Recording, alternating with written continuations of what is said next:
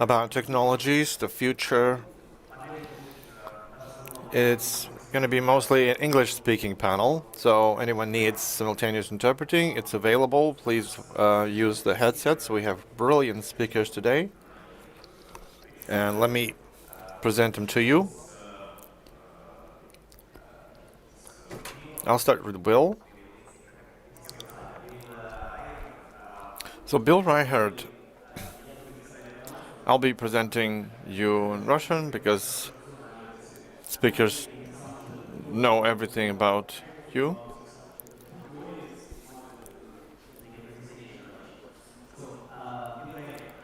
So Bill Reichert, partner of Pegasus Tech Ventures, is a Californian successful venture fund. Bill Reichert has 10-hour difference with our time zone, so let's support his bravery with this jet lag.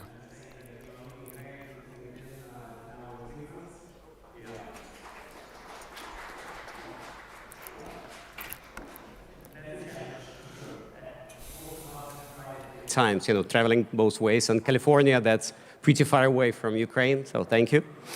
Bill управляет. So Bill manages investments in the U.S. from headquarters in Silicon Valley. He managed Pegasus investments in AI, robotics, quantum computing, neuromorphics. Don't ask me what it is. Ask Bill. Space, airspace, science, life. So he's the chief expert in Startup World Cup, a platform that supports and unites ecosystems, startup ecosystems all over the world.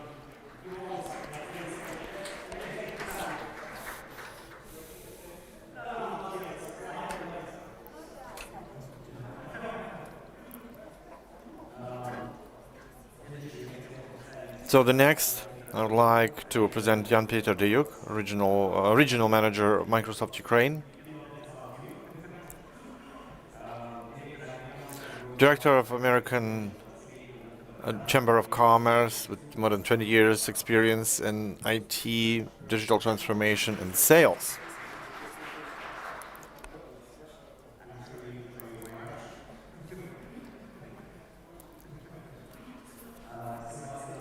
Sebastian Tolstoy, president of Ericsson in Eastern Europe, Central Asia. Sebastian is the president of Ericsson company in Eastern Europe and Central Asia. Development PyG, Internet of Things, cloud technologies, digitalization, partners of Ericsson, Ukraine, Kazakhstan, Armenia, Georgia, and other regions and countries. And even more, let me disclose a small personal detail. We have his surname. He's really a descendant of the very Tolstoy that you all probably know.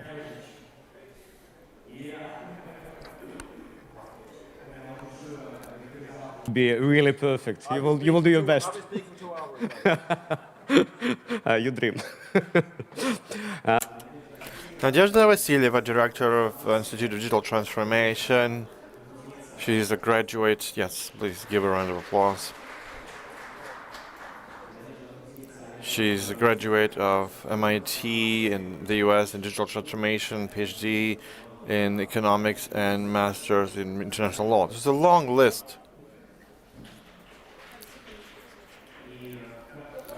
And as Anglo-Saxons say, the last but not the least, Kostas Alvaras, Philip Morris in Ukraine, the CEO of Philip Morris Ukraine. He is responsible also for the work of the company in Georgia, Moldova, Armenia. He's been for 20 years in the company. He was launching total transformation, and I heard what Kostas was going to tell about today. And Philip Morris is the biggest cigarette producer. They are planning to completely ban or go away from the production. And that was a little bit of a spoiler, but you will hear the rest from Kostas. Our 90 minutes of talks will be split into 3 parts. First part, since we have representatives from different industries, You have an opportunity to tap and understand what's happening with technologies, what are the expectations in the next decade from each of them. We will have up to 10 minutes for each speaker telling what's happening in their segment.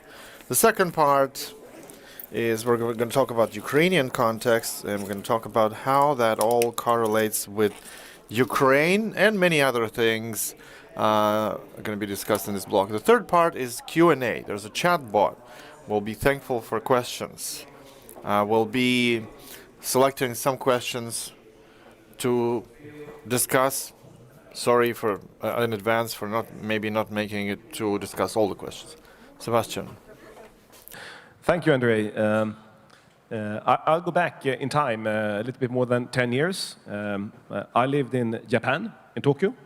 We had just deployed a new 3G network. And I remember my first phone. It was a fantastic Sony Ericsson phone, a very small screen, and has a physical keyboard. And it was really designed for one application, for email. And I thought it was absolutely fantastic. And I think this is the height of technology evolution. And I remember there was already then a lot of questions, why do we need 4G? Fast forwarding now 10 plus years, we know that 4G has been a fantastic innovation platform. We have created probably some of the highest value companies based on the 4G technology and creating app ecosystems and a lot of values, cars, social networks, fintech, other industries have been completely transformed through the deployment of 4G technologies. And now we are standing again in front of the next big revolutionary step in technology evolution, and that is, of course, about 5G. And 5G is actually already here. There are more than 160 networks already deployed worldwide, and I'm proud to say that 97 of them are deployed by Ericsson in all parts of the world. And we estimate that by the end of this year, there will be 580 million subscribers, 5G subscribers. So that's more than 500 million 5G subscribers. And that means that we are currently experiencing a growth of 1 million new 5G subscribers every day. And the same thing as with 4G, we can't even imagine what will come with 5G. But what we know with 5G, that it is a technology that is optimized primarily for the enterprise and for the industry. The previous technologies were more for you and me to communicate in different ways and connect to the internet and using new type of services. But 5G is developed for the industries. And you see a lot of great examples here of robots and drones and so on that all will use the connectivity technology of 5G. And here in Ukraine, I think we're going to talk more about that.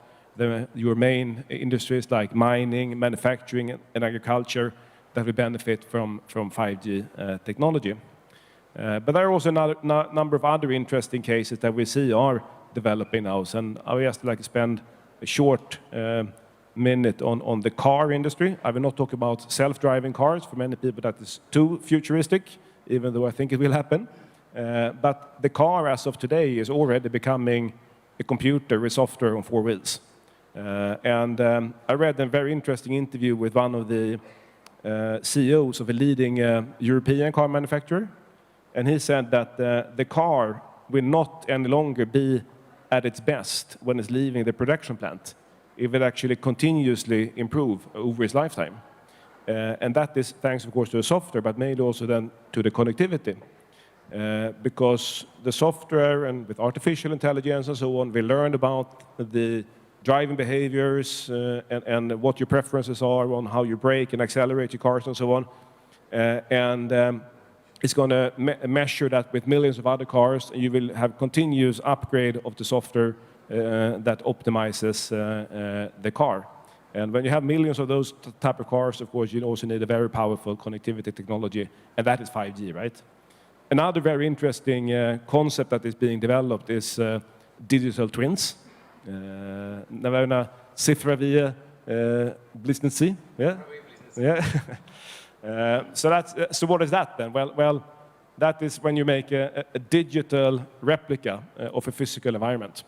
So you could have a factory where all the parts of the process is being measured with sensors and being connected, and you make a digital or virtual environment where you can actually replicate that whole production flow, and you can try and model different type of optimization parameters and immediately implement that also in the physical environment. We have done a very interesting case in Italy where we have made a digital copy or a digital twin of the port of Livorno. It's a huge container port, and of course for architecture of city design and so on, you can use this type of concept.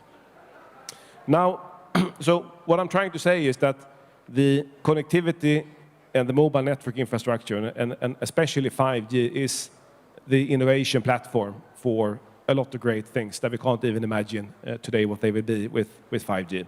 But there are a lot of studies that show a clear correlation between mobile broadband penetration and adoption and GDP growth.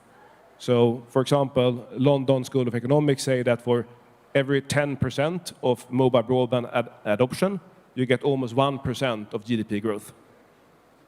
There was an interesting discussion yesterday in the panel with the Prime Minister. I think you saw that it was very lively. It was a lot of tough questions.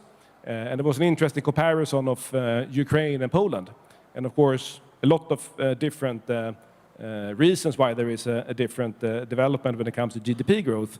But from our industry point of view, there is one big difference, and that is that Poland deployed 3G and 4G 11 and 8 years earlier than Ukraine. So my hope is only that 5G will not come in 10 years in Ukraine, but that the operator and the regulator, that they talk together and discuss and agree when is the optimal time for Ukraine. And we are ready to support that. With 5G, we're here to make the unimaginable possible. Yeah. Thank you, Sebastian. You know, human brain hears what it hears. So mine heard that you've said 5G and flying cars. My question: when we could expect, please? Can we tomorrow, considering traffic jams which happen in Kyiv? No, but I think, of course, you will need antennas tilted upwards, right? But of course, with a lot of drones and things flying in over the city, you will have to have a good control system. And I think 5G will be the answer for that as well, yes. Thank you. Thanks. Nadia, please. Окей, я попробую на русском. Right. I will speak first in Russian, then I participate in discussion in English. So usually when technological panels are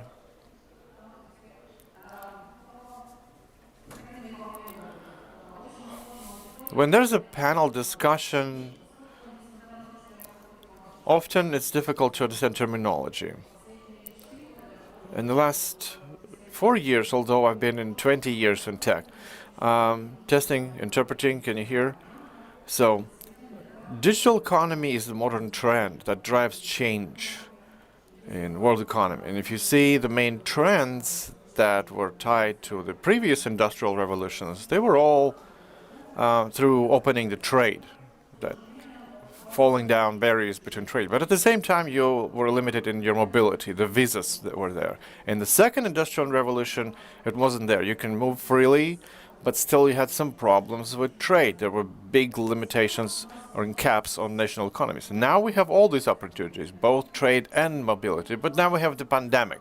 And suddenly new challenges and new requirements emerge. And we can talk about that. But all these economic changes, they're very much depending on the type of technologies that we're unrolling. You know, you've seen the book, Why Some Nations Win and Some Lose. The main message is that those nations, those countries that won, they mostly found some breakthrough technologies and use it to move forward quickly. So talking about trends, I would more from the social trends that change through technologies and how will they continue changing depending on these technologies. That's what I would talk about. So we're talking about a big number of like big trends, big data trend, AI trend, infrastructure trend, and you ask, so what do I have? What do I get from this? How can I use it? Let's start from IoT, Internet of Things, $14.5 trillion forecast size of this economy. So let's start by saying 30 billion devices. 30 billion devices already plugged in, and each day 5 new million. So it's about multiplication of devices.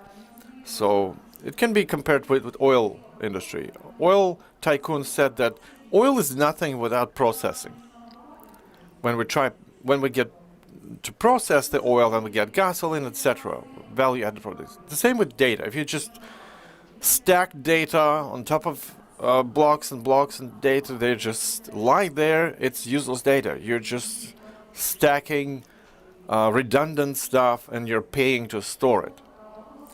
So the next question, of course, tied to the generation of data with manifold multiplication of data. It's the AI, something so powerful that has to process it. It's one thing if we as humans will sit down, even if we're super mathematicians and are experienced, yeah, we can apply some brain power. But if you talk about streaming data, completely, constantly changing, you need some more modern tools with a higher throughput. And this tool should also learn, so that you don't have to stand and manage it manually. But then everybody says, oh, okay, then the AI will capture us all, the economy will be ruled by AI. That's a big question then.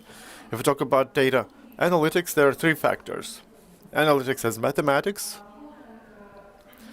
cognitive analytics, or cognitive approach is when you try to get insights and put them together, and then you apply either your judgment, your intuition, your experience, your logical reason, then you do you generate some outcomes. And this is about critical thinking. Why is it important right now to instill it everywhere in schools? And thirdly, it's an emotional component. So emotional component, how what AI cannot do, like learning to be or to think like women. It's a joke. So AI can learn endlessly, but 2 factors, cognitive and emotional, are very hard to reproduce, and it's ages and ages, maybe until the moment where AI might have a glimpse or understanding of what emotions are and how we manage that. So next thing about production, there was an interesting discussion yesterday. $1 trillion of GDP Ukraine, how do we achieve it? I would like to reflect on that a little bit. In my point of view, there was a good idea that Ukraine has to drive forward production. Rothschild Foundation said, well, just open your black and gray economy, open it up, and you have the $1 trillion. Put it out of the shadow. Yeah, but let's talk about production. What is the production of the future, manufacture of the future? First of all, it's not about product. Products are dead. Nobody needs products. If you look at the world economy nowadays, the revenues from production is miserable. It's close to zero. So you're competing all over the world. If we say let's cover our national economy by some products, it's unrealistic because no world products, competitive products, are not produced in one country. You have to understand. You have to build ecosystem. That's what wins. Ecosystem where the partners give away for outsource part of your production to someone else, maybe even ideas that found these production. Then you increase efficiency all over the world through fair competition. You can raise the competitive edge of your production. Secondly, there's the intellectualization of production. Your products are growing around services. Nobody needs just a product. Everybody needs some benefit from the product. So if it's about benefit, what do I get from a coffee machine? I get a coffee. Somebody has to do it. What do I get out of iron? The ironing of your clothes. Somebody has to do it. So this is where we start making money on technology by providing services. How does this industry grow? You look at the top Fortune listed companies, the main intellectual part was created with Ukrainian IT products. Our Ukrainian outsources, they're called Americans because the startups moved from Ukraine to the US. But if you look at the share of the intellectual capital, a lot of it generates from Ukraine. So, not taking too much of your time, just drawing my first conclusion. First of all, you have to look at trends to understand by understanding that it's not just usable like commodity. You have to process it, value added. Industry and production becomes global and intellectual, and you have to be part of the ecosystem. And thirdly, if we are afraid to lose our job because the robots will beat us to it, and think that you will hide in production or public sector, that's not true. And we have another discussion later maybe about that. So last thing the point that I want to say, we are as a research institute, we did a big survey at the start of this year about types of economy. We joined this as a partner system to a big study of alternative. So they outlined 7 types of digital technologies in the world. Ukraine was, we can be proud of our country. We're number 3, service powerhouse. So we're servicing big, powerful economies in the world. Yeah, we want to become a number 1 innovation hub, but so far it's not achievable. But number 3 is also very good. We're in the same class with Finland, India, Egypt, Indonesia. So we're in a great club. And we don't need to be shy about that. So let's talk about it later if you want. Nadia, thank you. I just wanted to add one statistical fact. This week, I switched to English.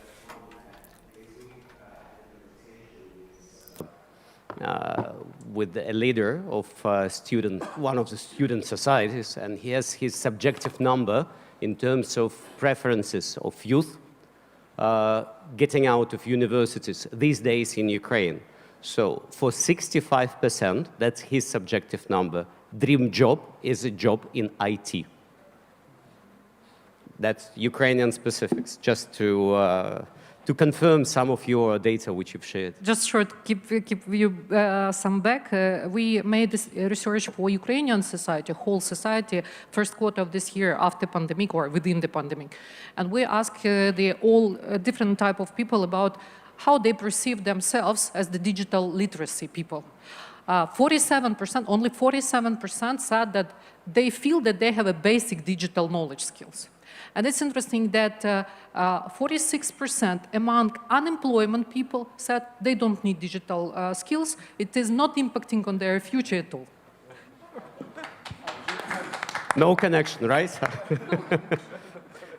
Thank you. Jan Peter. Thank you very much. So Sebastian talked about how to connect everything. Nadia talked about how are we going to transform the world? And I would like to share with you in a couple of minutes how we're going to do that. So Microsoft actually is enabling every person, every organization on the planet to achieve more.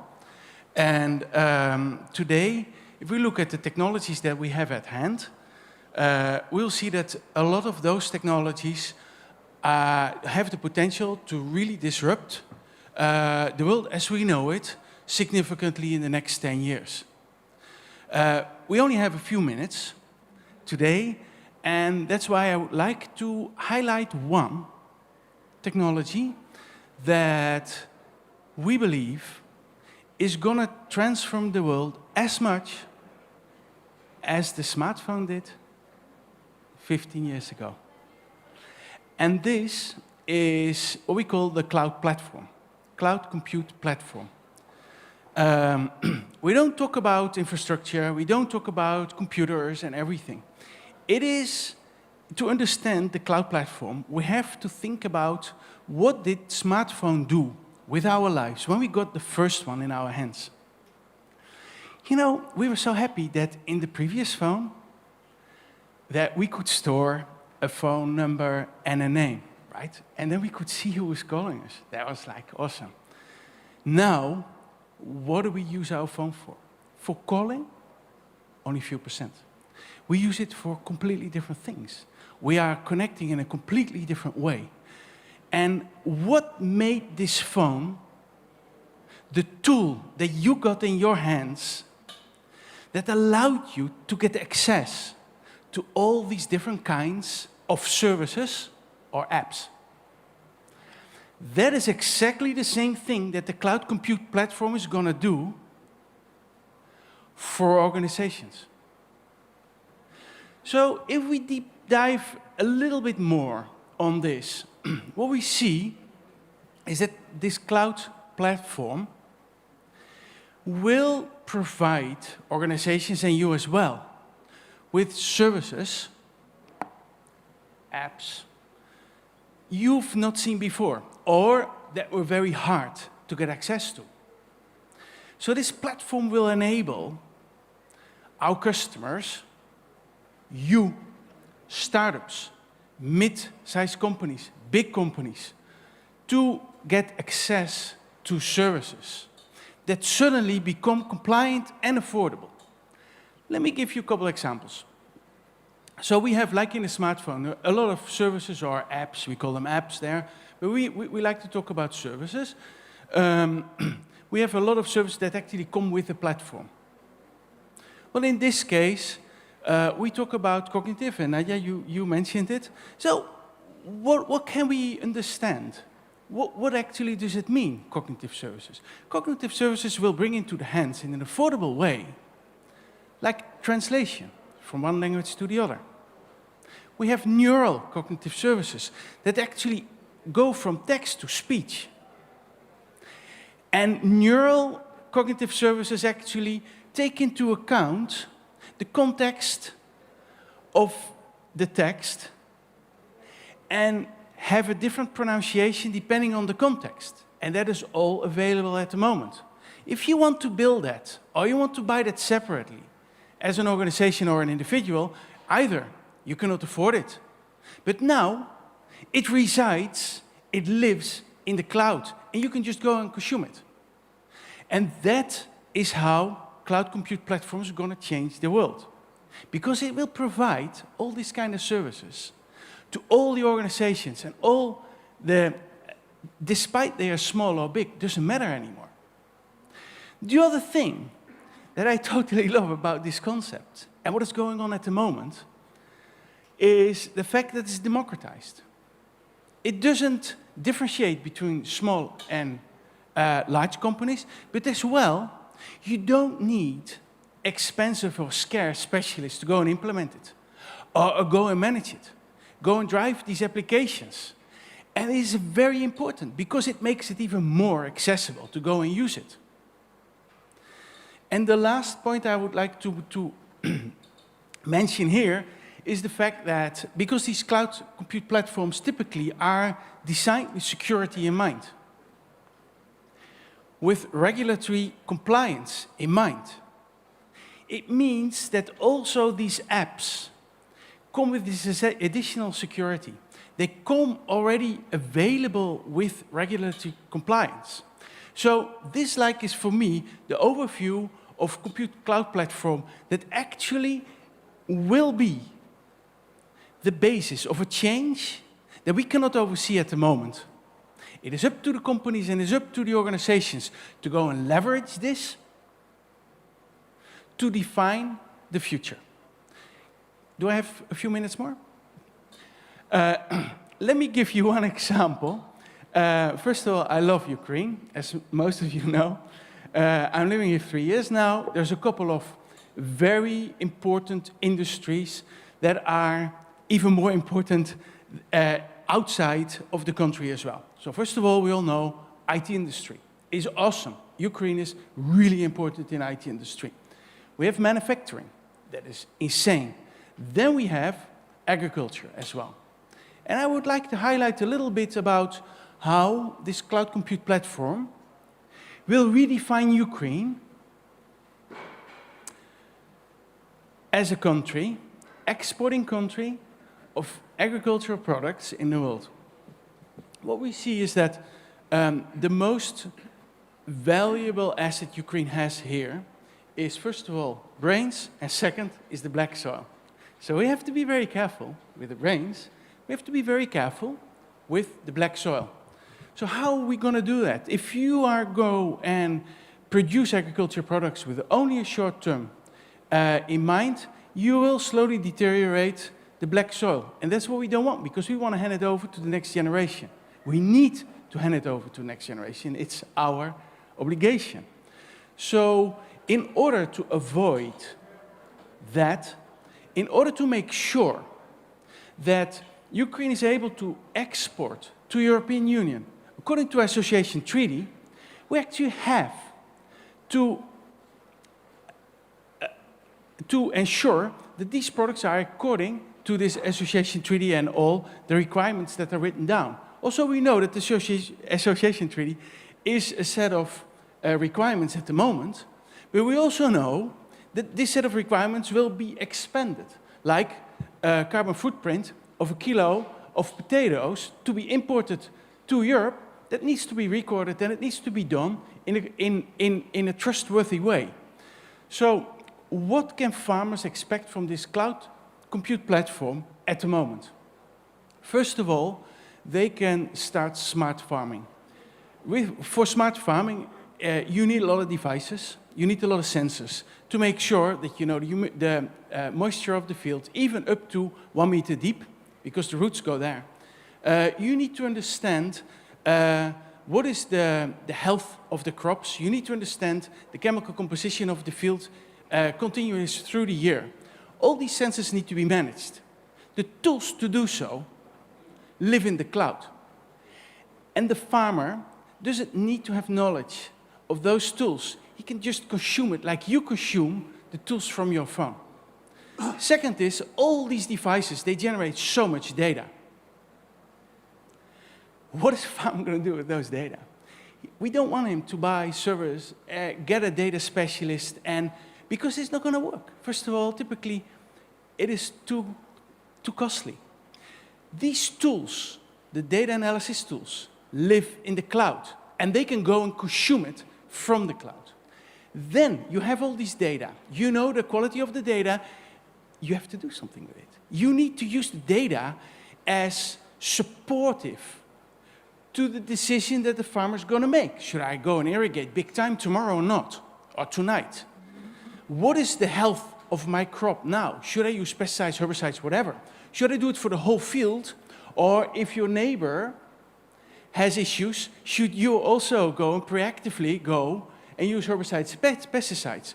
This is all the decisions that the farmers are making on a daily basis. AI, machine learning, are the tools that reside in the cloud and that support these decisions. It will make the farmers' decisions more clever. It will be more spot on the situation that we have.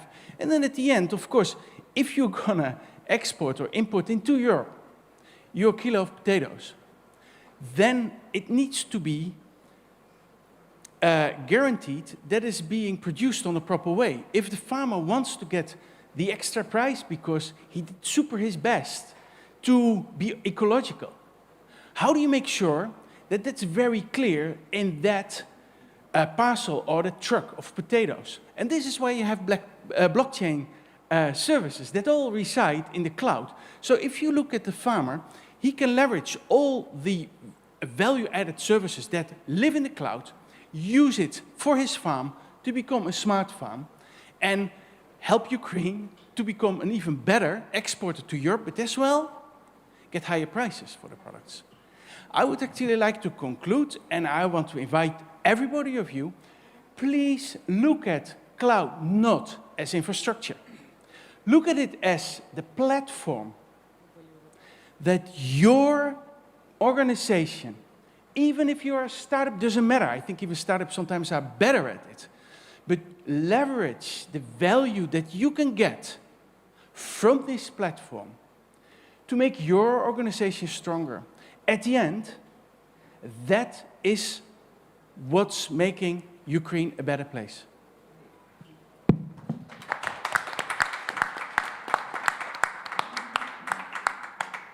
Thank you, Jan-Peter. Actually, you partially shocked me, because you know why? When I think about Microsoft, I certainly don't link that division, between cloud and black soil. So, personally, I appreciate. I hadn't expected. Yeah, you're positively surprised. Moreover, it ties pretty well with what Nadia said about significant part of people who are unemployed. They don't believe in tech. So basically, what you are picturing that in 10 years, successful farmer is living at black soil and in cloud together and using flying cars, Sebastian, right? And 5G, certainly, because otherwise they won't be working. Thank you. Please, Bill. Thank you. Well, and thank you. And I want to thank the hosts for inviting me to come from Silicon Valley here to talk about the future. That's kind of cool. I've been thinking about the future for a long time, so I really do appreciate that. So, good morning. Dobre jutro. Great to be here. Oh, come on. But delighted and honored to be here. So, I've been thinking about the future for a long time. So starting, well, I guess as a kid, we've all started but thought about the future as a kid. And then fast forward, when I was in graduate school at Stanford, someone said something very significant about the future. They said, if you want to predict the future, you should invent it. And I thought, oh, that's cool. So I was in business school at the time. I thought I was going to go into business. But instead, what happened was I wound up starting up a startup company. And, this is a long time ago. This is before it was fashionable for Stanford graduates to start startup companies. But back then, there was this really interesting new technology. The next new big thing was this thing. It was called the PC. Thanks to IBM and Microsoft, there was this opportunity to invent the future with this PC thing. So I started a software company. Our company was arguably the first app developer. So we developed fintech apps for the PC way back then. But so I became a serial entrepreneur and wound up restarting, co-founding 4 different software companies, 2 of which went public. And then after my second public IPO, I switched over, I became a venture capitalist. So as a venture capitalist, you're paid every day to try to figure out what's the next big thing. That's, what we're supposed to figure out. So we're constantly trying to figure out the next big thing. And so now fast forward to today, it's 2021. Here we are, we're supposed to be talking about the future. What's the next big thing? Well, guess what? With all due respect, it's not 5G. It's not the cloud. It's not even AI. Because the reality is, everything is the next big thing. Everything is trending. The really cool thing about today, partly thanks to 5G and the cloud, okay, and digital and AI, everything is trending. The next big thing is everywhere. Right? So we've got fintech, and we've got ed tech, and we've got ag tech, and we've got prop tech, and we've got clean tech, and we've got health tech. What am I forgetting? Is there anything? I mean, we've got gov tech, we've got food tech, we've got health tech. Everything is trending. There isn't just a big thing. Everything is an opportunity for you. We got AI, thanks to AI, right? We have smart homes, and we have smart buildings, and we have smart cars, and we have smart factories, and we have smart streets, and we have smart cities, right? Everything. Smart people? Well, okay, please. Okay, understand I'm coming from the United States. I'm not speaking about Ukraine, but, speaking of smart, if an engineer out here can figure out how can we engineer a smart politician? Anybody? It would be great if we could engineer a smart politician. So Elon Musk is working on this. He's got this thing called Neuralink. He's trying to implant something in your brain. Maybe that'll help. I don't know. But okay, so so the next big thing, it's not 5G, it's not cloud, it's not AI. The next big thing is global and local innovation. The next big thing is the entrepreneurial mindset. That's the next big thing. And this is, this is Nadia's point. We've got all these platform technologies, but who cares? They're no good unless you guys figure out how to turn them into something valuable. And so what I want to touch on briefly now is how innovation has changed, how the future has changed from the old days, right? In the old days, we thought about innovation as somebody invented something new, right? So they invented the light bulb, and you heard about the light bulb, and you waited around until the light bulb came here, right? And then somebody invented the car, and eventually the car came here. And then, somebody invented computers, and eventually computers came here. And then somebody invented the cell phone. Who invented the cell phone? Well, in any case. And eventually the cell phone got here. And so the history of innovation was always somebody invented some technology somewhere, and eventually it diffused around the world, and we took advantage of it. But now the world is different. Innovation is totally different now. Think about the new successful companies. So Apple, for example. What did Apple invent? What did Apple invent? Apple did not invent the microcomputer. Apple did not invent the mouse. Apple did not invent the graphical user interface. Apple did not invent the MP3 player. Apple did not invent the smartphone. What did Apple invent? They didn't invent anything. Google. What did Google invent? There was tons of search engines before Google came around. Facebook, what did Facebook invent? Facebook hasn't invented anything, right? They didn't invent anything, but they became huge companies. How? Why? Because they innovated. And what's the secret to innovation? The secret to innovation is taking somebody else's technology, right? Like, 5G or cloud or whatever, right? The secret to innovation is you take somebody else's technology and then you develop some commercial product or service on top of it that meets a compelling need in your current locality. And if you're lucky, you're really good, that compelling need can be a global need, and you can go global. But you can go global from anywhere. You can go global from Ukraine, right? So now the question is, what does that mean for all of us and how we go forward into the future? So, stop thinking about, looking for other people to invent things, or stop thinking about trying to invent things yourself. Look around the world and figure out, what can you use that's out there? So for corporations, if there are any corporations in the audience, for corporations, it used to be that corporations thought that the way to invent the future was to hire a bunch of PhDs and, stick them in the basement and lock the door and tell them, go invent something, right? But that's a terrible idea. That's not the way you do it anymore. If you're a corporation, the way you innovate is you reach out around the world and you support entrepreneurs the way Microsoft does, right? You touch entrepreneurs all over the planet. You listen to their brilliant ideas, you support them, you nurture them, you develop them, and you might license their products, you might buy the company, you might actually advance the technology. But if you're a corporation, the future of innovation is about open innovation. It's not about figuring it out yourself. It's about looking around the world and finding the best ideas, the best technologies, the best business models, the best service models, and then figuring out how can I innovate those into my own products and services and create something powerful and special and valuable right here.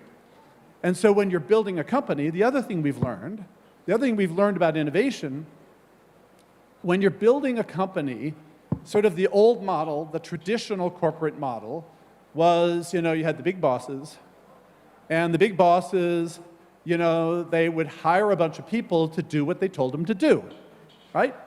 That's the way corporations were built. The big idea was you got the big bosses at the top, and they hire a bunch of young people at the bottom, and watch what they do, and if they make mistakes, you fire them, and if they don't make mistakes, you promote them. And so, you know, you create these corporations that are incredibly calcified because nobody wants to make a mistake. They know they can't, right? But if you want to build a company today that's going to be successful, you don't hire a bunch of followers to do what you tell them to do. If you're going to build a company today, you've got to hire leaders. You've got to hire people who can lead. And you've got to hire people with an entrepreneurial mindset, with the idea that I'm going to try a bunch of stuff. I know some of it's going to fail, but I'm going to try and learn. And only by trying a bunch of stuff and learning can I accelerate the success of my business. If you're in a culture where trying and failing is rejected and you get fired, you're never gonna make progress. But if you create a culture with the entrepreneurial mindset that says, let's explore, let's be open, let's experiment, let's try, and sometimes we'll make mistakes, sometimes we fail, but we'll learn, then we'll make progress. So, the grand conclusion, in conclusion, the great news here is that you no longer have to wait for technology to make its way across the world to you. It's here, thanks to these guys and a bunch of other players. It's up to the entrepreneurs and the innovators to create the next interesting tech, the next interesting solution. So the next big thing is the entrepreneurial mindset and global innovation, and you guys, you have the tools here in Ukraine to do whatever you want to do. So that's my point of view. Thank you. And I realize that I'm disturbing a little bit the flow of the conversation. I think you raised a very, very good point. And in this room, we have a brilliant example of a company that is actually using the tech. It's actually a local company, Ukrainian company, that is using the best technology that you can find on the planet to innovate, to do something meaningful for the customers. And the company has a stand over there. It's called Smart Business. And please go and have a look at them. They are one of our 1,200 partners in Ukraine. And they are innovative like hell.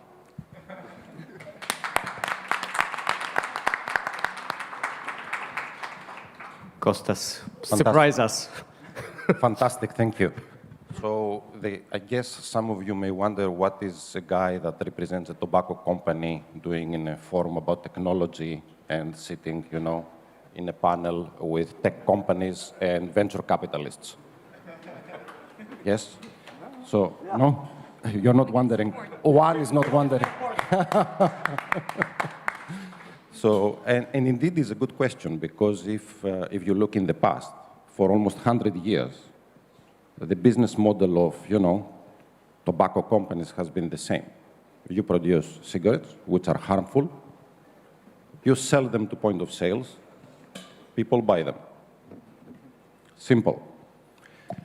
Nevertheless, around 20 years ago, Philip Morris started looking at the problem of smoking, because there are around 1 billion smokers in the world, and this number basically doesn't go down. And obviously, everybody knows that the product is harmful. And therefore, started investing in alternatives, in technology that has the potential to reduce the harm which is caused by smoking cigarettes. So there is a big R&D center today where it's based in Switzerland, and if you roll back, if you take it over 20 years, you have more than 900 scientists, engineers, designers, and so on and so forth. And you have in more than 80 markets products that they are based on technology and science and replacing traditional cigarettes. If you see what's going on in Ukraine, we launched this product back in 2015, And right now, more than 1.6 million people are using these products and have switched to IQOS, to this type of products that have the potential to reduce the harm compared to cigarettes. And basically, half of our revenues are coming from, a product which has been based in technology and science. Now, again, in 2016, if you put a few years later, we made also another decision. We said, although we are the leaders in this business, the leaders in our category, we decided that perhaps the best idea is one day to stop producing and selling cigarettes. And we announced that we will do that in many countries in the next 10 to 15 years. So in reality, and this was all done because of technology and science. So an amazing disruption is in such a, let's call it, traditional industry that has been the same for the last 100 years. So this is what I want to say for the beginning, and perhaps later I would also like to discuss what could make Ukraine as a more attractive destination in terms of global investments in technology, manufacturing, and R&D. Thank you. And Kostas, considering that you've already mentioned, I suggest you start our second part in terms of Ukrainian context, in terms of tech and possibilities which tech could bring to Ukraine, and what is the role of various stakeholders, including state and regulators and business. So, thank you. Your time.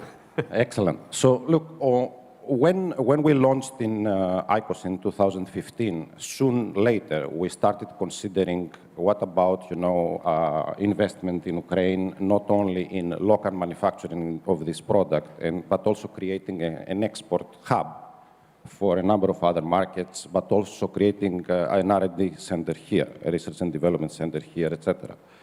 The thing is that Ukraine has been very attractive for a number of reasons, and I can testify that myself, that I have worked in 6 countries and I'm here for the last 1.5 years. You have the talent, you have the qualifications, you have the cost, you have the location. But this we started discussing back in 2018-19. But if you see today, we have a factory here in Kharkiv, and we employ more than 3,000 people, but we still produce their cigarettes. Nonetheless, we wanted, obviously, to invest much more. And we are talking about an investment which exceeds $100 million, obviously, and we have done this type of investment in a number of European and other countries. And we believe that if we start being the leaders in the field, obviously, our competitors will follow. Nevertheless, the thing is that one thing that prevents Ukraine attract this type of investment is the lack of predictability, which a lot of people have known about. And representing a multinational corporation and also, let's say, a global investor at the same time is always something that sometimes is even more important than the talent, the cost, and the location. So what happened here is that the regulators decided one day to increase taxes for this type of products by 320%. So obviously, all the plans that we had stopped. So this is the main obstacle, if you wish, for major investments in Ukraine from a global perspective. When you have a big global investor and considering where is the right location to build manufacturing capabilities for technological products, for R&D, etc., you are always considering the predictability of regulation and taxation, etc. So Kostas, this is what just a sec. You know what? An idea came to my mind. We have to connect somehow Silicon Valley friend of ours, Bill, with those politicians and the tech which you've mentioned, which decided to increase, you said, taxes at what extent? 320%. In Ukraine? Yes. Wow. And no investment afterwards, certainly? Well, from you and competitors? Then I had difficulty to convince my headquarters to invest. Let's call it like that. Yeah. So, you see, Bill, we badly need that tech... yeah, helping. Please. No, I mean, this is what I wanted to say, and I would finish with that on the topic. So there are a lot of benefits, as I explained before. Nevertheless, there are also obstacles, and I guess many of the panelists here understand this, the lack of predictability and also the customized approach on investment. Because, of course, there are laws that they say you have certain tax incentives, etc., but if you are interested in, as a global investor, to invest more than $50 million or more than $100 million, and you also come together with your industry, the rest of the industry, then obviously you need to have someone at the top that would customize incentives for you to invest here rather than in other locations. So predictability and customization, I would say, is what is missing on top of the huge benefits of talent, qualifications, location, and still cost. Thank you.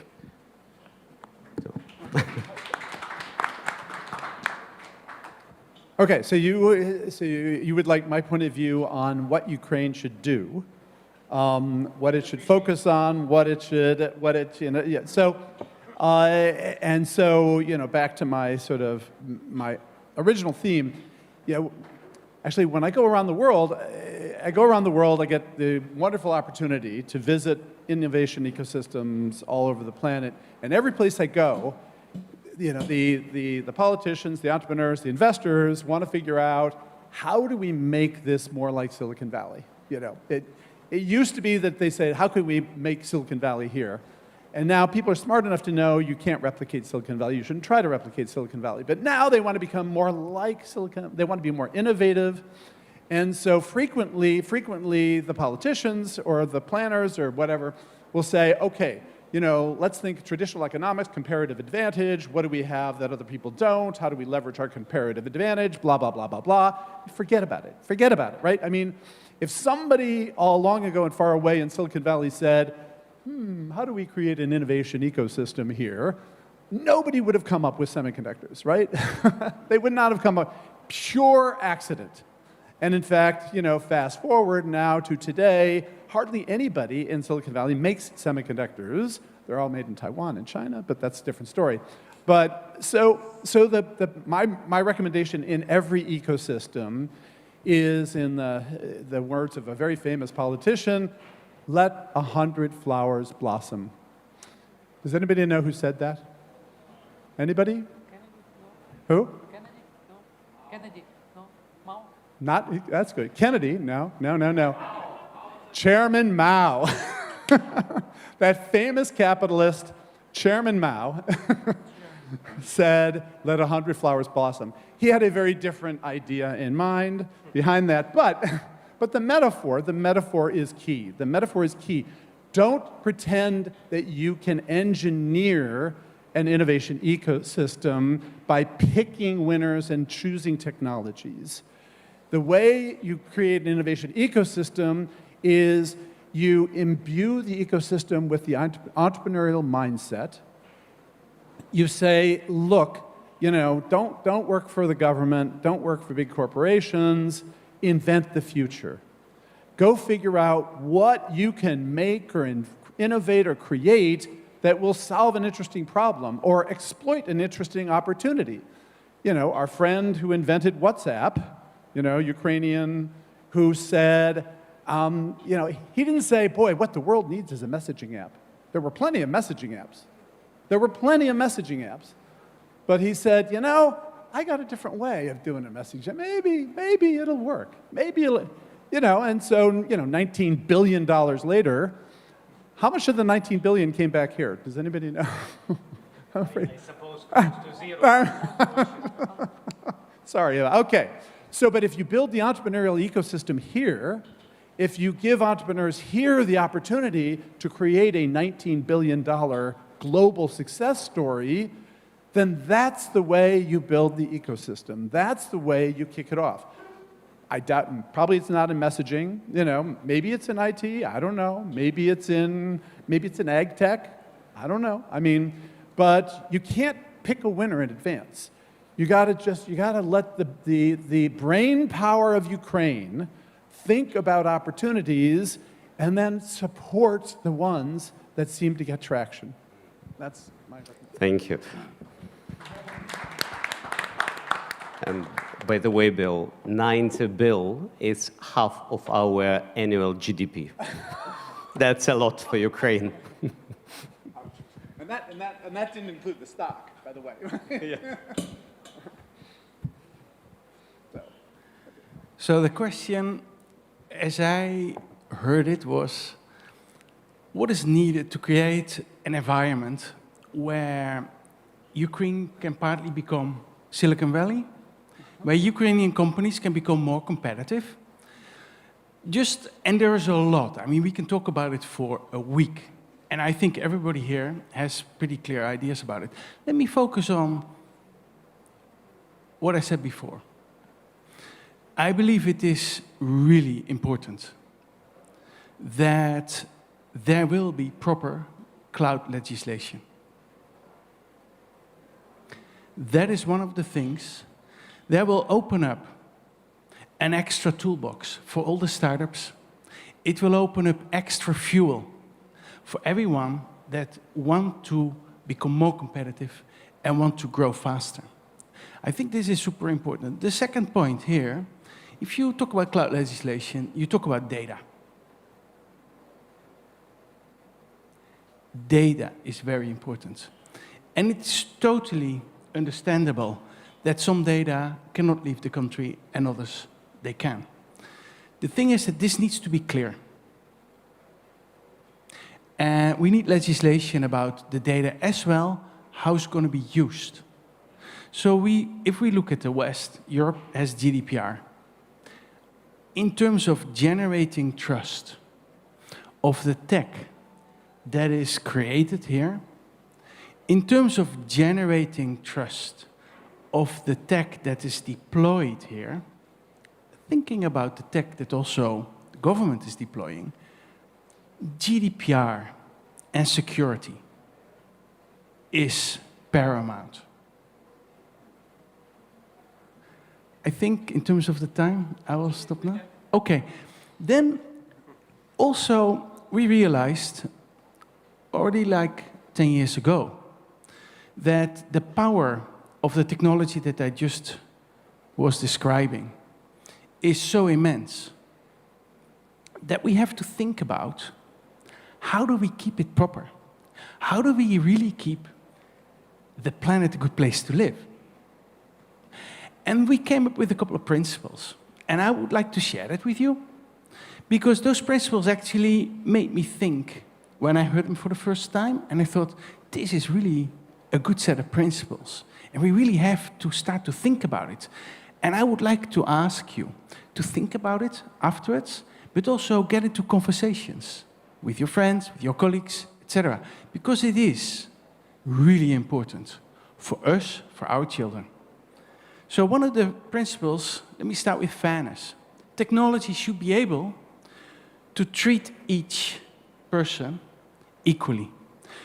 And we all know that facial recognition, for instance, is having different hit rates. Hit rates is not a good word, but it has different rates of solution for women and for men. So for men, I think it is like 90% accurate. For women, it's 85%. But if you then go and look at people with a color, it can even go down to 35%. This is not a fair technology. So we have to work on the algorithms to make sure that everybody is being treated fairly by this technology. The second one is, and I think a couple of colleagues already mentioned it, it should be reliable. If you have a doctor that is using modern tech during surgery, you cannot have halfway the surgery. The tech stops. Augmented reality glasses, they stop. And you cannot tell the the family of the patient that just died, sorry guys, the tech was out, right? So that's why we need good connectivity, but also we need to have reliable tech. The second is it needs to be safe. You cannot hack it, because the moment that it's hacked, you lose trust. The third, it needs to be private. It needs to be secure, so people start to keep having trust in technology, or even grow the trust. Then it should be inclusive, meaning that everybody should be able to have access to the technology. We cannot have oblasts here in Ukraine because of connectivity, because of whatever reasons. The children don't have access to modern tools, so they cannot get the education that they need. And then it needs to be, I have two more things that are a little bit more high level. It needs to be transparent. And what actually does that mean? If you really think about this, AI, machine learning, to be transparent. If you think about the app on your phone, are you aware what that app is doing? Is it transparent what data the app is using? Think about it. Technology should be transparent, and technology companies have the responsibility to share exactly what it's doing. The last point is accountability. It means that the one who is creating this tech should be accountable. So those are the principles that we have been defining. And I think, given the cloud, the power of cloud, given the power of the human ingenuity and the creativity, and if we take into account these principles, I believe we're going to have a very bright future.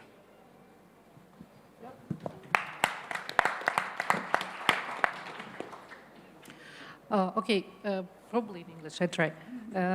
So first, probably I will continue from commercial sector, then I move to regulation, and then probably something about state ownership and state-owned enterprises. So first of all, from the management side and from the business side. First, what I would like to mention that when we do a lot of digital transformation, what we experience that the core barrier created by middle management. And I would like to a little bit disappointed you, dear middle managers, because your age is finished. So it's just a couple of years when the middle management is needed. So please find the way. Or you move up, or you move to entrepreneurial business, or you just specialized in very narrow ideas which you further developed, and you will be very valuable for your company because you do that. So that's number one issue. Number two issue, when when company came to us and asked, could you make a digital transformation, and that's not an honor of the business, we usually refuse from that. Why? Because if the owner don't care about how the new business model will looks like, so it is no possibility to change it at all. Probably CEO is the best case if the CEO is like a partner of the shareholders or something like that. But still, so please, if you are CIO, CFO, biz dev, any kind of that type of middle management who would like to transform your business, and you do not have a sponsor who is really drive that transformation, so please, that's not a success case. Please change that internally first. Third, what I would like to mention, that's about the try to sit in manufacturing, because you expect that you will stay with your knowledge without any exchange, any changes of your skill set until your pension. First of all, question about pension, but the second part, it's about the, when we will have a smart manufacturing, so what you plan to do?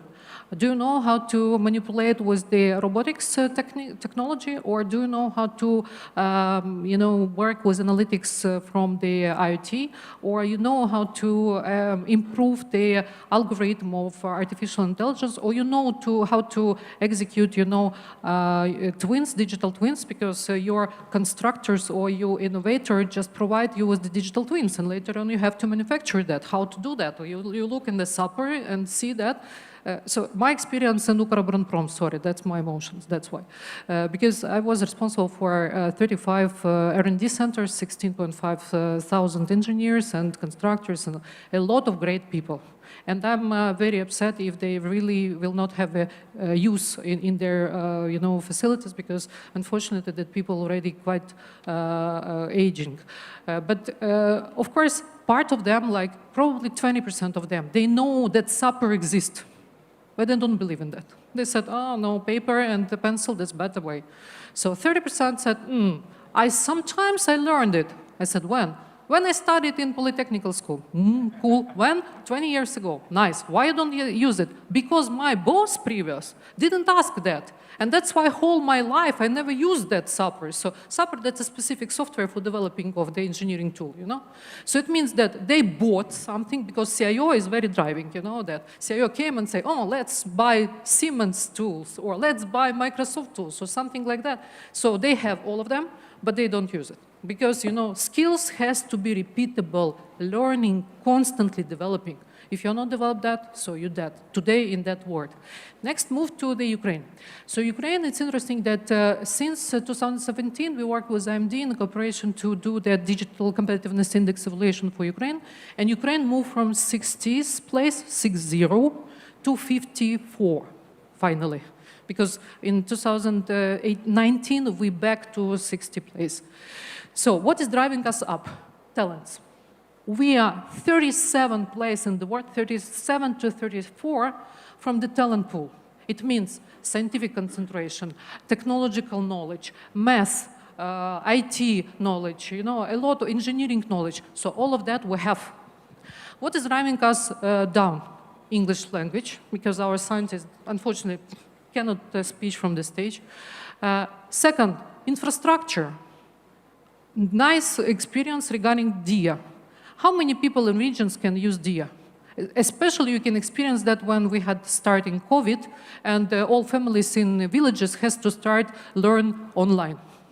Nice speed of internet, thanks to absence of 3G. I'm not talking about 5G.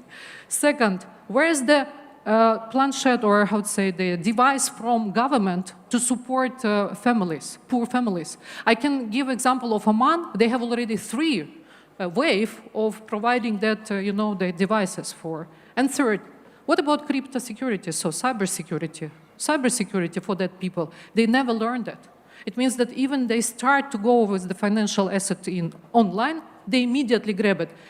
Probably you saw that if you are in the messengers constantly in Telegram, please be aware that it is new fraud in finance asset. Please be aware about that. And if you read the details, the proposal is really stupid. Like, please give us a PIN code of something, or please, you are the winner, and that's like a phishing mails, all of that. Okay, so the question about education. Yes, DIA do that, but DIA do that only for the people who has a smartphone. Next, how many people have in Ukraine smartphone? Yes, better than in Central Eastern Europe. We are better in that case. We are #1 in blockchain. Do you know that? In blockchain, in which way?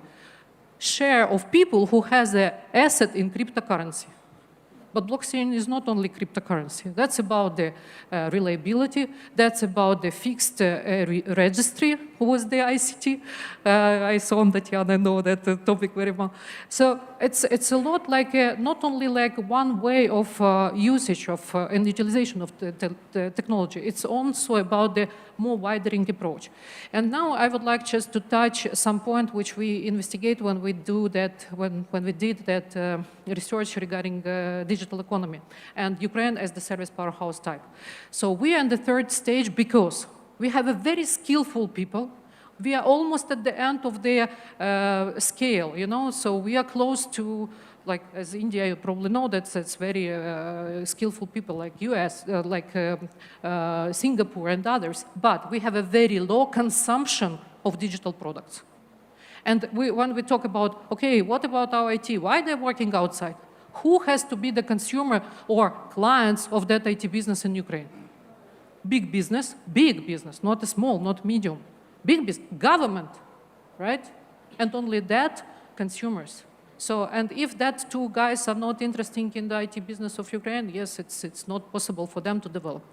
So, so summary of that, first, for Ukrainian government, I think crucial point is to build infrastructure for not depending on where you are, in the million city or in a small village and so on, just to take that leap or gap between the very rich people and the people who is working outside. And a very nice example of that single market of Europe, who just denominate that based on the building the infrastructure similar for South countries and for the North country. Second, it's of course to create the new policies regarding cybersecurity, regarding what type of critical technologies we would like to apply, about the topic of data protection, about cybersecurity, IP, intellectual property rights. That's all connecting to the digital economy.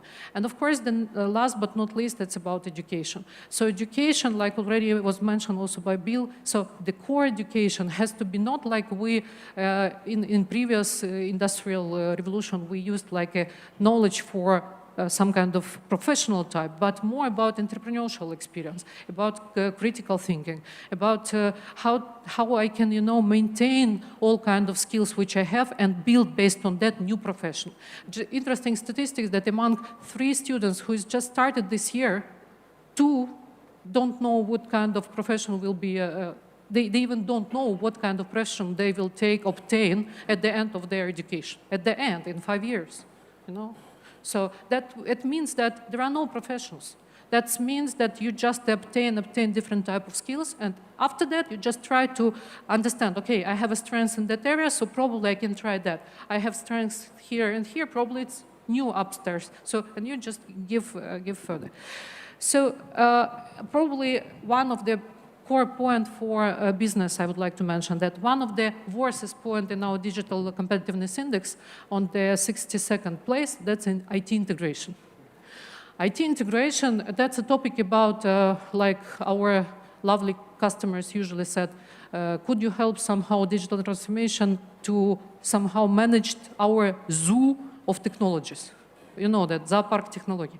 Yeah, so because, all companies grab a lot of technology within their history, and it's interesting that they didn't like to spend a lot of money to integrate and upgrade them. And now, when they have to go outside for competitiveness, for worldwide or international competitiveness, they immediately feel that, okay, the speed and productivity of their process is very, very low, and we need to do something with that. So that's the core pay attention what we have to obtain.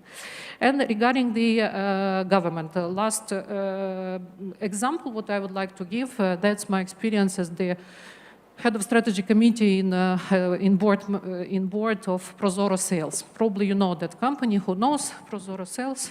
Oh, nice. That's a state-owned enterprise. And who is providing the selling of state goods to just a private market to market. And I would like to give you 2 examples. One example, that's a license of mining gas, 2017 years. You know how many companies had a license for that activity? 39. Do you know how much time they spent to renovate their license? 1 year. Anybody knows about how it was? Nobody knows, because it was black market completely. So that was a relationship between some peoples. Nobody knows how much it will cost, what it is about, and so on. Results, in 2019, ProZorro Sales started the auction. So officially, we mentioned the auction for that license of mining, gas. We had one auction was 8 times more than it was the starting price, 8 times more. And overall earning for Ukraine was 1.5 billion hryvnias, just for you to understand. And all of that history you can see in the website of the ProZorro Sales, and you can really go to there if you would like to buy something, rent something from government, you can see what government have. Another example, it is also about the forest and others you can see, but crucial point here is that example of the ProZorro Sales. That type of digitalization of government or digital cooperation with government has to be in place in Ukraine, because they try to transparently demonstrate what actually we have after Soviet Union heritage, and how much it really costs, because that's a market approach in that. The Problem here is when the government tried to manipulate all kind of industry. So we have to build market and build ecosystem around that market, like Prozoro sells, because Prozoro is just an engine for auction. Around Prozoro, it is 42 private marketplace who is selling that assets. 42, that's ecosystem. They are not earning, all of that. Compared to other systems, which you probably know, so I don't like to mention that when the government tried to monopolize for whole industry, where's the place for the market, for the private market? No places. So smart implementation of digital transformation, discussing with the market, make it like an ecosystem, engage all kind of business partners on that market. That's a way how the government has to make a digital transformation for their digital economy. Thank you. So I don't know really how to continue here, because there have been so many excellent things said here in terms of education and innovation and entrepreneurship. But just from our sort of perspective in the world of sort of mobile communications, it is truly a collaborative industry. If you look at a radio-based station, our main product to create these fantastic connectivity technologies, we have suppliers, specialist companies that are specialists in very specific technologies. Maybe more than 100 of those companies are supplying components to one base station, and they are from nearly 50 different countries. So when some governments, not here in Ukraine, but when some governments come and say we need to localize, we need to have our own 5G system, they don't really understand how global the technology industry is, and that you need to find your space in this world. And I just would like to piggyback on what has been said here. I think that the key value of these fantastic technologies is, of course, how to use them. And one of the beautiful things with cloud, internet, and connectivity, and so on, is, of course, that competence and knowledge is ubiquitous. It's available all the time, everywhere. So, as Bill said, the key thing is entrepreneurial skill set and innovation, how to use that. You don't need to reinvent a 5G base station or reinvent a car, but how can you use these technologies to create something new? And I think there was also a comment here that with these technologies, also with a digital economy as well, there are really no physical borders. So don't think Ukraine, think the world, right? Because if you develop something here that works successfully here, it can become a global blockbuster. So the opportunities are unlimited, truly. My only, I think, direct recommendation to Ukraine and to the government, if I'm allowed to do that, I think the question was stated like that, and please take it just from a commercial company here, but we talked about the education, and we talked to sometimes the lack also of access to these technologies, right? And what Bill talked about, that you should use what is available, right? Yes, but then it has to be available as well.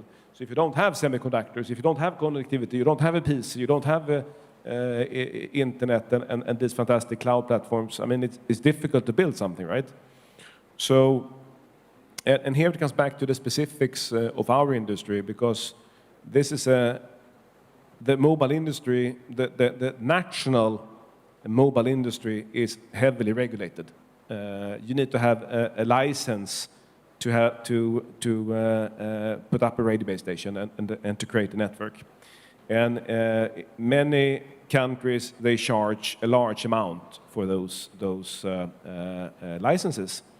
And when I meet the local operators here in Ukraine, they are keen to build 5G, but they're also afraid about the large upfront payment they need to make to the government to get access to these technologies, or to get access to the frequencies. So what I would recommend to the government is to recognize the value of making these fantastic technologies available for all these oblasts and villages and rural areas and so on, so that they can flourish and build and grow those flowers and everything on top of those technologies. And instead of seeing spectrum licenses as an opportunity to charge a big tax fee up front.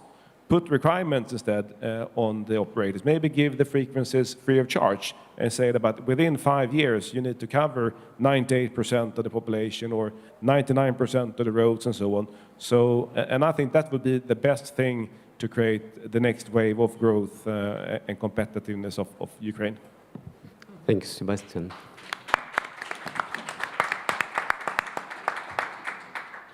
We're pretty close towards finishing, at least for now, this panel. There are a lot of interesting questions, guys, to all of you there. I really enjoyed one. A person asked us to imagine that we are a chef, you know, of high cuisine, like 3 Michelin stars. And from each of you, one additive to recipe, one recipe, let's say, or one feature of a recipe. How to help Ukraine to introduce tech here in order to prosper and get into global context, as Sebastian has mentioned, much better than we are now. You've said a lot. Let's conclude in that way. One recipe, one feature. Thank you. Well, is what I said before, predictability. Thank you. Okay. My single special ingredient, okay, is celebrate entrepreneurship. That means educate in the entrepreneurial mindset and skill set, reward successful entrepreneurs, feature them, showcase them, celebrate them, make entrepreneurship the next big thing, not government service or corporate service or whatever. Celebrate entrepreneurship. Yeah, well, now you already said everything. I would put into the bowl education, international education, language.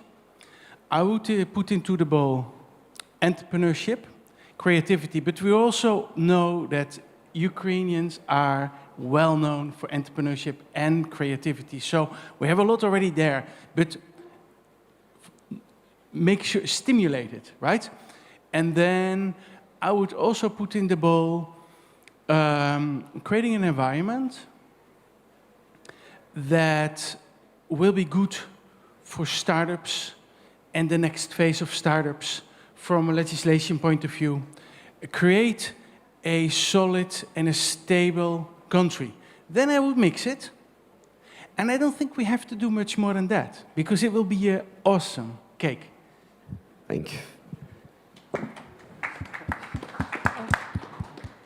Okay, from one point I would put partnership as the culture, because we are very much compete with each other, you know, and currently no one from the industry cannot survive until industry agreed about what will be the full model. So partnership, build ecosystem, partnership, and so on. And according to that, starting point can be social responsibility. I give just one advertising from the stage that next week we announced the Women Project in regions for the active women, for policy women, for political women to increase their digital literacy. So if you are interested in that, please take me a message or something like that. So partnership number one. Number two, that's about forget about government and look internationally for international competition. Because I saw many listen from the big middle-sized corporations, small business, it's government, a strange policy, it is mistake, it is a look on the cryptocurrency industry, on the gambling industry, on the IT industry. How the government can influence on them? They even don't understand what type of that industries, you know? So create some kind of new industry, new innovations, and go global. Because, you know, as soon as you will be globally competitive, government will listen you. They will do whatever you need, you know, as soon as you will be a stronger voice. Thank you. Very good. No, I think it's it's a great thing to see actually that many foreigners are here today, and that is thanks to that the borders are open. I just wish for Ukraine to continue to have open borders and to continue to embrace global collaboration and continue also to make technology available for everyone in the country. Thank you. Well, at least to my taste, that cake tastes delicious. Thank you. Appreciate highly. Thank you very much, speakers. Were great. Thank you.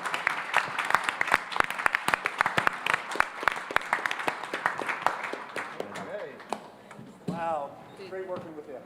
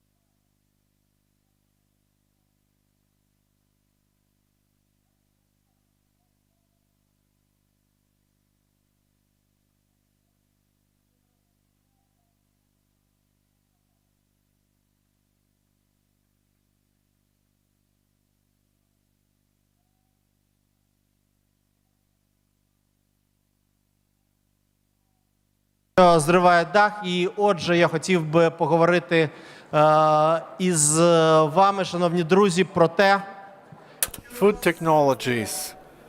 And we're going to talk about how the market and technologies of food tech in the future will look like. So, Dmitry, I'll start with you. Whether we'll eat meat in the future, or we will rather eat insects instead of meat. Well, there will be meat. There will always be meat. There are different versions regarding what kind of meat it was going to be. I think still, in a midterm perspective, it's going to be a premium product because there will be non-traditional ways of growing meat. I believe in cultivated meat, not and Arsene says that in 25-27 there will be a disruption and cultivated meat will be much cheaper to grow. I think it's going to be several more years, but I think nobody doubts that cultivated meat is anyway going to be a mass product. Whether our mindset will allow us to eat insects instead of chicken, that's a big question. But the insects and grasshoppers are going to be there as well. That's not a secret. But it's always about efficacy, about efficiency of production, and proteins, alternative proteins, and grasshoppers have much higher efficacy in that regard as chicken meat or cow meat. Is there necessity to invest there? Well, on one hand, yes, efficacy, but on the other hand, people are rather conservative creatures. All of their history, they eat meat, they have been eating meat, and the efficacy of growing meat also will be increasing. So cultivated meat will be competing with grasshoppers or with insects in general. So if we need to invest, of course we need to invest there. Do we invest in grasshoppers now? Not yet. We're actively looking into plant proteins and see how cultivated meat industry is going to be. Vasilin, question to you. Okay. More than $2 billion last year and this year was invested in alternative proteins and as a technology.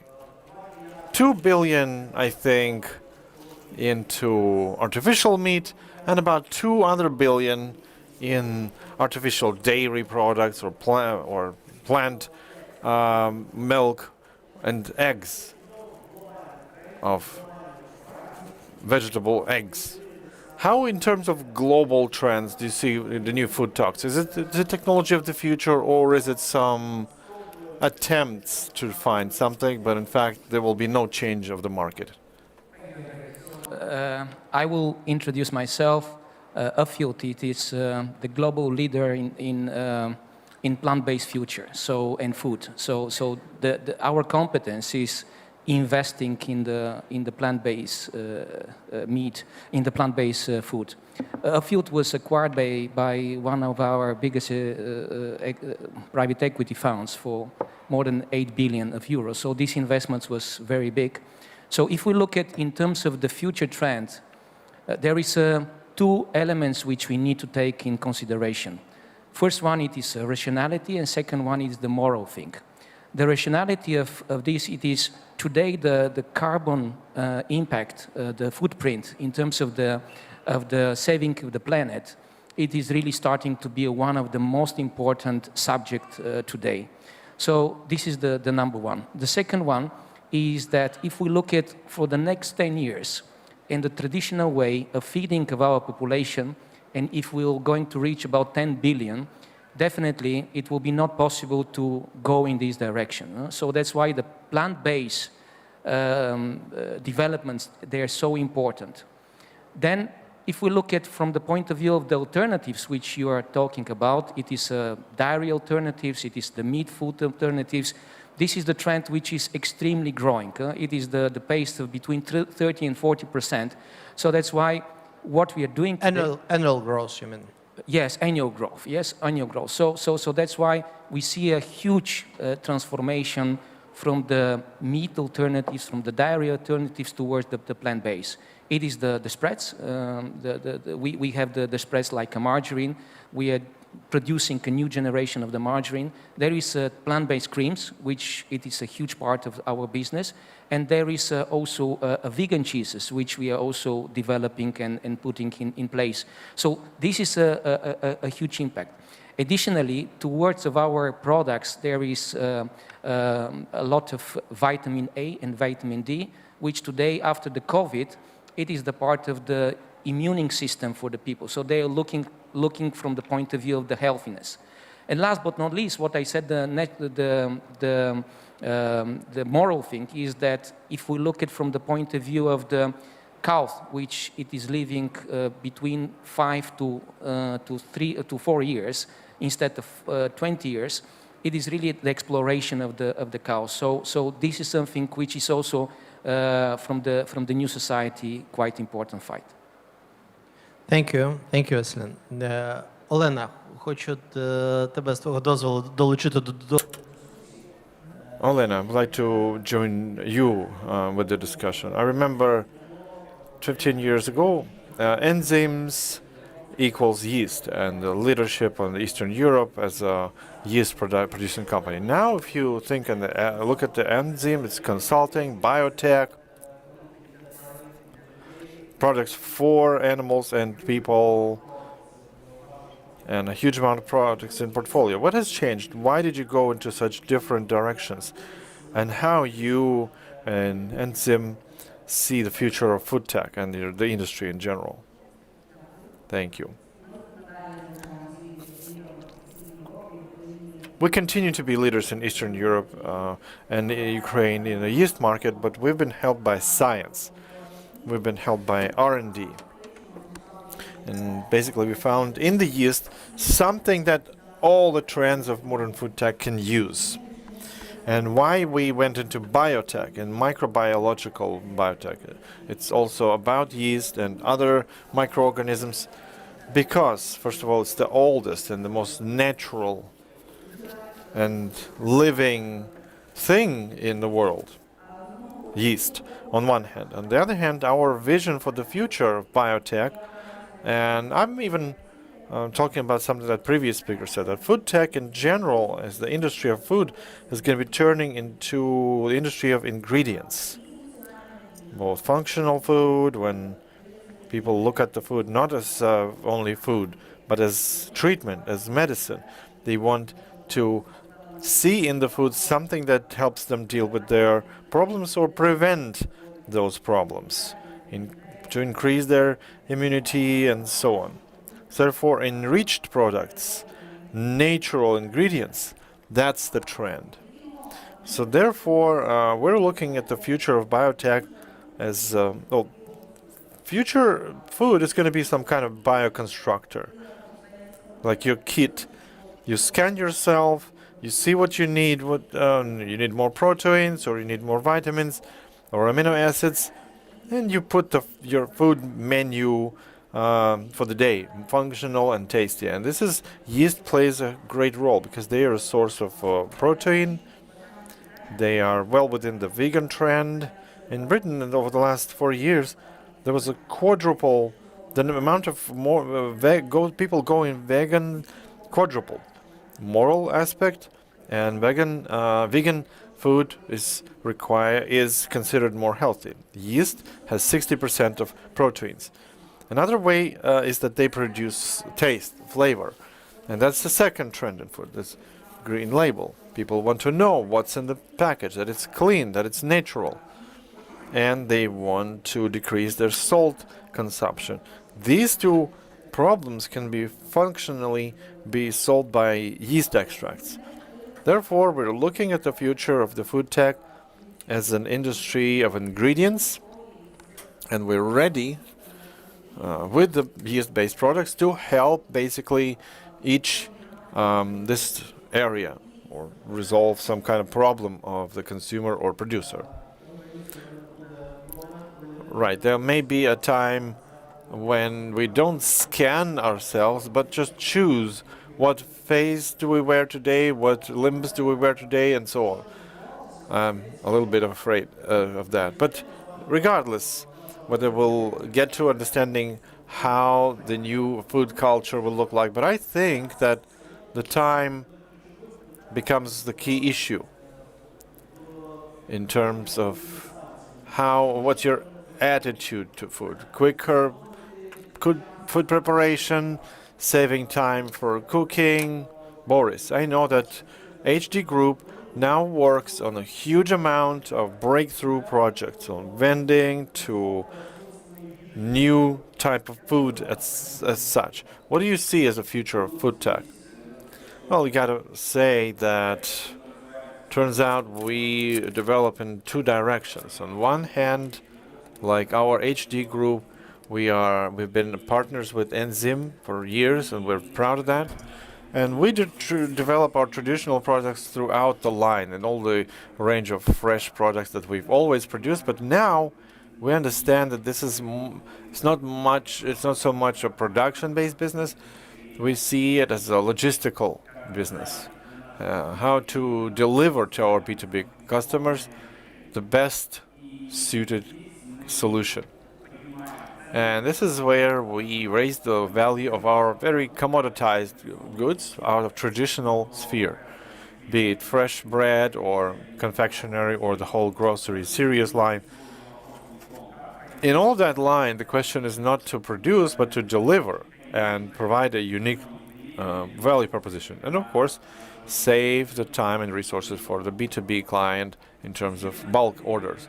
In terms of production of the ready food, the trend is growing in different speeds in different countries, but global markets see sustainable growth of 15% annually in the world.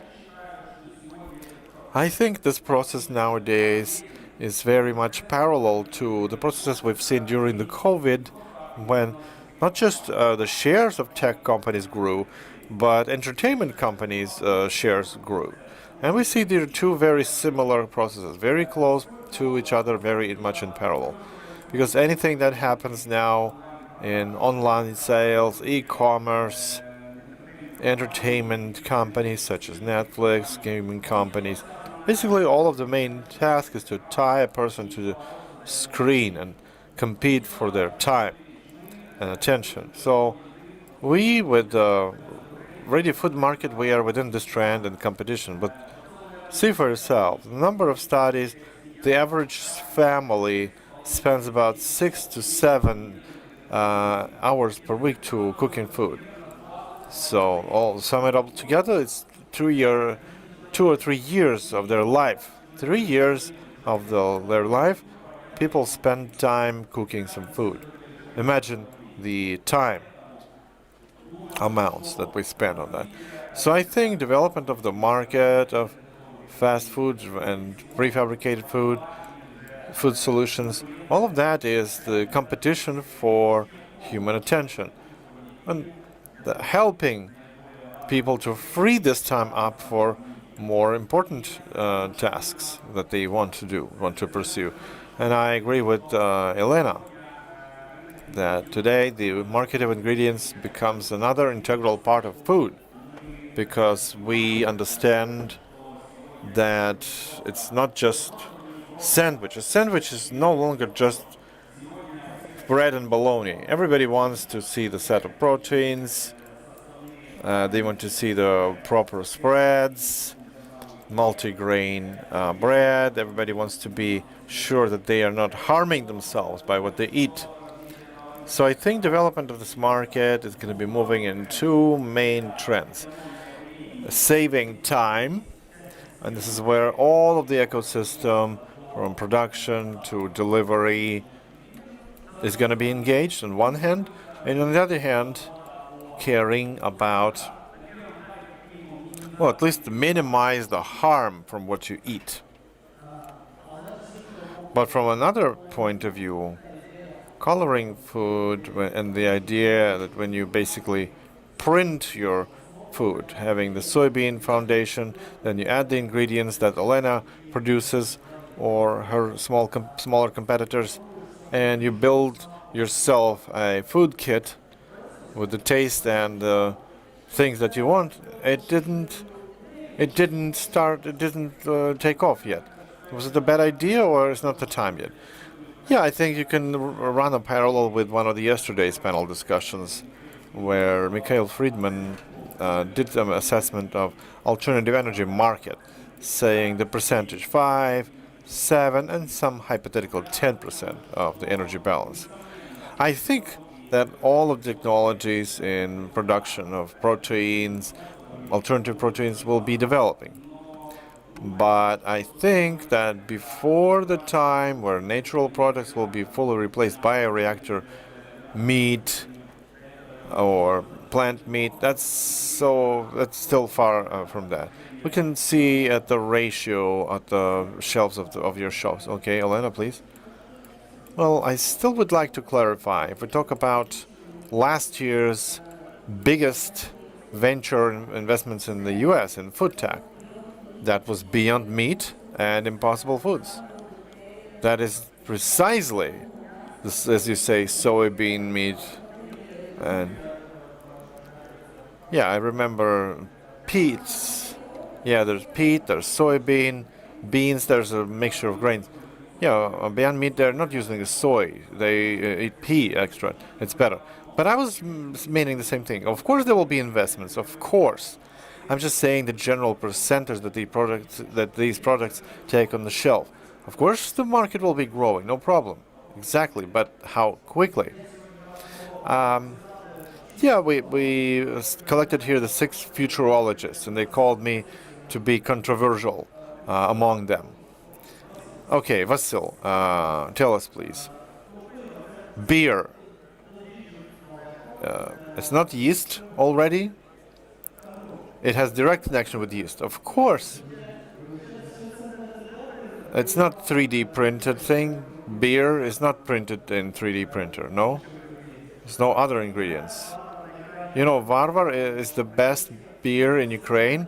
And Vasil, my question to you, is it possible to create world-scale products, world-scale quality in Ukraine? Can Ukraine surprise positively the whole world? Well, that was our task initially when we created the company. When I looked, why can't we build a product that would be competitive with the best world brands? So the recipe is take the best technology, take the best equipment, the best ingredients, add your knowledge, add your new breakthrough ideas and designs, and you will make it. In the small time that our company has brewed about 250 different varieties of beer, I think that this combination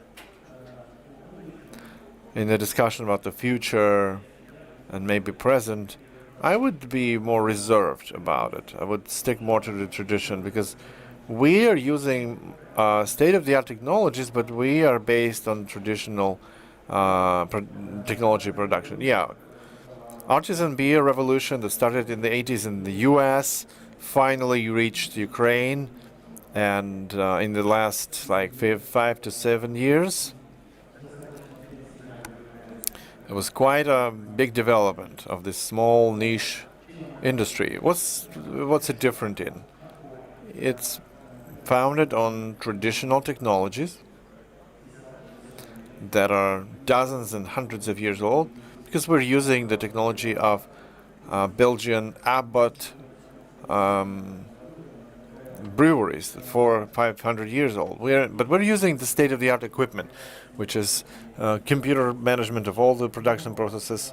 But we see the future, and we provide variety to our customers, because monthly we produce about 14 to 18 varieties of different beers, from alcohol-free to complex varieties that require many months preparation, or even about a year of maturation in and kegs, and according to the Belgian technology. So we want to offer the widest palette to our consumers, and I think we managed to do that.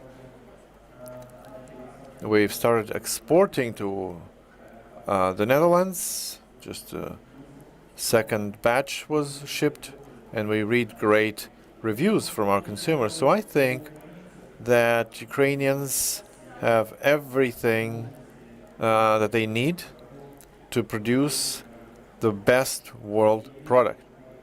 And I see my colleagues who are doing wonderful things nowadays.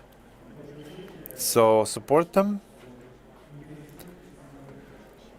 explore our products. I'm not only talking about our company, but this panel was specifically put on Friday so that after the panel discussion, you can taste everything we talk about, of course. Right. And yeah, I think that's the future is great for Ukrainian producers. Thanks a lot. So continuing the topic of alcohol, some 10 years ago, I've suddenly seen that my mother started breaking bad. On our family banking card, I receive constant reports what's going on. My mother seems to be going to good wine shop every day, and I was surprised. And I'm looking at her, what's happening? But turns out my mother, she lives close to a good wine shop. She found the best products for herself in that shop. And my question is, well, how really, your opinion, I'm talking to Volodymyr as the founder of Good Wine. What do you think in the future, how will communication look between the producers of food products with consumers? What kind of role the retail is going to play? Is it going to be the center of consolidation of products, or expertise, or inspiration? And will there be retail at all with the direct-to-customer system growing so rapidly?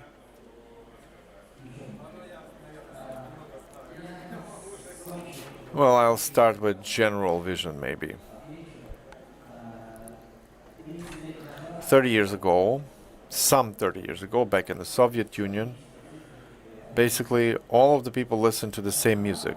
Yes, the music did change a little bit, but some 90-80% of people were listening to the same narratives, same playlists, because the channels of consumption were very few. Now it's a different thing. In 30 years, we've arrived at the modern technologies, the internet, iPhones, etc.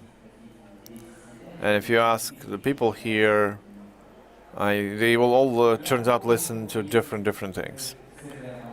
So if you go with this analogy to foods, I think there will be alternative to strong globalization.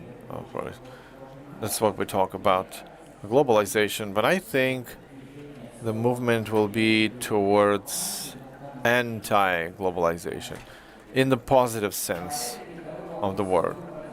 What percentage is going to take? Well, maybe in the foreseeable future is not going to be much, but I feel and I'm confident we can see it. We can look at beer. Remember, like 10 years ago, Dom alone dominated the market.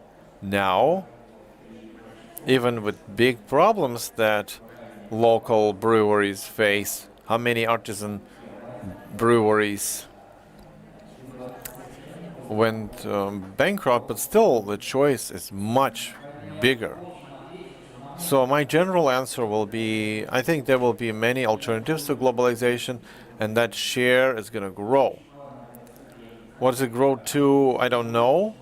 Alternative to retail shops.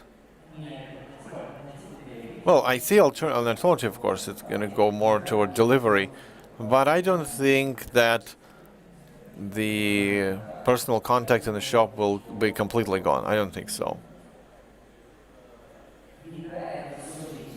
I think food, it's still, there's an element of enjoyment. On one hand, you don't want to spend too much time on food, but on the other hand, you sometimes enjoy cooking for your loved ones or with them. And thirdly, of course, it's hard to do it every day, but still, we're doing it sometimes. There will be alternatives to global products, and the channel of sales, I think there will be different channels. It's not going to be one network, either online or offline. It's going to be a mixture, and it's going to be an alternative. Everybody will choose what they want. Okay, Boris is shaking his hand, but I think I found the key intrigue, and I'm going to be unfolding and enveloping. So, mass products, quick cooking, ready to eat, ready to cook. Artisan products, enjoying the cooking process, enjoying the buying, the mass-produced chicken or personalized products, plant-based meat. What's going to be the outline of our future food sector? My question is to all of you. Could you please picture me? How will it look like? Either a regular menu in 2030 or supermarket or marketplace shelves, how they will look like. Yesterday we did a foresight of e-commerce. E-commerce think that the offline will grow, personal contacts will grow, soulful conversation, etc. Dmitro, what do you think? What in 2030? What's going to be on the menu? I think that in the future we're going to talk about not how we eat, or not only how we eat, but what service package we get and who gives us this package of services. And food is going to be one of those services.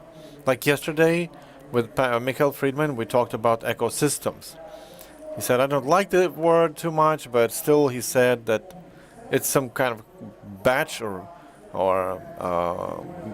set of services where each service is the most competitive on the market. That's one trend. Secondly, that consumption is going to be personalized to the max. We understand that it's inevitable. How it's going to happen? Through delivery networks, through hyper-local trade, through robotized trade, through offline shops. I think there will be a place for everything. And it's going to depend a lot in terms of, are we talking about capital city or remote cities? People are different. They may be different in different locations. And the consumers that go to good wine shop, they won't be found elsewhere in the village in the Ukraine, and they will want to find that level of service. Why then MHP drops the brand, goes to humane food that you have to feed 10 billion of people in Africa and India need more and more food? Is it going to be standardized food? Standardized set of proteins and vitamins and some products in boxes? Or is it going to be food that you enjoy eating, enjoy itself? I think it's going to be somewhere in the middle. We are moving towards the ingredient market. I see chicken as one of the ingredients in the dish. If you look at the side of ready food, you can see food as one of the cheapest or most easiest way to get endorphins. You know, if you don't feel well, you eat something. So it's satisfying and enjoying. But that's unless we are in AR glasses, because endorphins will be there. By 2030, we will have that. I'm just provoking you. Right. So if you look at production or traditional foods as components of the ingredients market, then still in the long run, consumers will have the choice to have a kit, an assembly kit.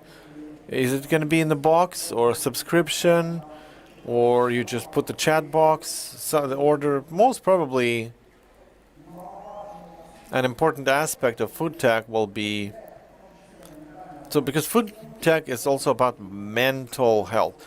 You know, these torture of thinking, what is it that we can eat today? Well, you can go to a cafe, a restaurant, and order some food that you love.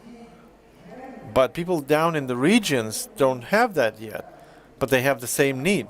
So there will be simple solutions for end buyers locally that will be able to give maximum satisfaction with minimal effort. So that industry is going to be moving that way. Right, Oleg. Then the restaurants will also go back in time because we're going to eat at the supermarket. Boris, I think HD Group is shaping that future now as the future ways to consume food that Mitro is talking about. So what's your plan? What do you lead us to?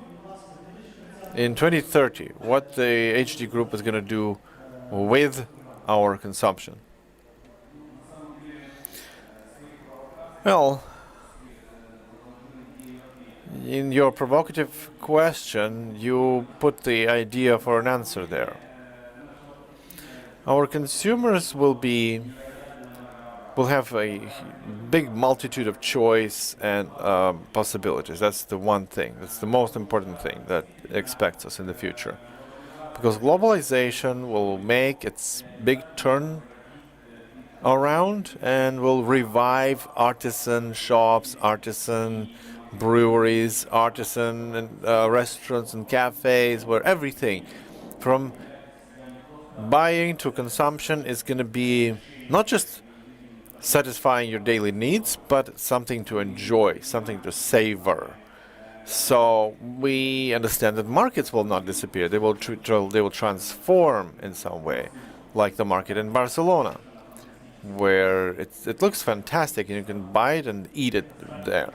So it's going to be an element of entertainment. It's going to be quality time, not just satisfying your basic needs. I'm just suggesting we distinguish these things. So on one hand, the necessary set of proteins and fats that you need for your livelihood, and something else, that's the food for savoring. And of course, restaurants, shops, like good wine, the wine supermarket, because you can buy everything, food, and you can eat something there. There's an element of a show there. So the formats will be varied. But on the other hand, there will be sufficiently enough standardized solutions with the full set of services, with minimized time of choice. As for the choice itself, continuing your futuristic ideas, I think the choice will be made for the consumers. We have to admit it. We may think that we chose everything. No, it's flexible marketing, your history of orders, your tastes, your date of birth, your way of living will determine the offer that you will get to make sure that you will choose it. An alternative democracy. Well, Elena will open the shop Good Vitamins, where it's not going to be Italy, Spain, or France like Vladimir did, but it's going to be B2, B12, vitamin D, amino acids, yeah, from all the world. Yeah, Olena.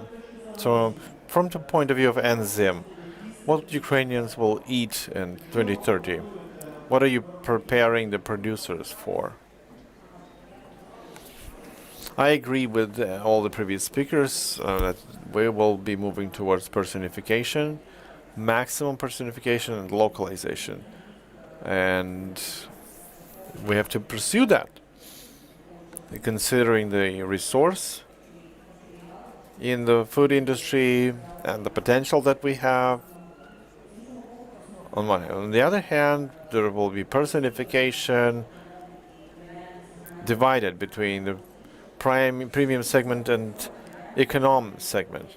And the premium segment will be organic meats, free range, etc.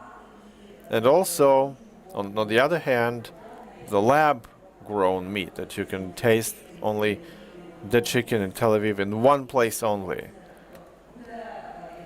So there will be the choice in the premium. The premium choice will be bigger, but the range will be between the maximum natural to artificial, cultivated or grown in a morally responsible way, because that driver is there. In the world, at least, people refuse to eat meat because of the moral values, and it's great. And the second trend is food as medicine. What can I eat to make my life longer and more healthy? People will read the label, everything that stands among the ingredients, there has to be minimum ingredients, and that's another paradox that we'll have to resolve somehow as a food tech. Because on one hand, people want the clean label, and they can buy just cheese of 4 ingredients, or they can take plant-based cheese, which is out of 12 ingredients. And there's a choice that you have to make. What am I buying? Why am I buying it? Am I buying ingredients because it's innovative food, or do I want clean food? And the industry will have to help the consumers make that paradoxical choice. But I think that we're going to be moving more and more to innovative food, because there are mega trends that humanity is pushed towards.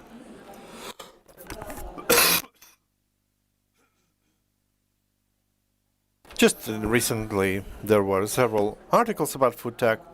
In the 17th century, people refused to eat potatoes because it was not listed in the Bible. And they believe that it leads to a disease, but at the same time, it's our main product nowadays. I think the future, the Ukrainians will eat just like they eat potato now, food made out of ingredients.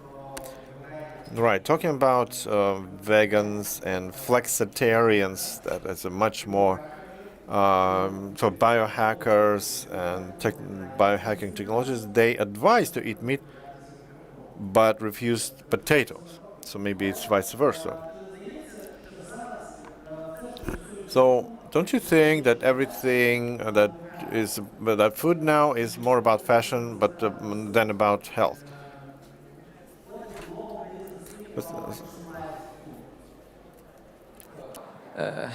I really agree with what Olena said at the beginning.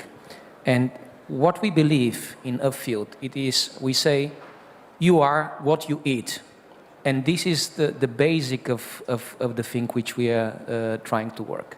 So the first one is that what we find out in the last few years is that people really trust on the clean label. What does it mean, clean label? It means naturalness.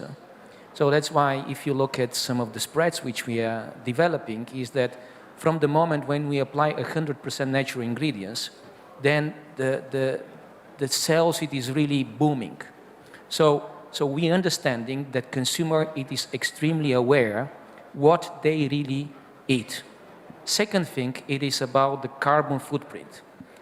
10 years ago, when you go to the electric appliance store, you see how much electricity you use just to your appliance is using. Today, we are applying, and it is the regulation about the footprint index. And if you look at the impacts of the different products, butter, which everybody loves butter, have the index of the 22,000 units of the footprint impact, which is on the kilogram. How much energy and CO2 you are producing. If you go for the beef, it is 13,000. For the chicken, it is 3,000. And for the plant-based product, it is just 1,000. So these indexes, they are already very much talkative to the consumer.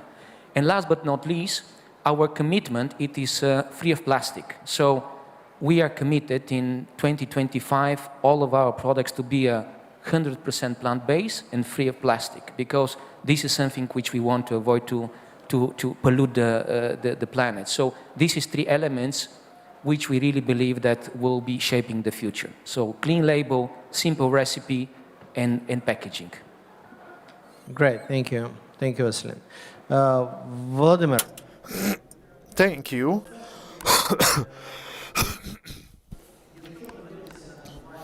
Still, if you think about good wine in 2030, if you move away from the topic of delivery, personalized food, healthy food, all of that, how will the good wine shelves look like? Are they going to be more like farmer artisan shops, or Mercato from Barcelona, or Firenze, or is it going to be something more innovative? Are you talking about good wine, the supermarket, or our company as a whole?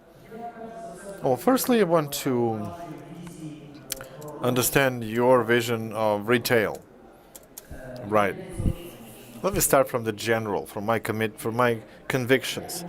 First, I think that the food impacts our life, our health, no more than 10%. For instance, I think whatever you feed, like Jesus Christ, he would have lived just as much as he wanted to live, with the same health that he chose to have. I just thought it was important to say, because you asked my opinion. Food is not that important. There was the evening meal that they took. That was the problem. Yeah, you may have your interpretation. I said what I said. Right, so inside of the food, we pay too much attention to the chemical content, but we don't talk about energy. I believe that the cow that is herding among the birds and nature in environmentally safe environment,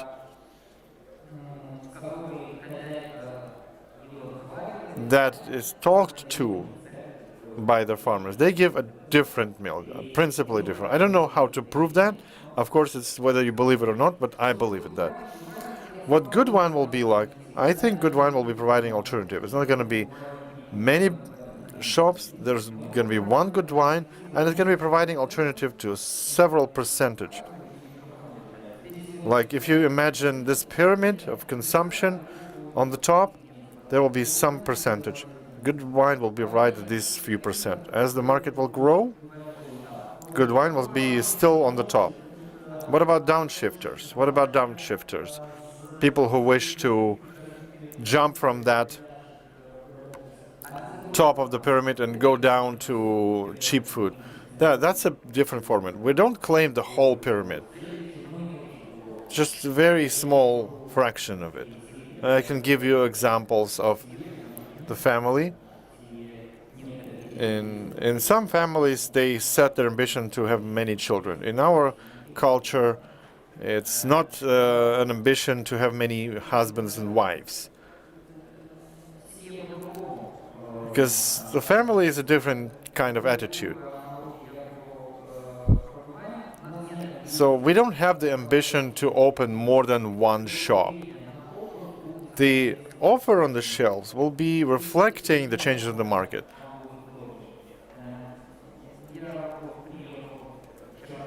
Like I came yesterday from London, I found a cheese shop just yesterday. I'm not a big cheese consumer. There's a great choice of cheeses, some 60 of them, but all of them from raw milk. What is raw milk? Non-pasteurized. Even in good wine, there's not enough of it.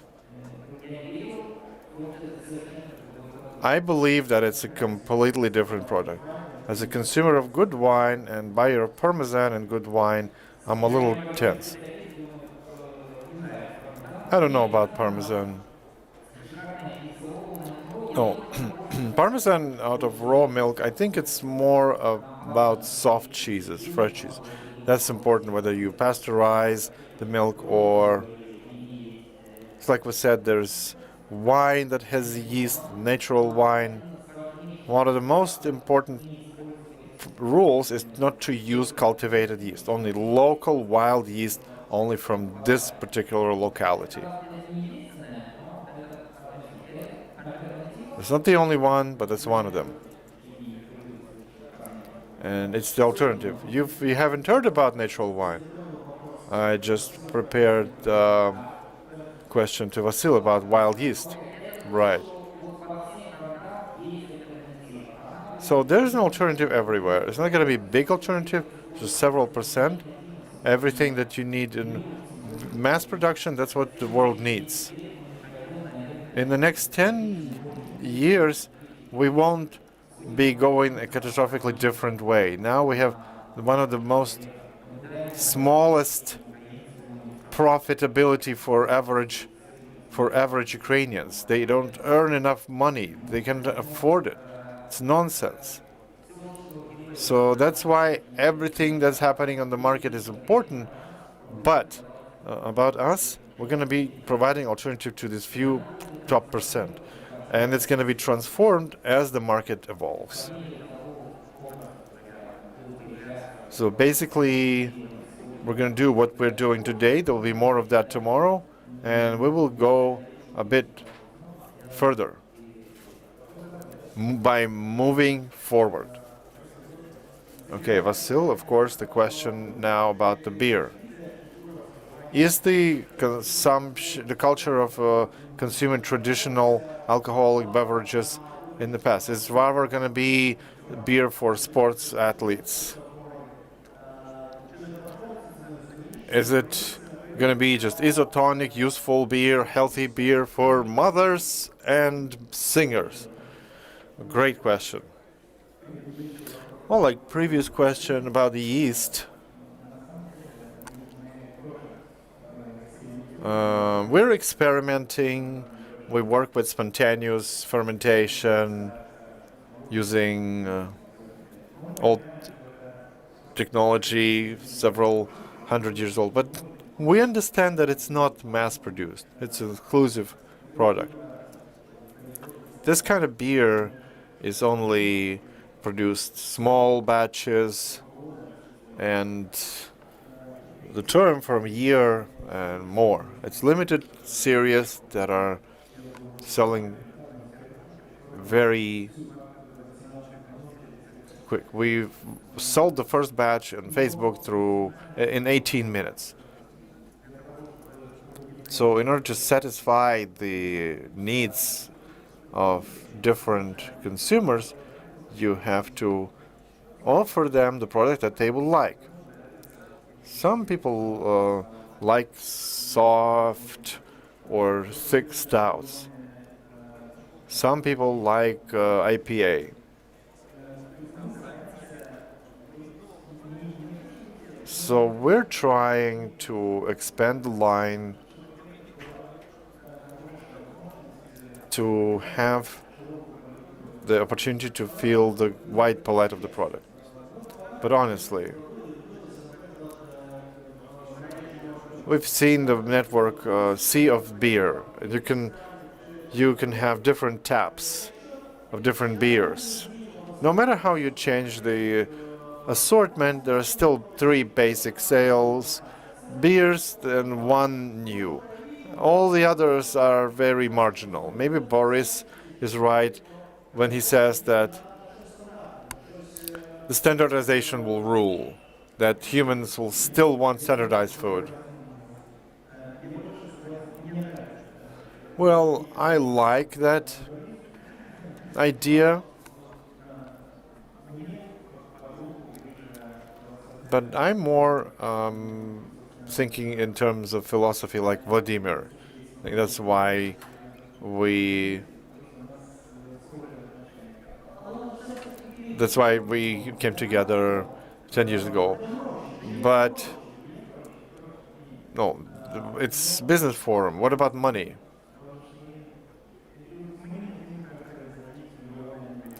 We don't want to produce by millions of liters.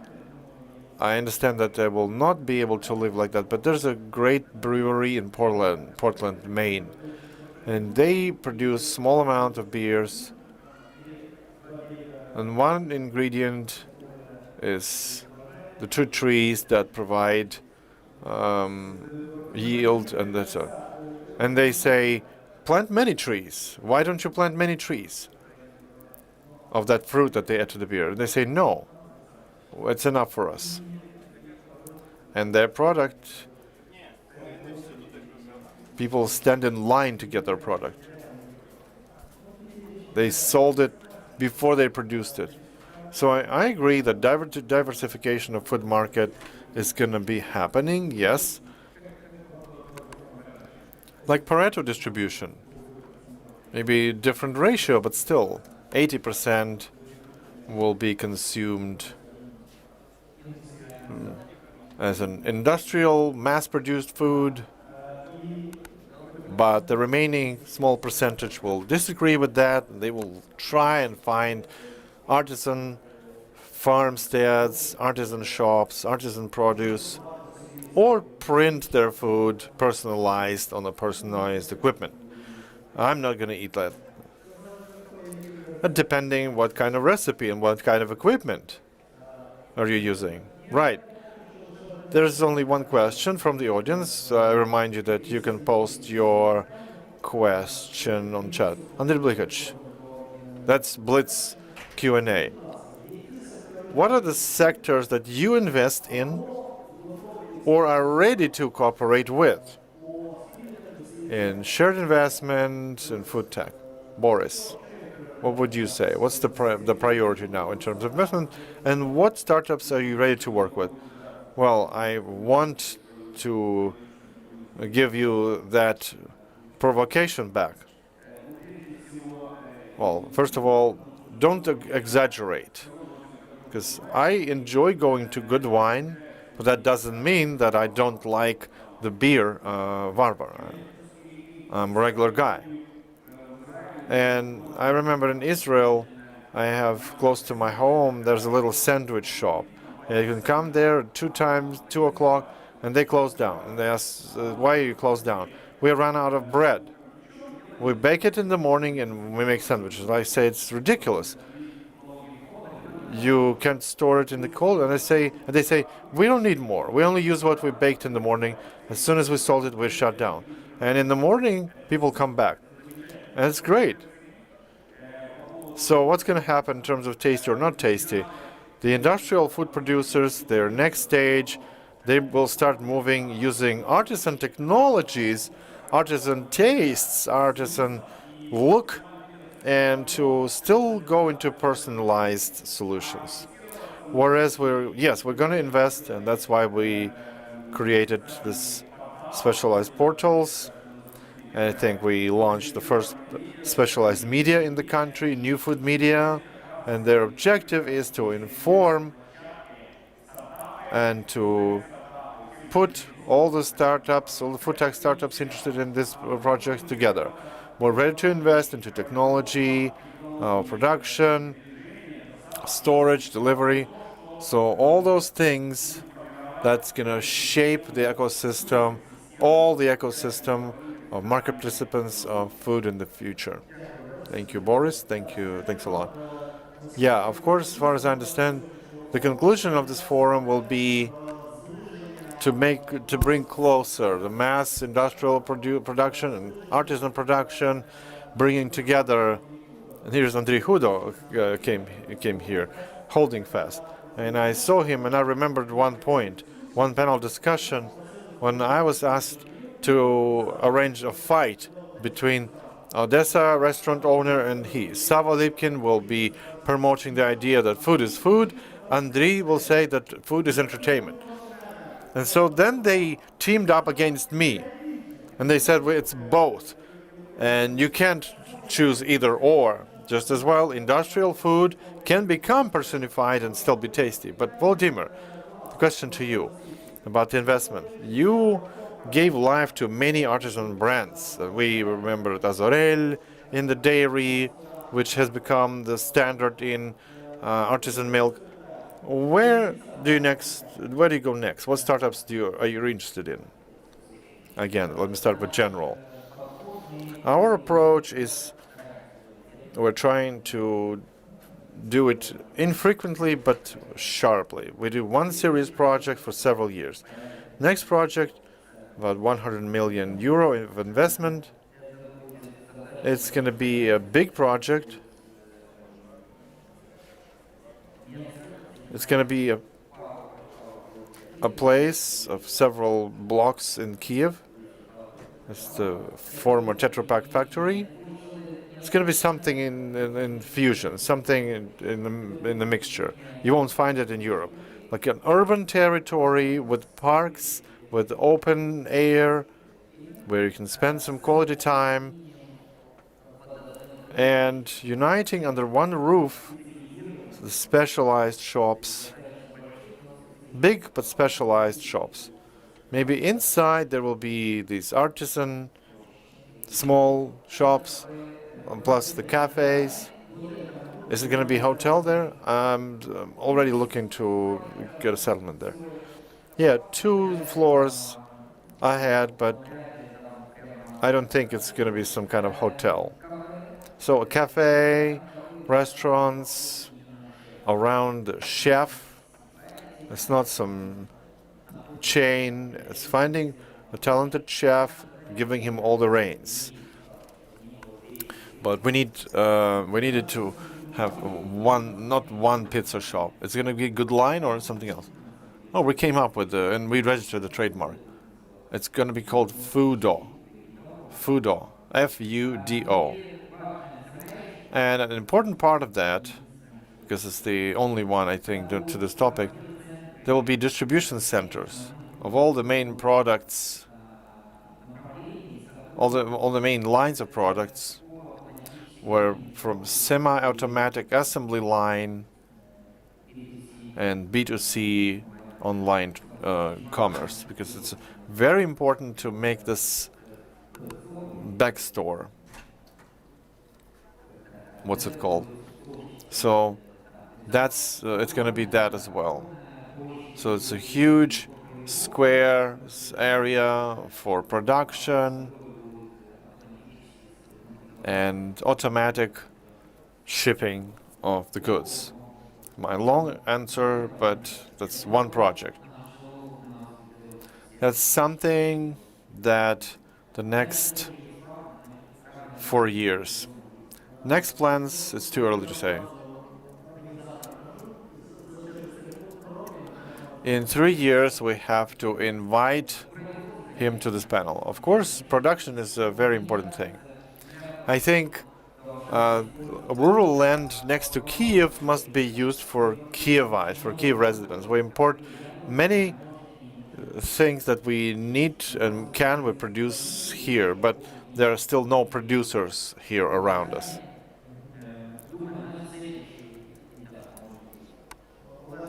Okay, Olena. Will there be yeast production next to Kiev in the rural areas? Maybe the next R&D center, because we are investing in science, and we're going to be investing in science. It's a long shot. It's a risky investment, but we believe that microorganisms can be a source of ingredients, and very useful ingredients for us. So the future is production, but production, scientific production, and it's a question about future investments. And this is where education will go, science will go. Another idea that I would like to post, and the colleagues here, they were talking about that, an ecosystem and collaboration. Just several years ago, there was an online forum in Geneva, Geract Pro, about taste and food tech and biotech. And there was a presentation of one digital platform, One to Taste. It's a platform of ingredients. So basically, all small and medium producers of ingredients, any ingredients for food industry. They can participate in that platform. They can send their samples to the platform. The platform will send it to interested stakeholders. Plus, there are many interesting, much information about the application. I believe there are many players in Ukraine. They have to be united on the local level, and Boris is doing that with his media. But a lot will depend on the perception of consumers and our communication about it.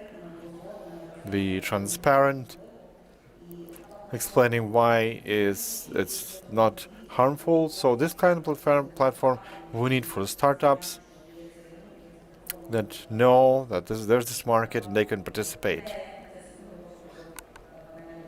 So that's the... Yeah, I think it's a pass to Andrei about local level. So where do you, Varvar, where do you invest? Because it's not only one brand. And what startups do you like? Ukraine used to play a very important role on the European map as producer of the main ingredients for beer. Now we almost lost this industry.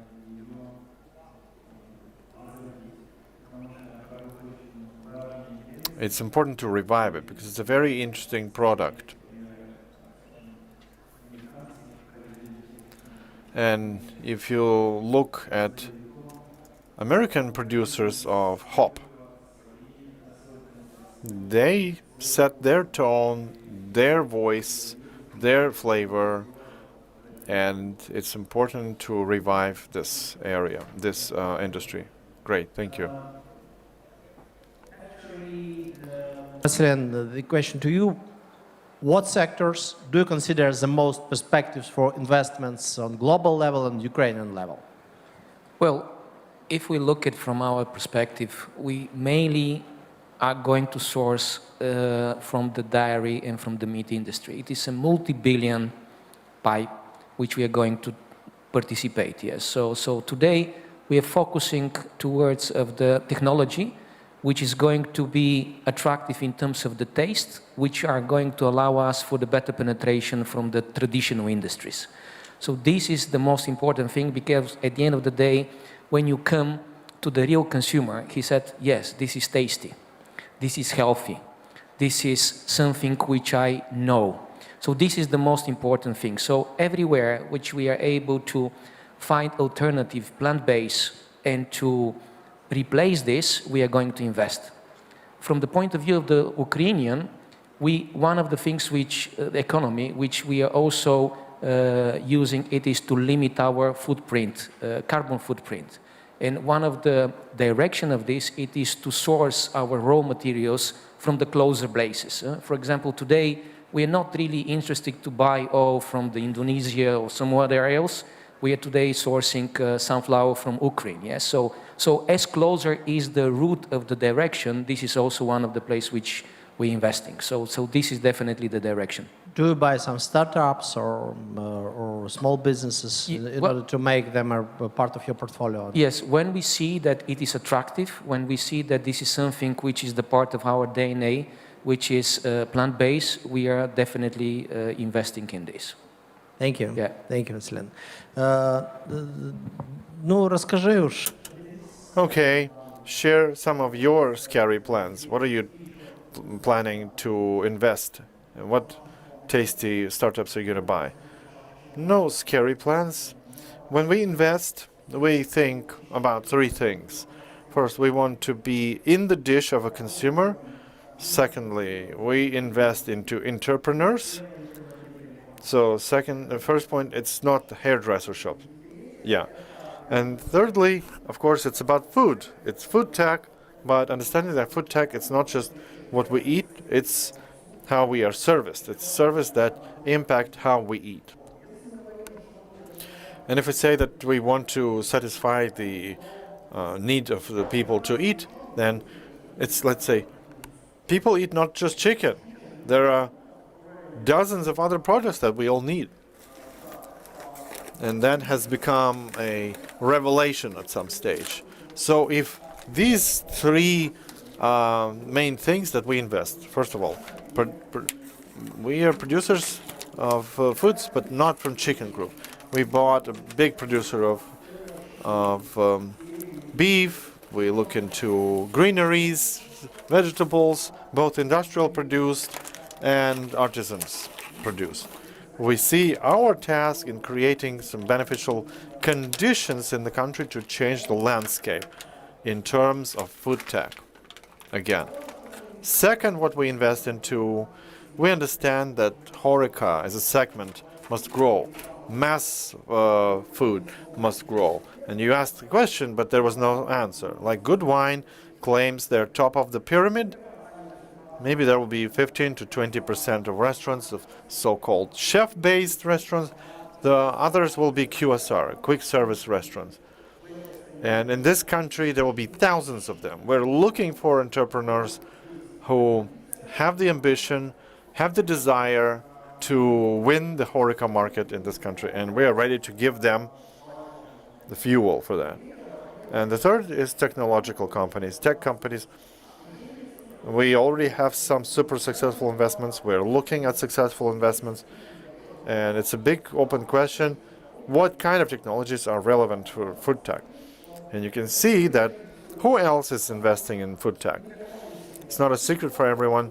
Silpo supermarkets, they built their ecosystem. They launched a bank. Oko wants to buy Colo network. And they want to bring Burger King to Ukraine. My point is that you're trying to buy a chain of gas stations? No, not necessarily. There are overlapping industries with the food. Industries that on the first glimpse they have little to do with food.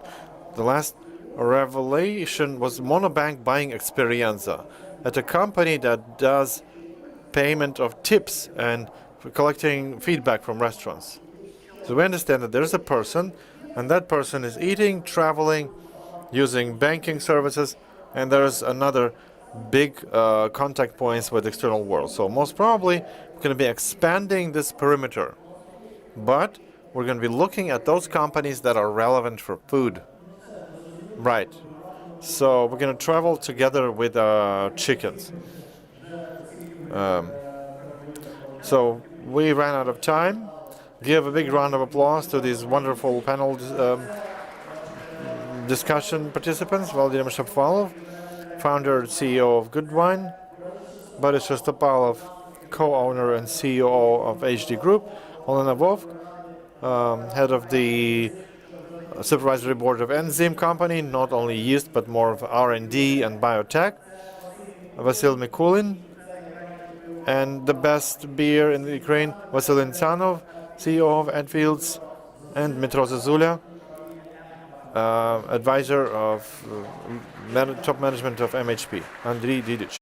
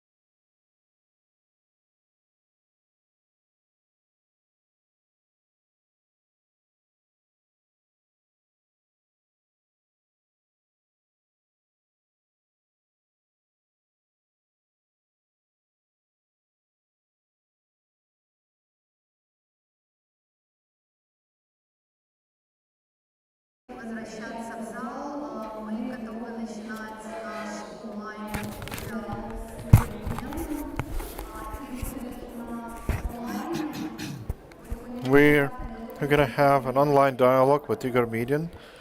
There'll be a very contemporary online session. So please get together and make yourselves comfortable. There'll be 30 minutes. We're not going to take questions from the audience. It's going to be free discussion, mostly me and Igor, about business, the transformation of the recent times, and of course, we're going to talk about everything that we wanted to talk about. I see Igor is already online.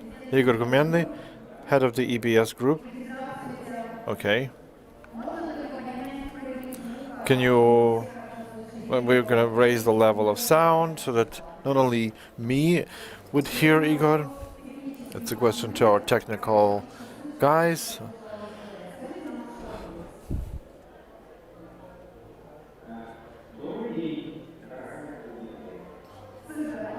Hello, great audience. Right, we hear you.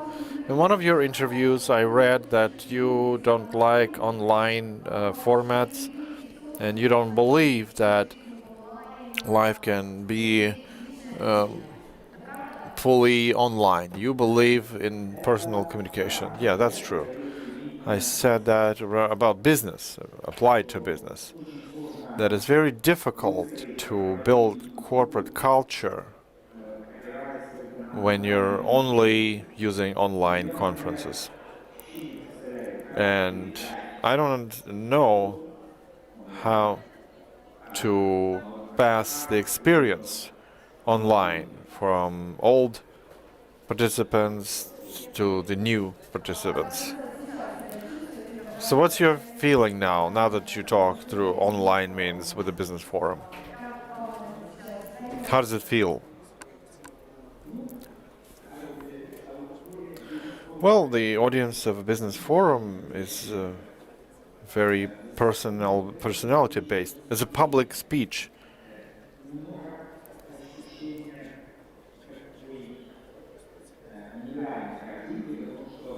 It's a bit surreal, because when you talk publicly, you see everybody's eyes, you see the impact of what you're saying, and sitting behind the screen, I can only guess what the reaction is. Okay, let's try anyway.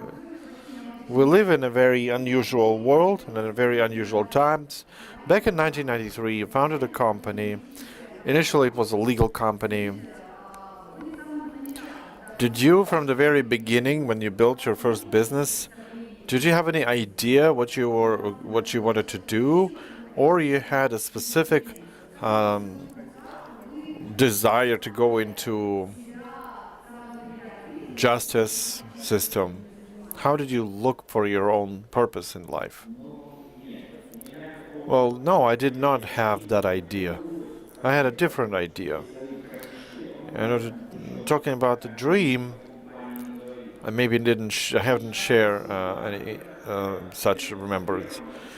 I've always had a dream. Back in 1991, there were improvised book markets, and in our legal academy, I bought a rare book which described about first banks, the tulip bubble in Holland, the fever, the stock market crash with Waterloo, the Rothschild, and the book ended with the history of Apple.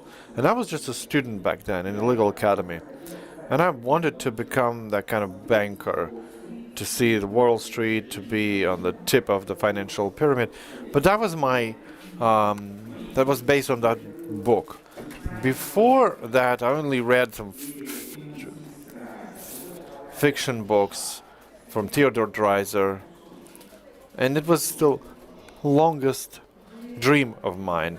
I still want that. So you're still on the way to that dream, or have you built that dream in a different? I haven't built that dream yet.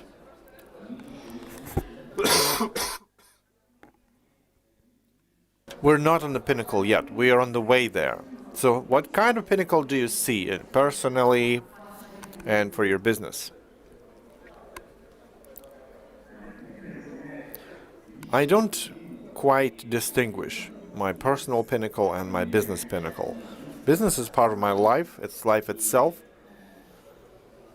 And maybe family and my business is the same.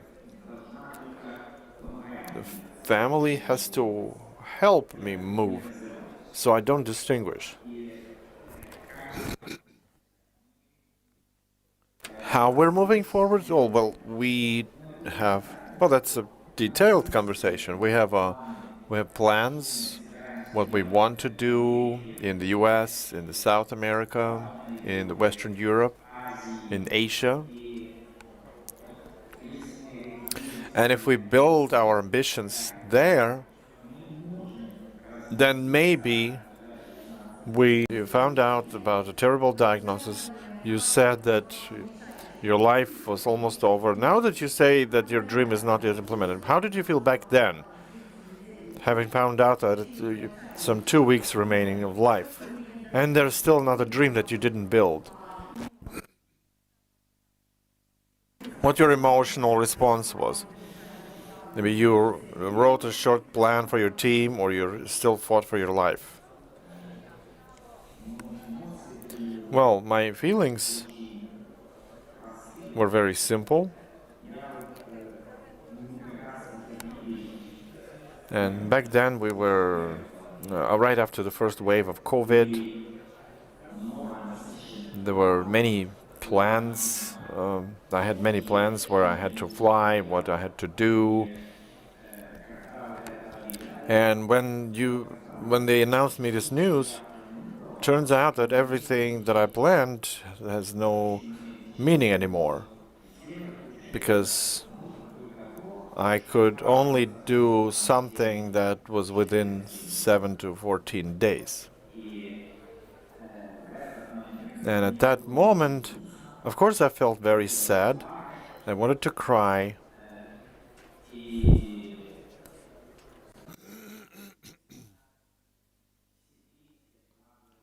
And of course, everything that I did, I thought within that short period of time. As for the instructions that I gave out to my team, yeah, of course, in the first day I wrote what they had to do.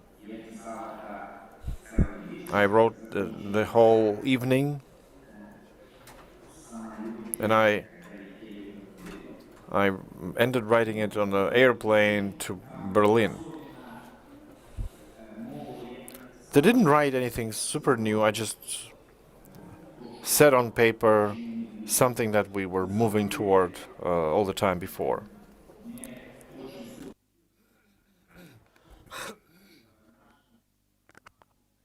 We are a well-structured company. The HBC company, our shareholder from 2006 is EBRD. And having such a shareholder who have 25% of shares and having no plans, having no structured reporting, it's impossible. Therefore, we were drilled to the max to plan everything and to act on what's planned. So it was all written out before. And even at the time that I didn't participate in managing the company, because after I got into the hospital, I first was in a medicated coma, more than 40 days. Then, of course, I couldn't fully participate. About 6 months in management, I learned to walk and speak from scratch. And everything was moving around me. And then everything restored after that crisis. We continued to expand everything that we've planned. We continued doing that. But that's because the European Bank of Reconstruction and Development drilled us to do that. That's thanks to them we are very much structured. So there are two approaches to difficult life testing. So one is why it's happening to me, and second, what do I have to learn? What's the purpose of this? So what was the purpose of that happening for you in a successful period of life? Why do you think it happened?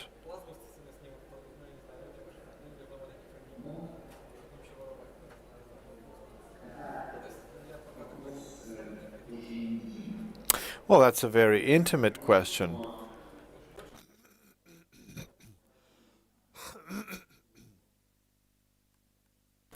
German doctors told me that the fact that I survived was half miracle.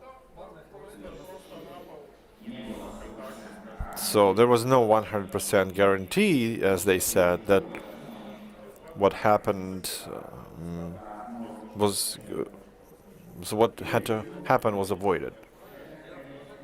So it was about energy.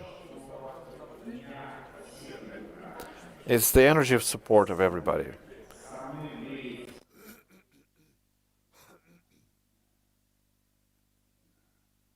All my friends were with me. I've been married 3 times, and all 3 of my wives were with me.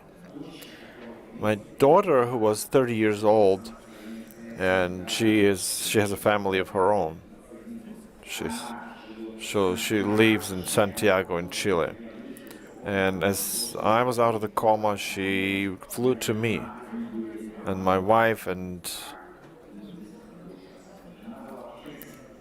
my wife was with me all the time, even when I was in intensive care. Everybody supported me, friends, and when I came to, there was 1,000 messages and videos on my phone. So that emotional connection was stronger than my willpower, maybe. It's hard to explain, basically, in words. But it was something that kept me afloat.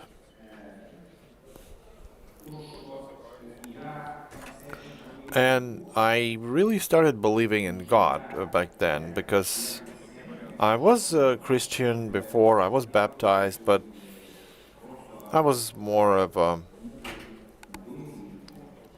garden variety passive Christian. Now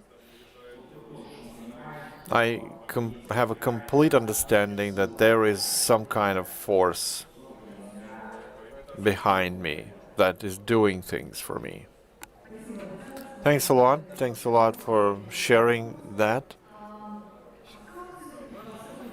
How do you build a type of business that's going to work without the main leader who decides everything? Because people around you, they say that you are in all the decision-making process. You're not delegating a lot. So you have to find the EBRD that's going to invest and force you to build the process, or is it some kind of internal strive to order? Any advice? How to be for the business if the owner drops out of the processes for some period of time? I think if talking about my business, I myself is an entrepreneur, and all my life, entrepreneur is someone who is responsible for all the processes, owner of all the processes. And I am in the foundation, at the very root of decision making, but in terms of operational activities, I am not a managing person. I always hire people who can do that. Starting from finance, marketing, sales, even about complex things in production. People do that who can do that. It's just that you need to structure these processes. EBRD, though, it helped us to formalize and structure the processes properly.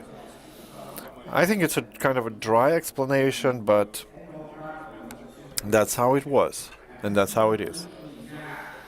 Regarding the fact that I have how much impact I have on decision making, no, I don't put my hand in all the decision making. There are procedures, and I am well within these procedures.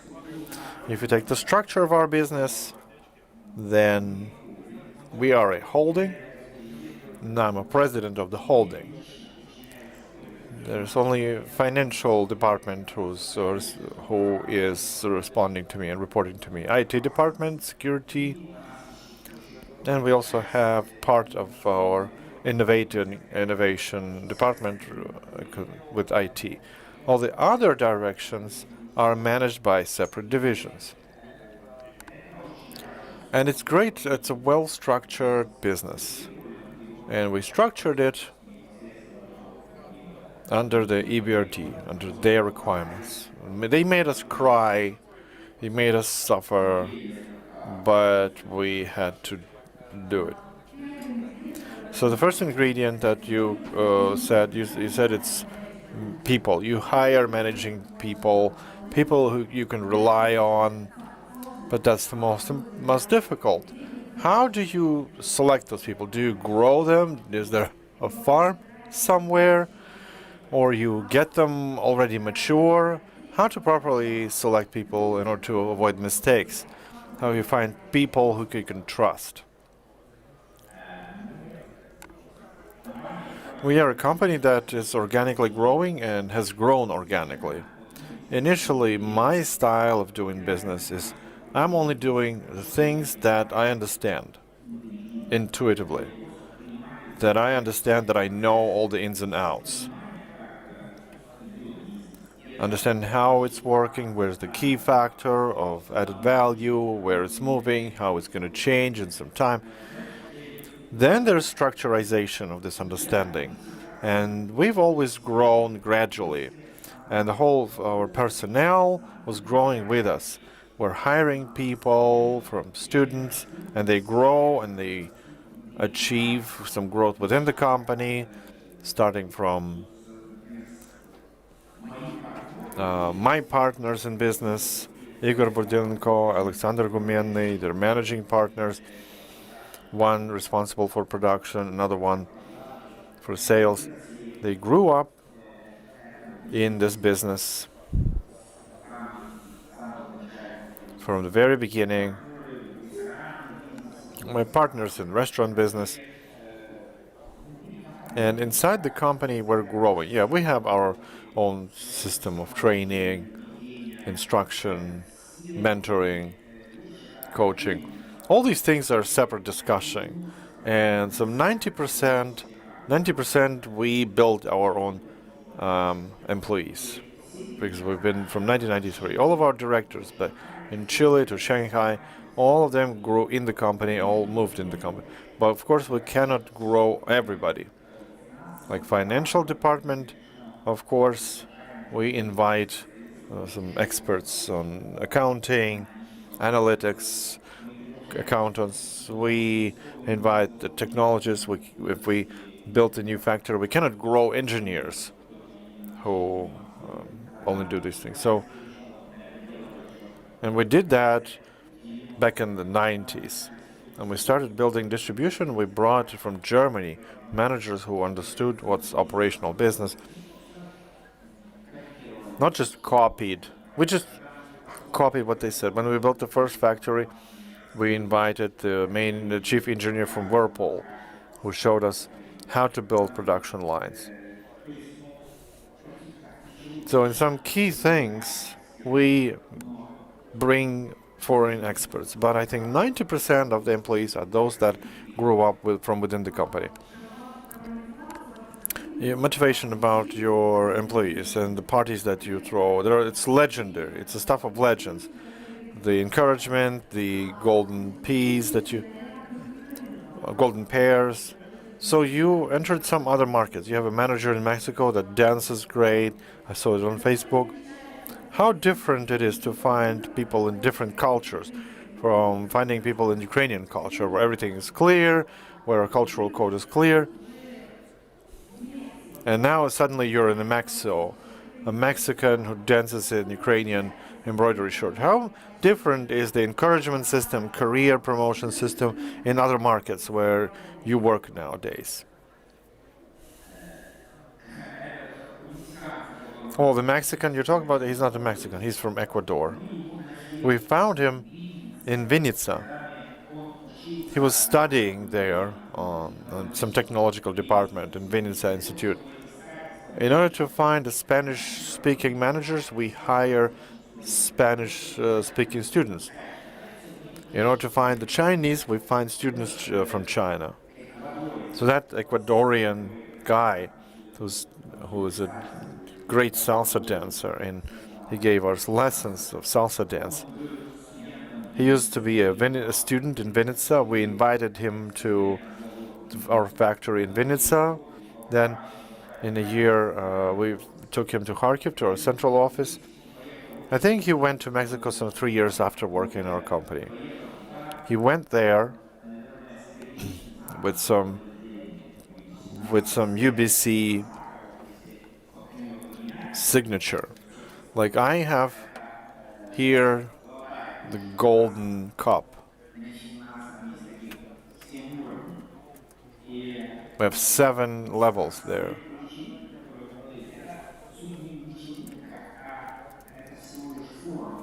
Parties, it's not just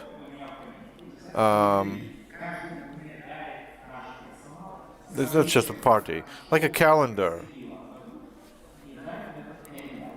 We have the calendar of what's happened over the year, and for us the main idea is the masked ball, New Year. Everybody comes with a costume, and everybody presents their costume. And so, on the president's masked ball, in this masked ball, that's what the party looks like.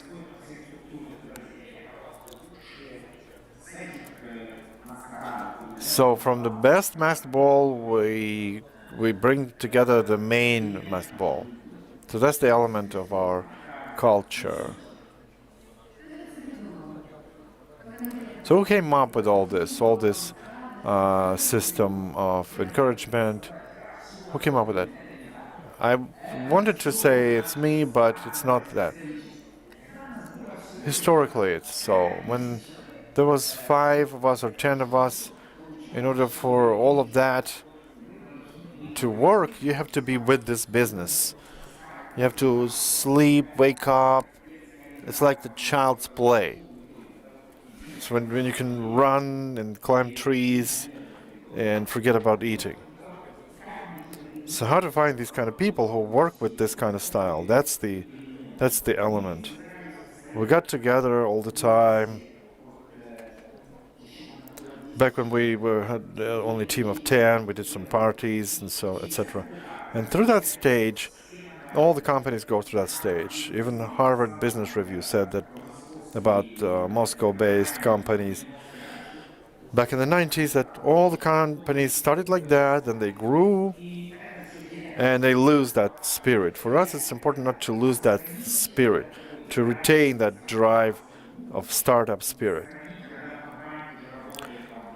It's at the time when there's 5,000 people working in the company, and it was structured like that. How that happened, we decided that together with our advisor. We have some council of the owners of golden cups.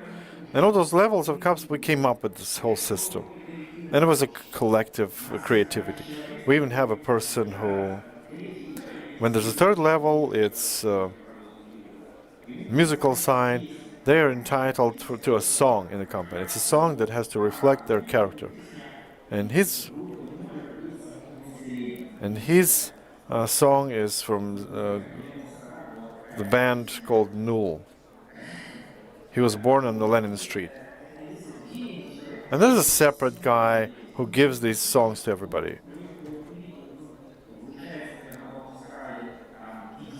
Like he has to hand out 50 songs on the masked ball. He has to listen through a lot of music and find a passing song.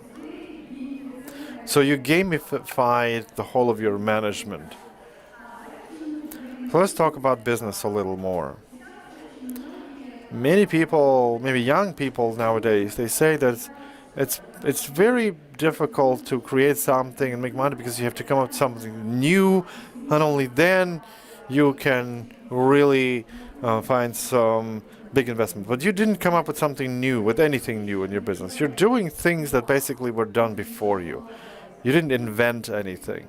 You didn't come with some new application that would reap the entire internet. So how to be great if you enter the segment if there's already an establishment of great products? Because that's what you're doing, right? Yeah. Well, it was pure chance that we started doing the business that we're doing. We had no strategy or a plan. I didn't have how to do it. So we were at the right time, at the right place. Basically, back in 1995, the beer market was growing some 30-40% of per year after falling some 60%. And that time, international companies, Imbel, Carlsberg, Heineken entered the market, and they basically demanded new suppliers, B2B suppliers. And we became an understandable, clear company for them, and we were growing quickly. And there was a very hard competition because we never stopped at some certain level. It wasn't enough just to make a million or two or to build something. For us, it was important, this whole process of growth, the organic run situation. So in this struggle, it's a traditional industry, and we used consciously from 1998, after the crisis, we used the benefits of Ukraine. What does it mean? We are all complaining in Ukraine that we have bad education. But if we had such bad education, then Ukraine wouldn't take the Microsoft rating as company number 1 in IT outsourcing. We're number 4 after the Chinese outsource solutions, after Chinese, the India, and the US. And this is our opportunity. In every city, big city in Ukraine, there's Polytechnical Institute that can teach students the material science, and it's already 40% of an engineer. So in our business, the standard product, like you place a freezer with beer. It would seem the same product, but it changes all the time. Today in the morning, our Hungarian manager sent us the picture of two refrigerators, one for Pepsi and another one for the new star in soft drinks, Hungarian company Hell. So they're number 2 or 3 in energy drinks, ahead of Red Bull. And so it was a fridge for them. So a fridge of 5 years old is radically different from a new one. Everything changed. Positioning, number of shelves, depth, width,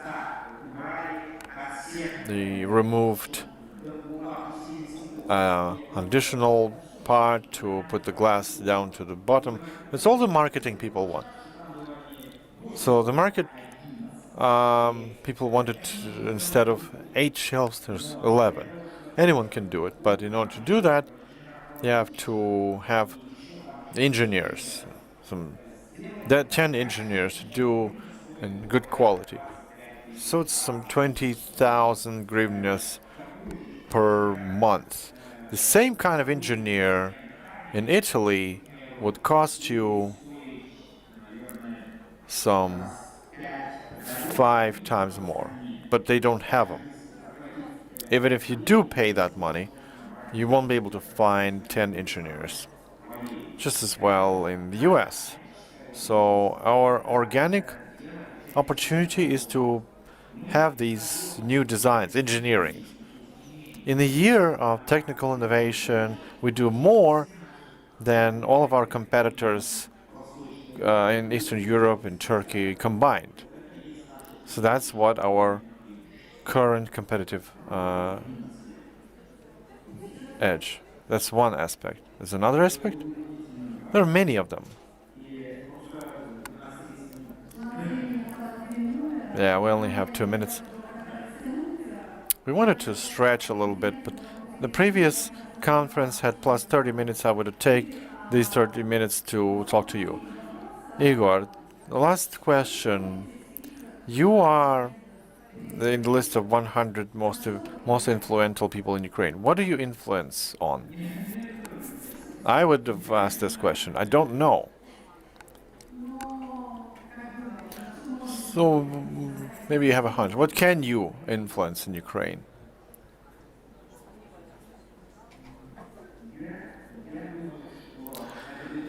I think it's a virtual influence.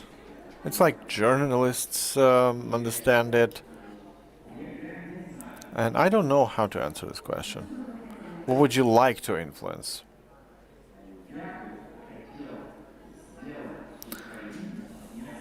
Ukraine should be a place to enjoy life in. So that my kids would want to live in Ukraine. Now, this money of golden cops that work in our company, my kids, all the top. The company pays for the children of our top managers abroad. Most of them don't want to come back to Ukraine. We're talking about dozens of people. They get education in England and they want to stay there. I would want the situation in Ukraine be so that they would want to stay in Ukraine. So there is no such shameful situation where our people go to earn money abroad, bring that money here, some $15 billion, direct foreign investment. Compared to that, it's only $2 billion per year. That's a big shame. And if I could influence anything, I would have changed this policy and this atmosphere. This is a big discussion, potentially. There are several points in here. But that's a great wrap of our session, basically. We ran out of time, and I think it's very positive. So, to make Ukraine the place that children want to go back to is a great dream. So thank you for your time. You're a great person to talk to. There's a long round of applause to you. Yeah, too bad that I don't see the audience. My friend Stavnica sends me some pictures. Unfortunately, I didn't see the audience. I would love to see you all. We will send you the pictures. We will Photoshop more people. Andriy was passing here. I was waving my hand back to him. So thanks a lot. Wish you great return to masked balls thing, and hopefully next year we'll see you offline.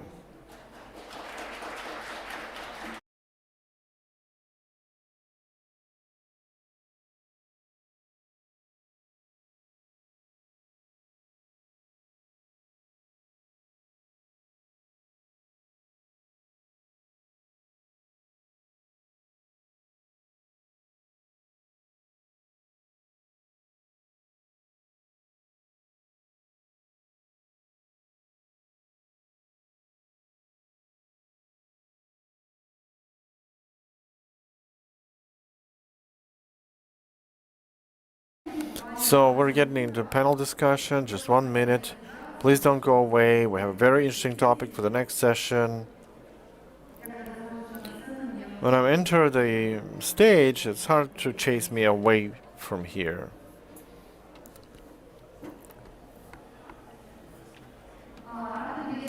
Happy to have all of our panelists here. The topic of this discussion is cultural codes of new reality. I think most of you are asking yourselves, where is the culture, where is the economy, why are we discussing culture in economic forum? We're going to talk about that exactly. We're going to say why Soviet Union that produced great rockets, but they couldn't produce great cars. Does it have anything to do with the culture of those times? We invited different experts. The logic was that each one of them is an expert in something, and we're going to talk with each of these experts about what they're good at. So who's participating in this session? Maria Frasinina, the TV host, Honorable Ambassador of UN Population, head of the fund Tvoja Opora, co-organizer of the Charity Weekend Festival, author and YouTube project, the Genuine Exam. There's another YouTube project. Well, you can present her for an entire hour because she's a media persona with a big number of titles. Ilya Lauers, creator of the biggest independent internet shop applications for mobile, GetJar, one of the most famous venture capitalists, founder of Nextory Ventures Fund, invests at seed startups in kids, in small kids. Yeah, business startups begin not from childhood. We'll talk about more of adults. For the record, the most successful startups are created by people 40 plus. 42, statistically, it's the best age where statistically the most successful creators of startups. Or Amazon, Chinese, they're senior people, and they're more successful. So we're not saying no ageism. So is that right that you don't use any phone? I use the phone, but not for the phones. For what? What do you do with them? Emails, web browsing, pictures. My logic is that when they call you, I don't know why you pick up the phone. Most probably, there's zero chance that you're not doing anything. If they call you, that they need you. If I needed that, then I would be calling. So are you busy with doing something? And somebody's calling you that they need something from you. So my philosophy is simple. Write me important stuff. Don't call. You also read lectures in Harvard, Stanford, and Berkeley. Ilya is the best manager in Europe 2011. European Association of Business Press said so. He's within top 25 high-tech leaders in Europe. Wall Street Journal says so. Yulia Tichkivska, as executive director of Aspen Institute. Aspen Institute forms new Ukrainian elites, working with civil society. We have a very interesting participant in the panel, Olga Harasahal. She's the youngest participant. She has 2 patents for cancer detection, early detection, melanoma detection tools. She's a laureate of the International Competition of Art projects in the US. She is a graduate of Barcelona of Small Academy of Sciences. She won many different scientific competitions and exhibitions. We'll run out of time by just presenting your regalia. So Katerina Zagori, Ukrainian mecenas, investor, expert in media and communication, co-founder of Zagori Foundation. Their mission is to develop culture of charity work in Ukraine. So we'll talk about charity and the culture of charity. And Andriy Kurkov, he's online with us from the US. You are now in the US, right?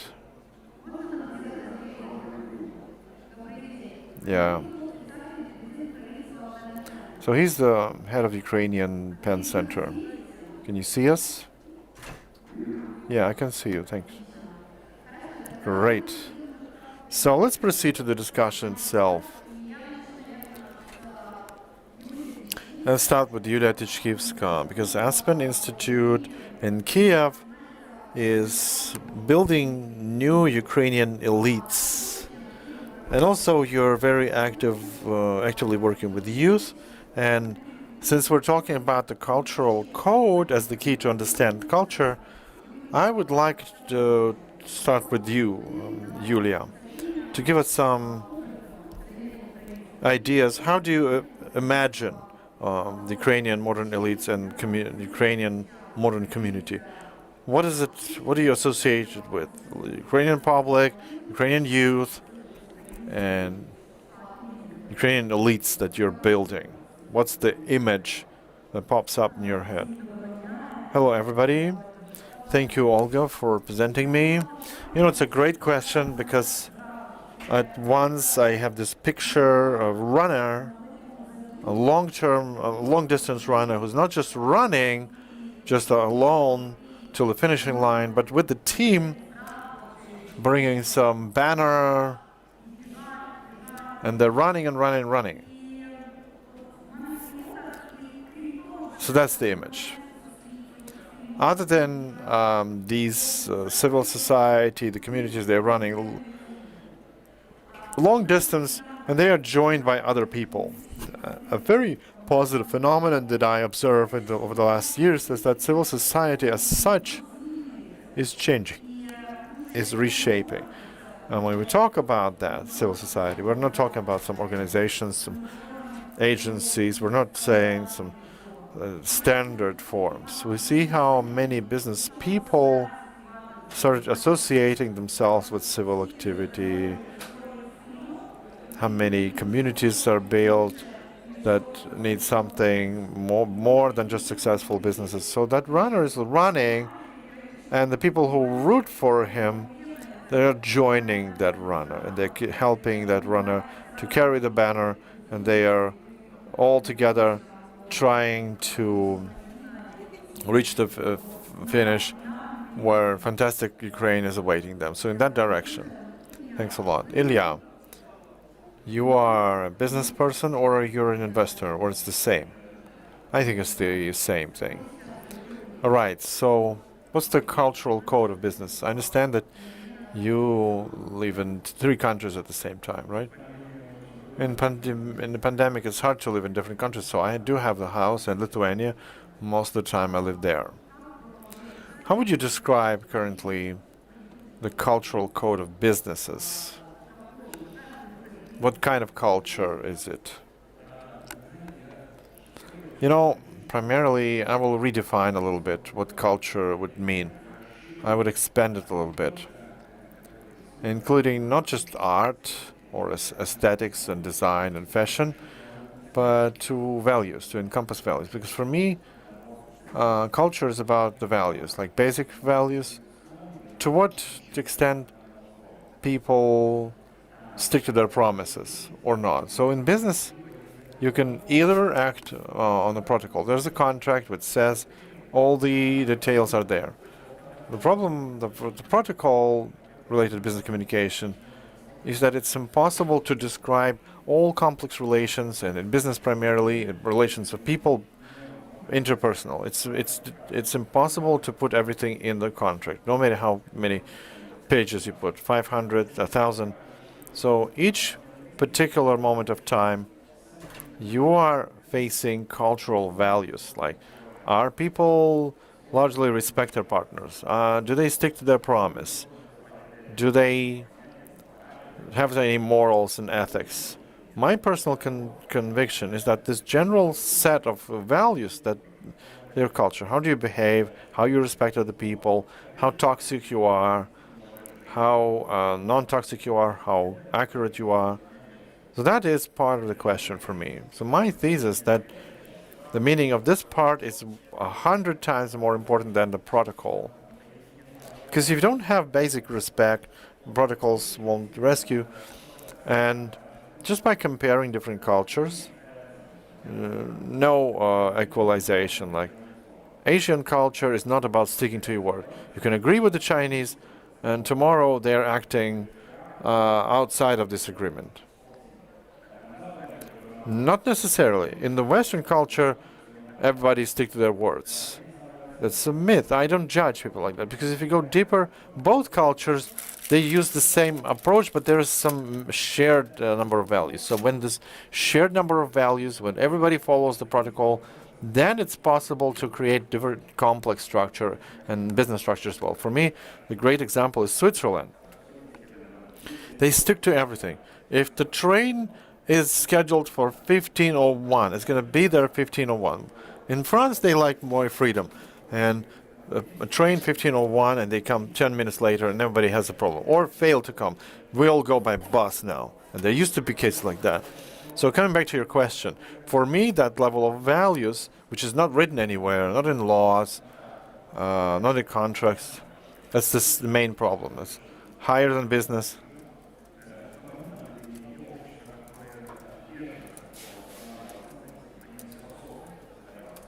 So societies that stick to these values, they are capable of creating big added value, big structure, strong structure. And on the contrary, the societies that don't have it, they are very amorphous. No matter what they create, it falls apart. That's sort of culture for me. What about Ukraine? How would you describe the culture of Ukrainian business?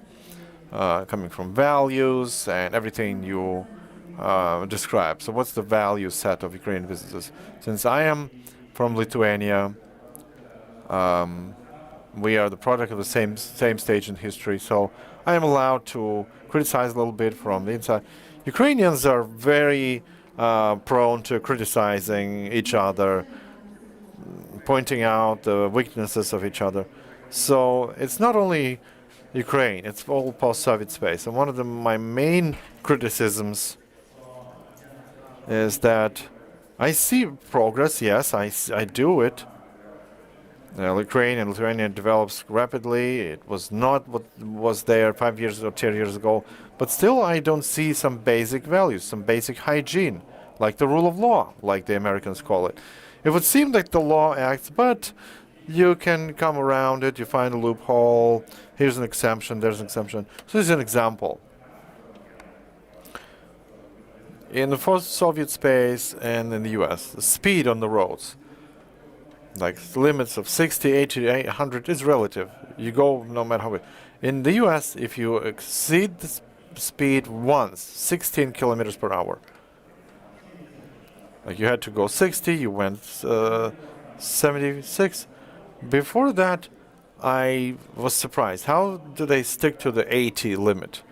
Monotonous, 4 lanes, 90 or 80. For me, it was. So then I went up so the police, the cop chased me, hands on your car, and then subpoena to the court, no chance paying a bribe. So 2 months. And I say, I am a European, I'm not going to stay in America. If you don't appear to the court of subpoena, the visas will be canceled. So I traveled to the US to appear at court, to say yes to these 200 euros of fine. So inevitability of punishment for violating the rule of law.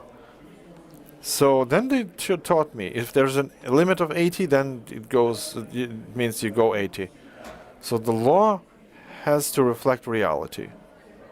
And that means everybody's parking where they need to park. If somebody promises that, you're gonna deliver on that promise. And that allows to create complex structure. So complex corporations, Google, Facebook, Boeing, with tens of dozen people working, these structures are impossible in societies that don't stick to basic values, like the system of values. If the law is written, then it's mandatory.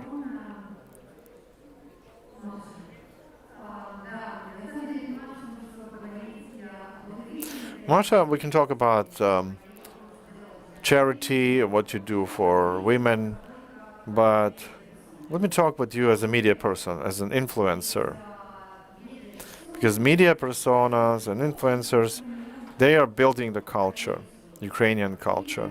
Or is it Ukrainian culture that builds you?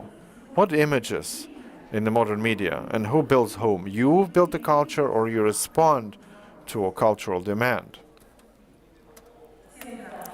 Hello, everybody. Olga, this is a very difficult question. We can talk late in the night. Why is this thing talking to me? What's it telling me? Yeah, I've heard it. They need something. It wants to participate in panel discussion. So I think that to answer your question, either very short or very long answer. So my answer will be, we'll have to live and see. What I mean by that, in spring 2020, this code was changed, I think, this cultural code. So it started to transform so rapidly. Then it's been 1.5 years. And the changes that are happening as if it took 50 years before 2020 to change things like that. So we live by certain rules. If you talk about media, it's TV, radio, print, press in the general. So all of that has changed in these 18 months. First of all, digitalization. I gave 20 years to my TV career, and from some moment on, I realized that the rules are the same way. The rules have changed. The rules were back in the 90s. The same rules. There's analytics, there's forecast, there's liking, not liking, there's taste of telebuses. That's how TV lived. But turns out that my specific example, I didn't work for 5 years. Then pandemic struck, and I started creating my own content, using my own networks, created my own YouTube channel, and TV came back to me. That's my personal story, because they wanted me, my content, my personality. That means that in the media, a serious paradigm shift is happening, that they started listening to not formatted, scripted, stories, well tested, which we did dozens of years. Now they try to find content that is generated right there inside the Ukrainian media. And what we call influencers, I will still call them characters or character-based influence. There's a person which you are either interested or not interested to look at. And that's finally, we have it in Ukraine. We didn't have it before. Printed press is out. And I remember pagers. I remember writing letters and printing newspapers. You don't have that anymore.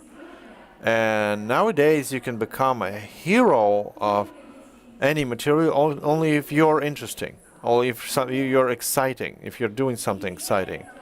And that would have been not possible without, let's say, cultural workers, the media personas, artists.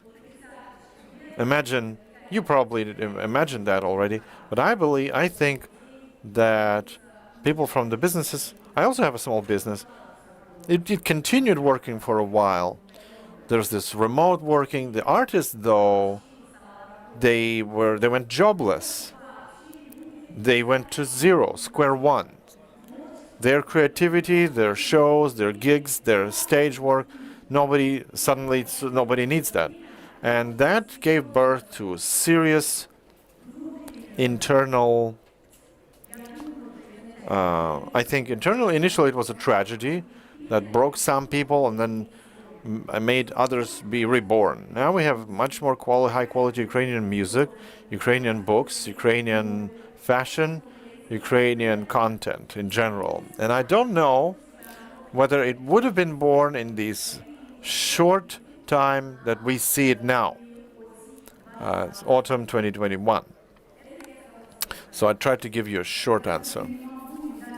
Now I must give Andrei for comment. Can you hear us? I remember in my childhood there was no content on TV. Yeah, we saw some cartoons. We liked some cartoons as we were. So I read books. I had no alternative. My childhood was surrounded by books. What do you think? To what extent the modern media, social networks, and the products that are created by people, how much does it compete with the fiction, with literature? And does it transform the society and their culture? Well, you have to say that now that I've listened to your discussion, I was envious about the optimism of these people, because TikTokers have more influence than the most famous writers in Ukraine. And TikTokers basically now are creating the new cultural code, because they were turned away from the Soviet cultural code, and now we're stuck a little bit on midway to our own. Because for more conservative people, cultural code is folklore, is ancient things, classic literature. Modern literature reflects today's problems, but with these numbers of copies of books, like 3,000 copies for 40 million potential readers, I cannot say honestly about some influence of literature on cultural code of Ukrainian society. Here's Nasha Efrosina who disagrees.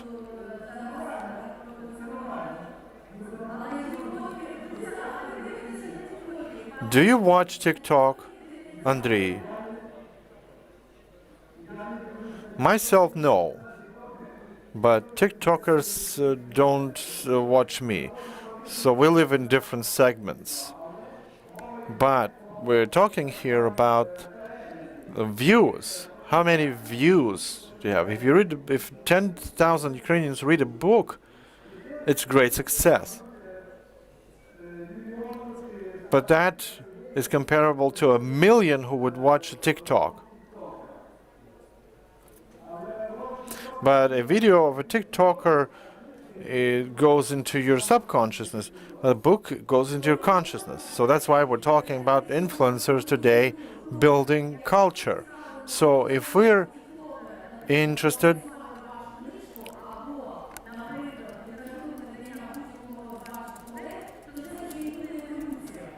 so if somebody reads you upon watching a TikTok, that means 10 million subscribers.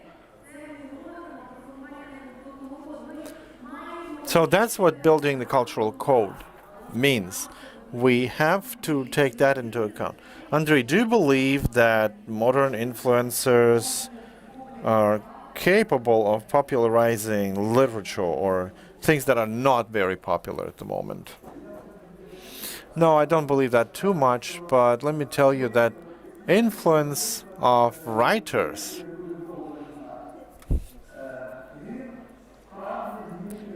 some books really change the perception of the future and the history. And for a Lithuanian politician and a business person, knowing their own literature is a sacred thing.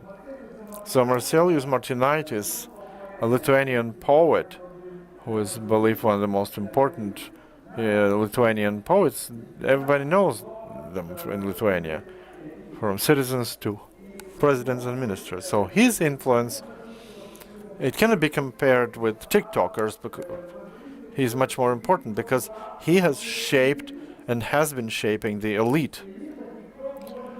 Elites can watch TikToks or not, but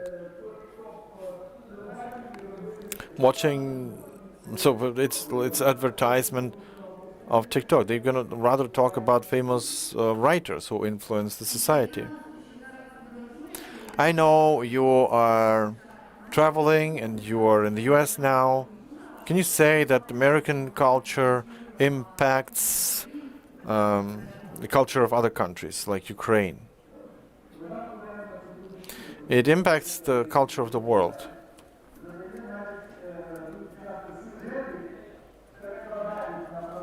Yeah, they give plots that are translated.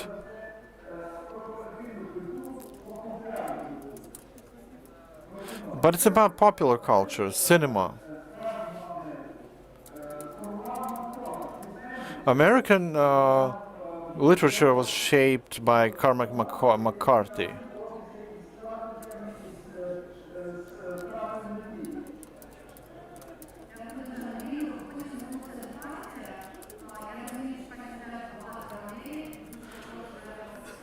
Okay, I will talk to Katya now. And let's talk about charity.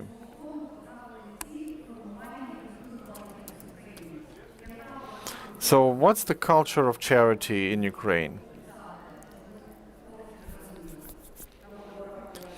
How do you describe the culture of charity in Ukraine? Is feminine. If you look at who's heading it, who's bringing forward the main charity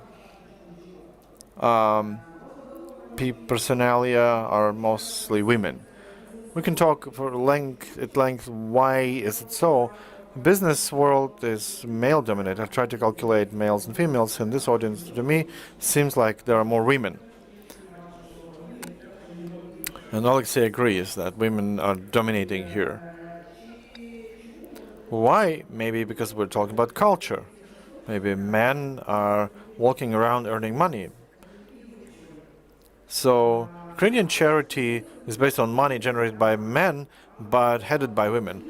Ukrainian charity is a lengthy story. Ukrainian works of art were helped by money, Ukrainian mecenates, so Tarashin, Kakhanenko families. So Zhori Foundation tries to expand the list of these personas, and annually we conduct sociological studies, on the culture of charity, and so we can say that it's in our DNA. Annually, we have more and more charitable work, and the average bill that people spend on charity. Charity is not only about charitable actions, but also the modern trend is mass culture that we talked about. Every media wants to look good, because in your media and your social networks, you try to pose yourself as a positive person. And TikTok has made an application, TikTok for Good. And if it hasn't changed a couple of weeks, it's the biggest social network, TikTok for Good. So they saw a big niche on TikTok, where social network talks about charity. And now that every media, like 1 million Instagram stories have been generated, and like 1 million of Instagram stories have appeared. We're broadcasting what's around us. And thank you for the charitable work.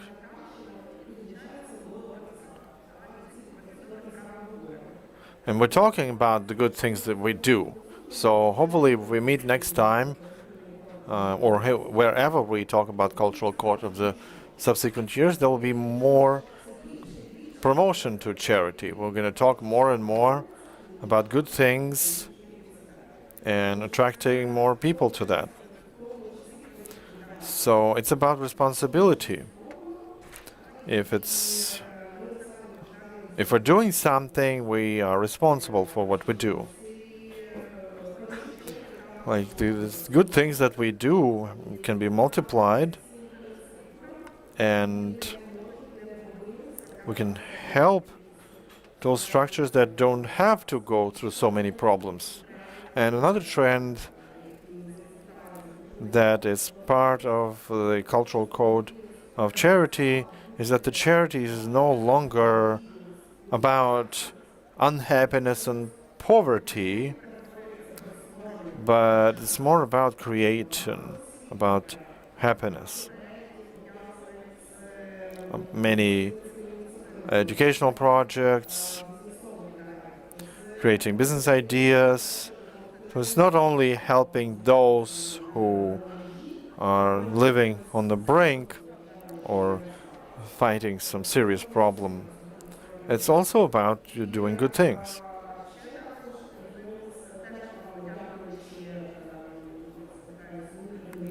and also asking the mass media people, thanks to mass media,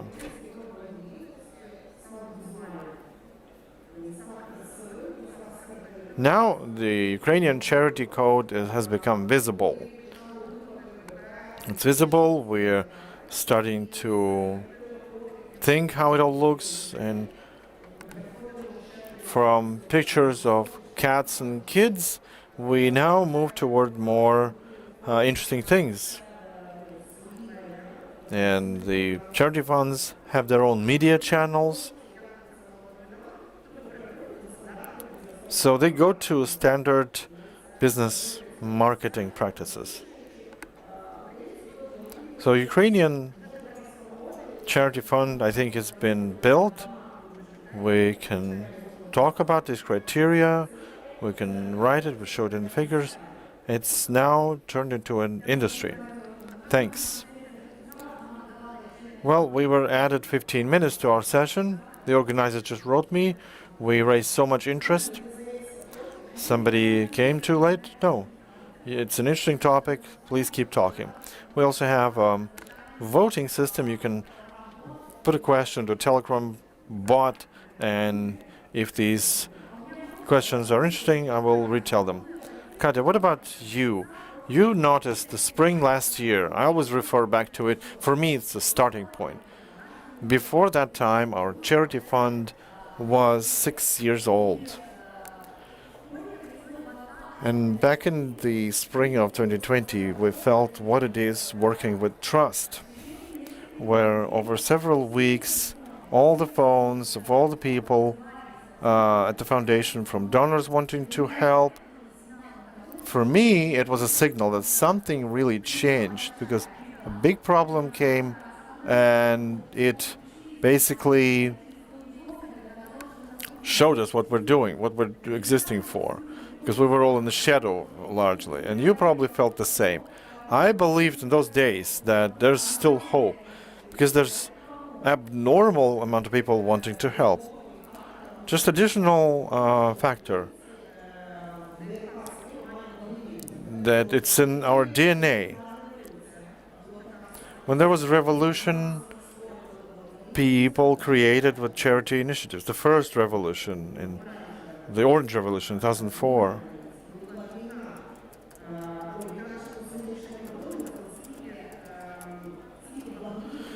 So how many charitable initiatives were created specifically for that purpose?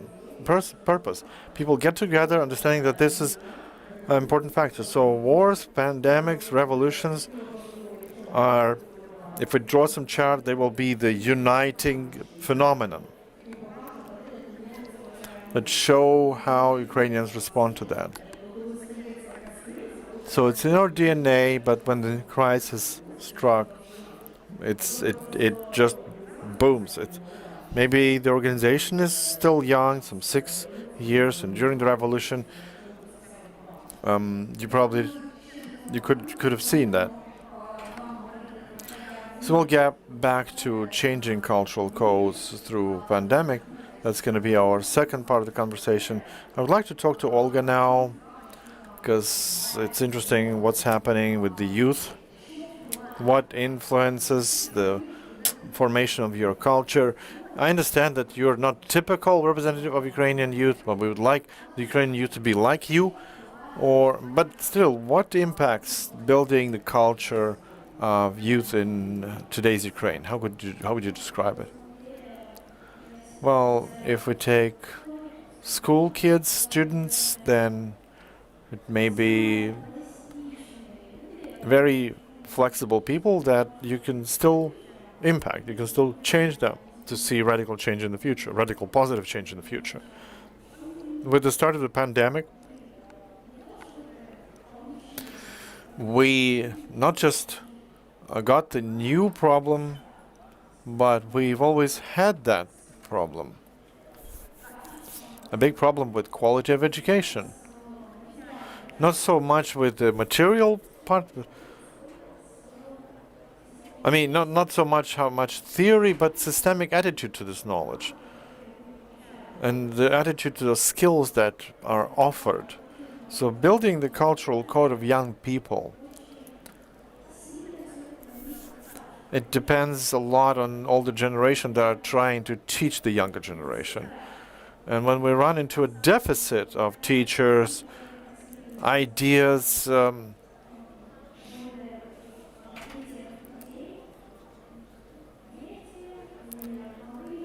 then children and young people in general, they start grouping together outside of these environments and start creating their own trends, start creating their own niches. And the older, like 15 years old, 15 people who are 15 years older than them, they won't read that. They won't understand that. It's hard for me to say is that good or bad, because it's changing quickly. We see a very dynamic and rapid development of values, like every several years. I graduated in 2019. And after that, I started working with school kids of mid school and senior school, where I was a student, and I see radical changes in their preferences and their values. And even for people of the same generation, the changes sometimes are too fast. And you have to be able to properly work with this dynamic, but the quality of education has become obvious. And people believe that education will become worse, which is not true. We just made the problem too acute. The problem that most frequently in universities, in schools, we get an illusion of education. We don't get real education. And most important difference that it makes, if we compare, like I studied in Barcelona some 2 months in summer, right after I graduated my Ukrainian school. So I noticed that that people of my age, they never cheat, regardless of what's happening. You know things or you don't think things. They don't cheat. They don't peek into your notebook, because that negates the value of what you're doing. And basically, when young people, they have to do it because that system is a systematic problem that the environment was shaped with their rules of the game. And for some people, it's more painful to go against those rules. When you're in an environment that uses one set of rules and now you are suddenly honest and you want to take your chances, but if the environment doesn't encourage you, you will be lagging behind. So you said you are more flexible. Our older generation is not flexible enough? Yes or no? Well, no. Ukrainian society, if we talk about Ukrainian nation, it's very rebellious and criticizing. We go against each other in preferences and views that and political preferences, but we're always united by one thing. The need to criticize, the need to discuss things, and sometimes to denigrate certain things. You're so flexible, you're not answering my question. Are we flexible enough? Our senior generation. It's more established. It's the establishment. So it means no, we're not flexible. Okay, let's go to the next part. Let me start from Masha Fiefrasina, because we talked about media. I think media are the most obvious as a transformer of cultural code.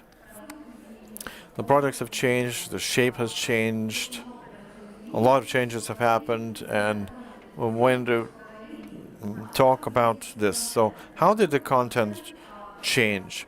What kind of content that is in great demand now? And do really people want a different content? They want information, they want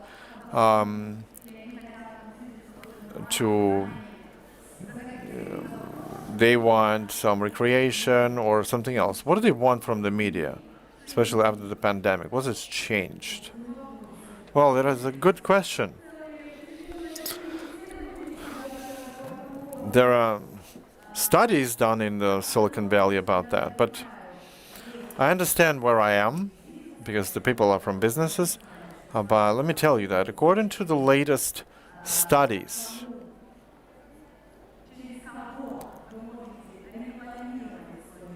who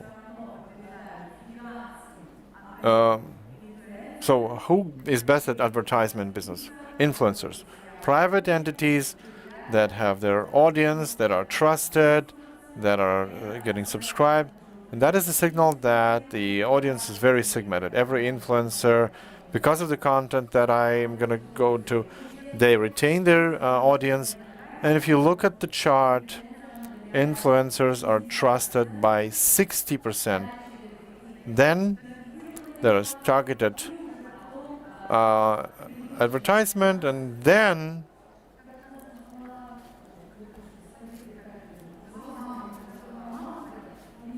the mammoths. No, the old school, who were using the advertisement tools, placement, radio, TV. That works at the last resort. So obviously, this particular private person, be it in TikTok or YouTube, having their resource, having their own platform for broadcasting some information, the more subscribers they have, the faster your product will be sold there. So that's basically what the latest studies show you. Now, regarding the content, let me tell that I developed two social media, Instagram and YouTube. And I remember those times where Instagram was just running ahead of itself. You just wanted to have an Instagram, to do something there. And if you're on a TV, then you get dozens and hundreds of thousands of subscribers from 2013 till 2020. Then something happened. Maybe I thought the pandemic made it to zero. Instagram also changed. Everybody was fired because suddenly it doesn't work. No longer subscription gives you something. And for 18 months, if you ask any influencer what's with Instagram, if they're not lying, they say that it's complete disaster. It's bad. And this is where your question starts. It's not enough to have pictures. It's not enough to have all these tools which you had before. Just write something nice, some pictures, some silly pictures, some funny picture. No, you have to invent something to retain your audience. The audience is so much overstimulated. Imagine that you live in a time when everybody has seen everything. You've seen it all. You've got depressed about everything, and any information that you provide is already known. So therefore, you need to invent something, like playing some new game, and that's where another shock begins. We're all inventing new stuff. Each of us having 10,000 subscribers, 1 million subscribers, or your business profile. Some order. So no matter what, each of you lives in that marathon, inventing something new. I have a small business producing artisan clothing. You all understand that it's nothing. It's only beginning to understand what's going on. But a brand of house or artisan clothing. While everybody's on quarantine, I felt myself Kylie Jenner. All of the household artisan clothing was sold in a couple of hours. So finally, I got my luck, I thought. But that was not so. It was our 15 minutes of fame.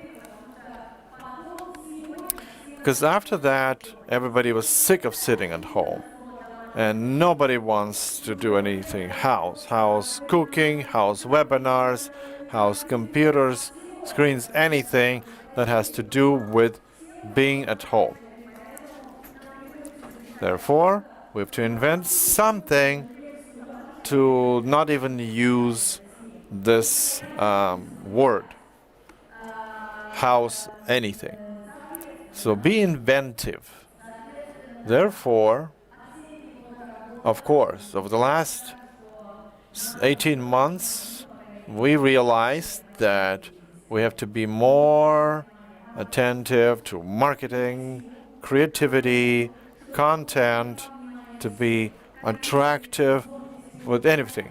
The picture, the clarity, the sentences, the nativity, genuinity, nothing artificial, nothing regurgitated. Even if it's regurgitated, it has your DNA, it has your ideology.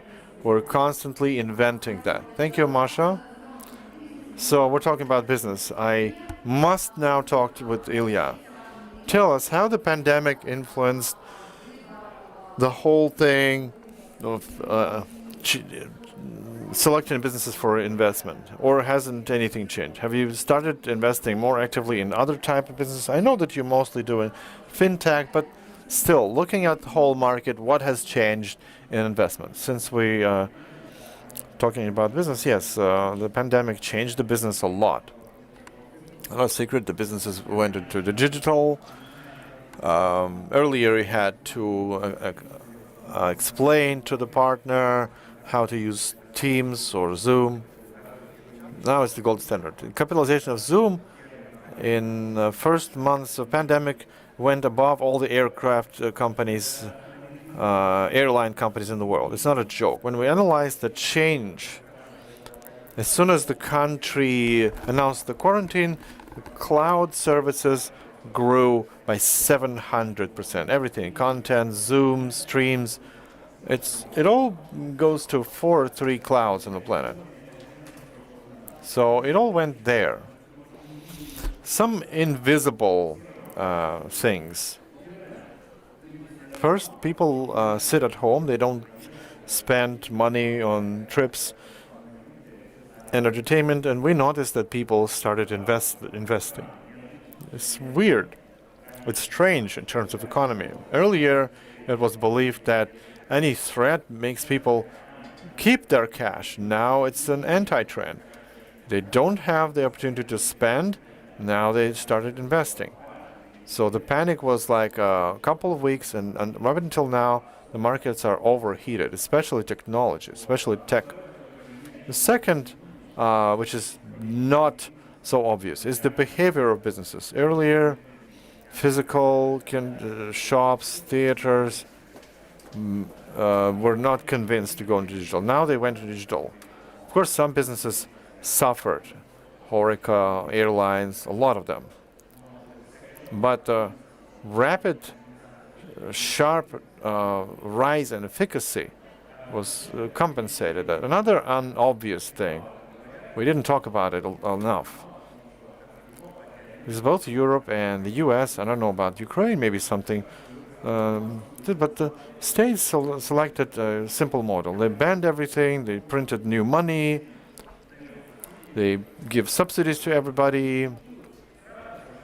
But in the short-term perspective, it seems like good. We are compensating the businesses and everything, but they don't understand that money is not printed out of thin air. This is the money that you borrow from your future. Raising the taxes for businesses who are subsidized is absurd, and many economists say that this kind of inflation that is hidden, but it's inevitable. So Euro Central Bank shows that the next 2 or 3 years there will be tripled inflation. That's the price that we will have to pay.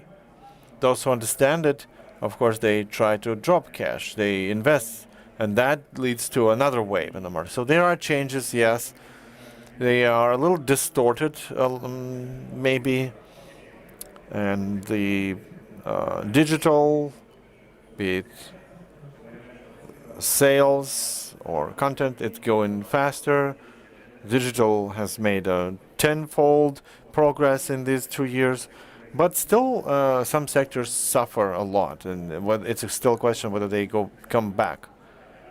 Will you ever do away with internet shopping?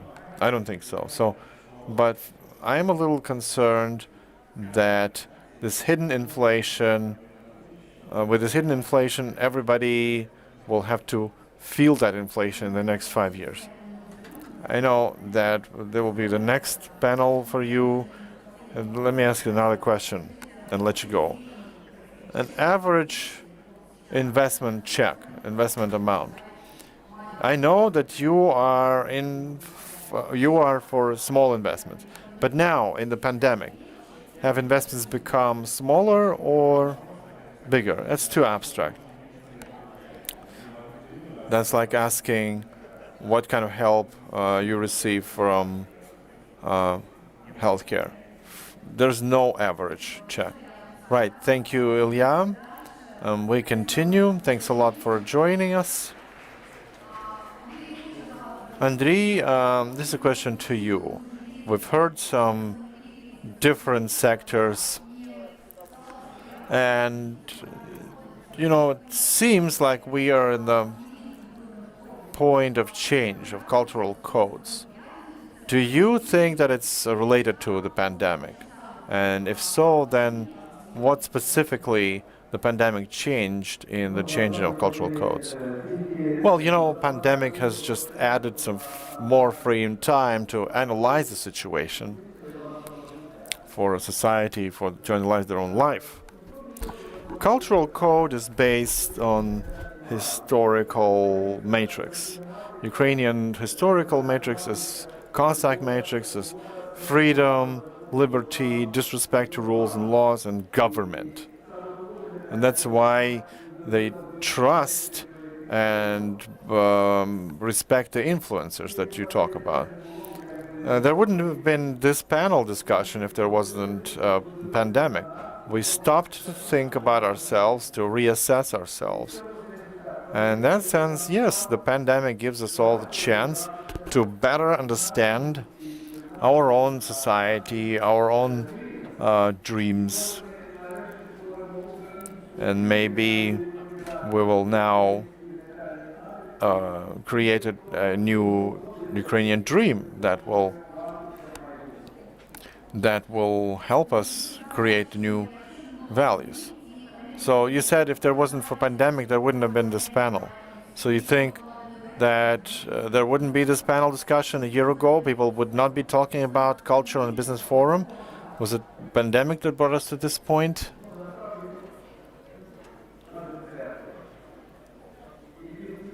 Well, cultural forums, they're always accompanied by exhibitions, writers, musicians are there.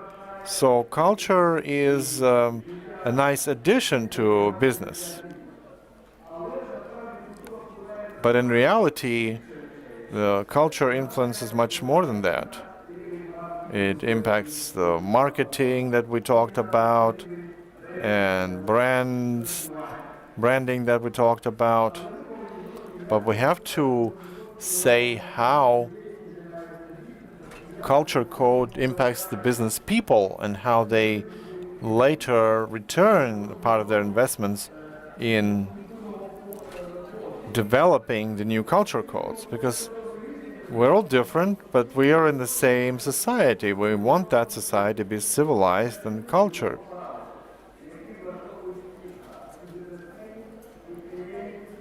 Business people, clients, media. Thank you, Andrei. Okay, my trajectory has changed a little bit. Since you said, how businesses return part of their investment. Catherine, we started this topic before. What has changed with the pandemic?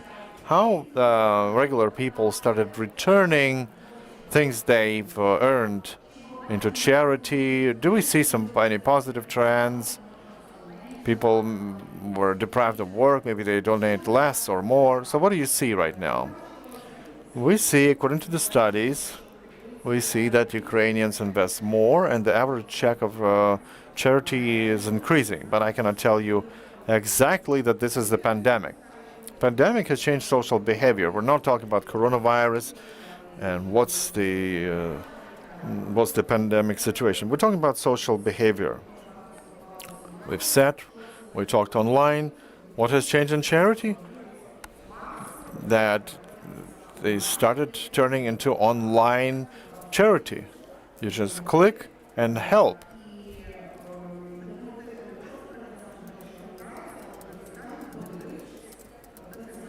If you look at where this money goes, how it all works, that's one thing. But there's no transparency in reports where the charity money goes. But answering more specifically the question whether the business is donating more, well, the studies show that people primarily donate to specific people. They give their money to specific people, not organizations. Secondly, we see that these specific people often invest, so they give money back. We're not talking about free time and volunteer work, but about people and money. Because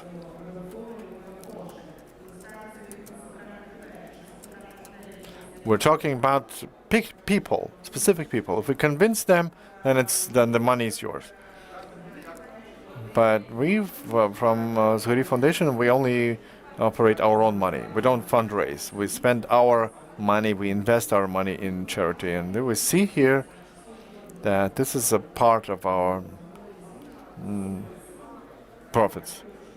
These amounts are increasing because business is growing. And I think that's another story, but it's not entirely about pandemic. The more effectively we grow, the more effectively we, as Andriy said, we have more free time, and we start thinking what's better, what's best for businesses, and corporate social responsibility is increasing.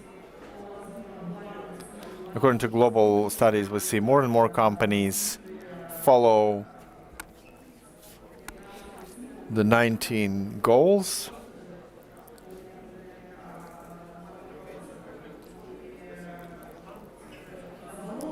So in total, so far, it's mostly positive. Let's hope that it's going to continue like that. But honestly, I cannot tell you that it's the change because of the pandemic. In charity, it's online changes and effective online. That is the only answer I can. Thank you, Katya. Julia, question to you.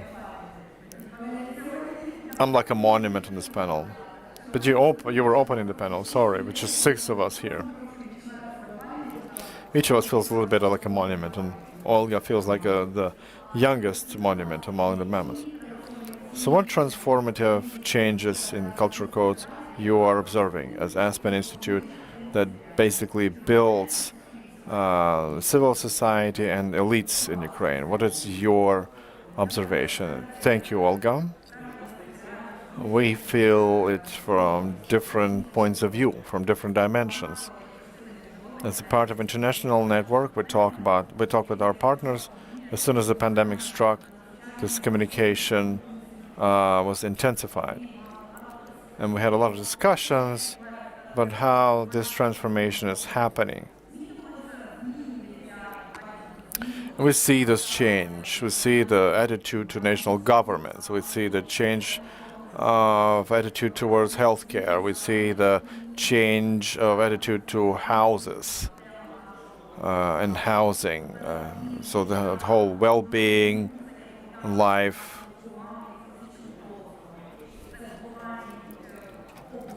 Physical space, importance of physical space where we are. But the 3 important things that I would like to add in terms of working with leaders, with the leader community, First, it's we feel how important a dialogue is for globally, locally, and in some specific issues. When pandemic struck, it was a powerful strengthening, but there were no answers, and leaders from different spheres were ready for dialogue, to jointly seek for answers. Because when we seek for solutions together, we don't debate who's right, who's wrong. And we see that in our country as well. We have so much intensive work with state agencies, with businesses, in terms of current challenges in the format of dialogue. We never had that before. So it's in demand, discussing the challenges in different formats. Secondly, the relevance. Every person needs to have something to do, to be relevant for someone, to be associated with values. Why the trust is so low? Why can't we build partnership? We talked about values that determine the average temperature. So the level of low trust is very characteristic for Ukrainian society. What we see is that community, whether it's business community or leadership community, it gives the opportunity to participants to have a little higher trust to each other. And the pandemic has stimulated that demand for a higher level of trust in the community, where I can safely discuss, share, and resolve something. So it's important, this development of communities. It's become more important. And thirdly, in terms of transformation of cultural codes, we all need resilience. Not enough of this, but what resilience means. And we know this term from physics. It's when any solid body, when deformation, it can come back to its primary format. It's different with people, though. Any person, after a big shock, after tragedy or a positive event, they don't go back to the initial state. We go through change. And so resilience means that the whole challenge is transformed into strength. You understand that this is only first pandemic. There may be another pandemic or another shock. So it's a permanent stage. It's a permanent part of our life. So you have to practice, train your resilience to be able to move towards your goal that I started talking. Is it because of the pandemic, or are we growing, as Catherine said? Well, when the pandemic struck, I went through a very popular online course on Coursera, professor of KIEF University, Larry Santos, and it was the science of well-being. Basically, it's when the pandemic struck, people started reassessing their values. Yeah, we're not as valuable because values do not change overnight. To change values, if we talk about context of society, you need two things: time and active action. So the pandemic had a very important influence, that people started thinking, what is well-being? What is quality? Why do we need that? Why things that I wanted yesterday has importance for me today? So I'm an optimist, maybe too much of an optimist, as Andrei said, but I see a lot of positive external things that pandemic really gave us, and some natural processes that Catherine said, it just sped it up, multiplied it, and we wound up quicker than where we are now. Okay, it's optimistic other than the time that's running out. I have one more question to Olga. Well, she's grabbing the microphone. There is voting. And let's talk with Olga. Meanwhile, the question was, who is forming the cultural code in Ukraine? Politicians, civil society, cultural workers, artists, businesses, young generation, history, or elites? So please vote. My question to Olga. So all of these sessions, what have you seen? What have you heard of some useful things? In 2 days that I was on this forum, just this session, only this session. Right, just this session. What have you heard interesting things? Пандемія The main insight is that pandemic is just one of the reasons that could have changed and did change the flow of some values. And there's always something coming from the outside that influences a lot your life. And you will not avoid that. It can be war, and I've been through that. I still live in the city on the front line. It can be a pandemic, but the process of change, system of values, it's natural.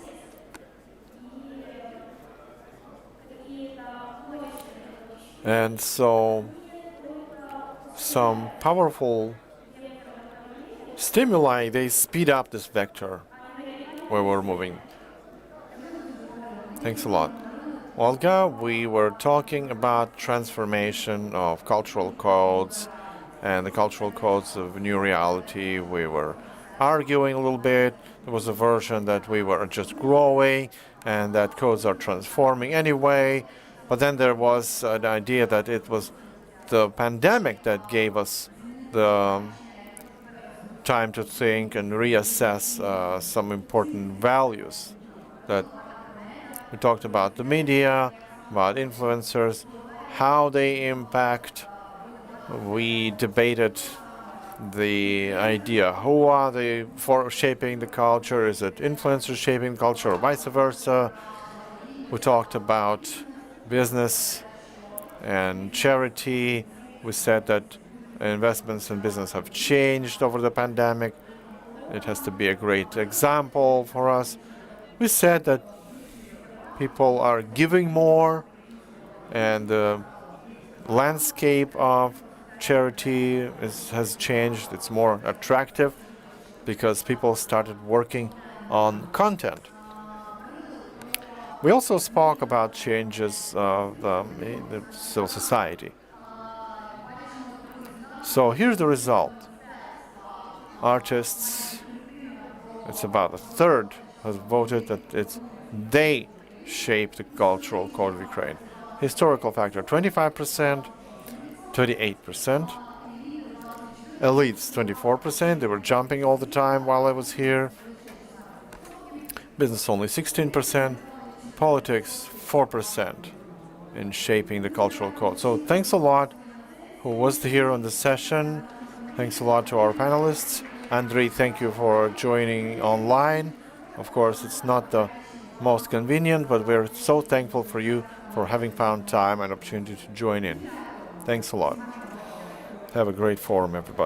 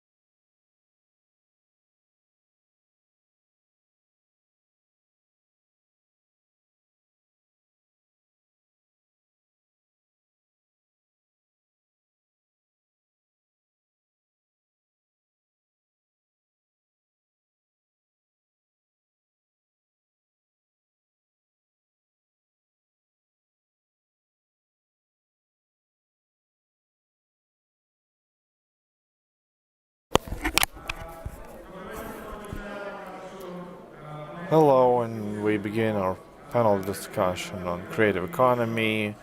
I understand that it's Friday. Thank you for finding time to participate. So please put on the screen the first speaker, the first guest, and it's going to be Victoria Yarmoshchuk, who is the CEO of Film UA. Give a round of applause. It's not a round of applause. Thank you. Svetlana Bevza, designer, owner, and creative director of Bevza, creative brand. Our next guest came to us from Romania.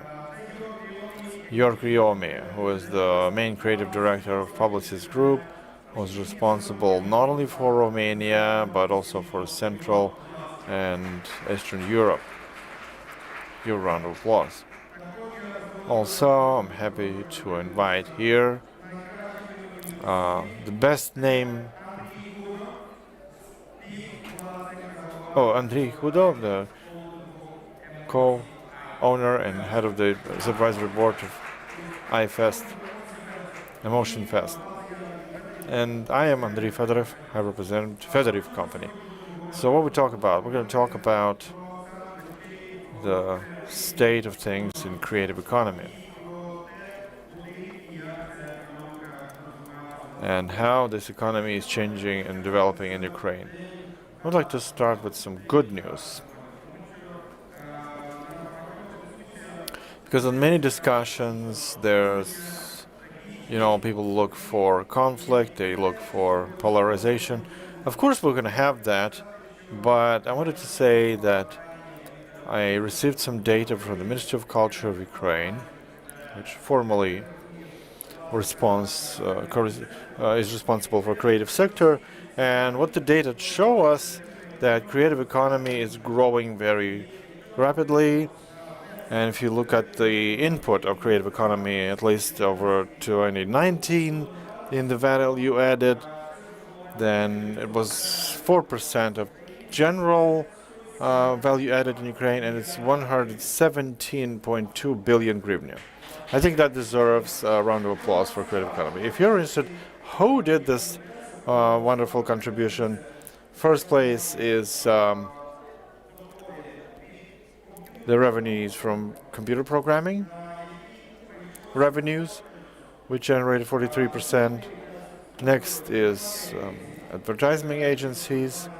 They created 12%, followed by consultancy on informatization, digitization, TV and broadcast, 9%, and so on and so forth. I think it's great news, but it's too narrow a sampling.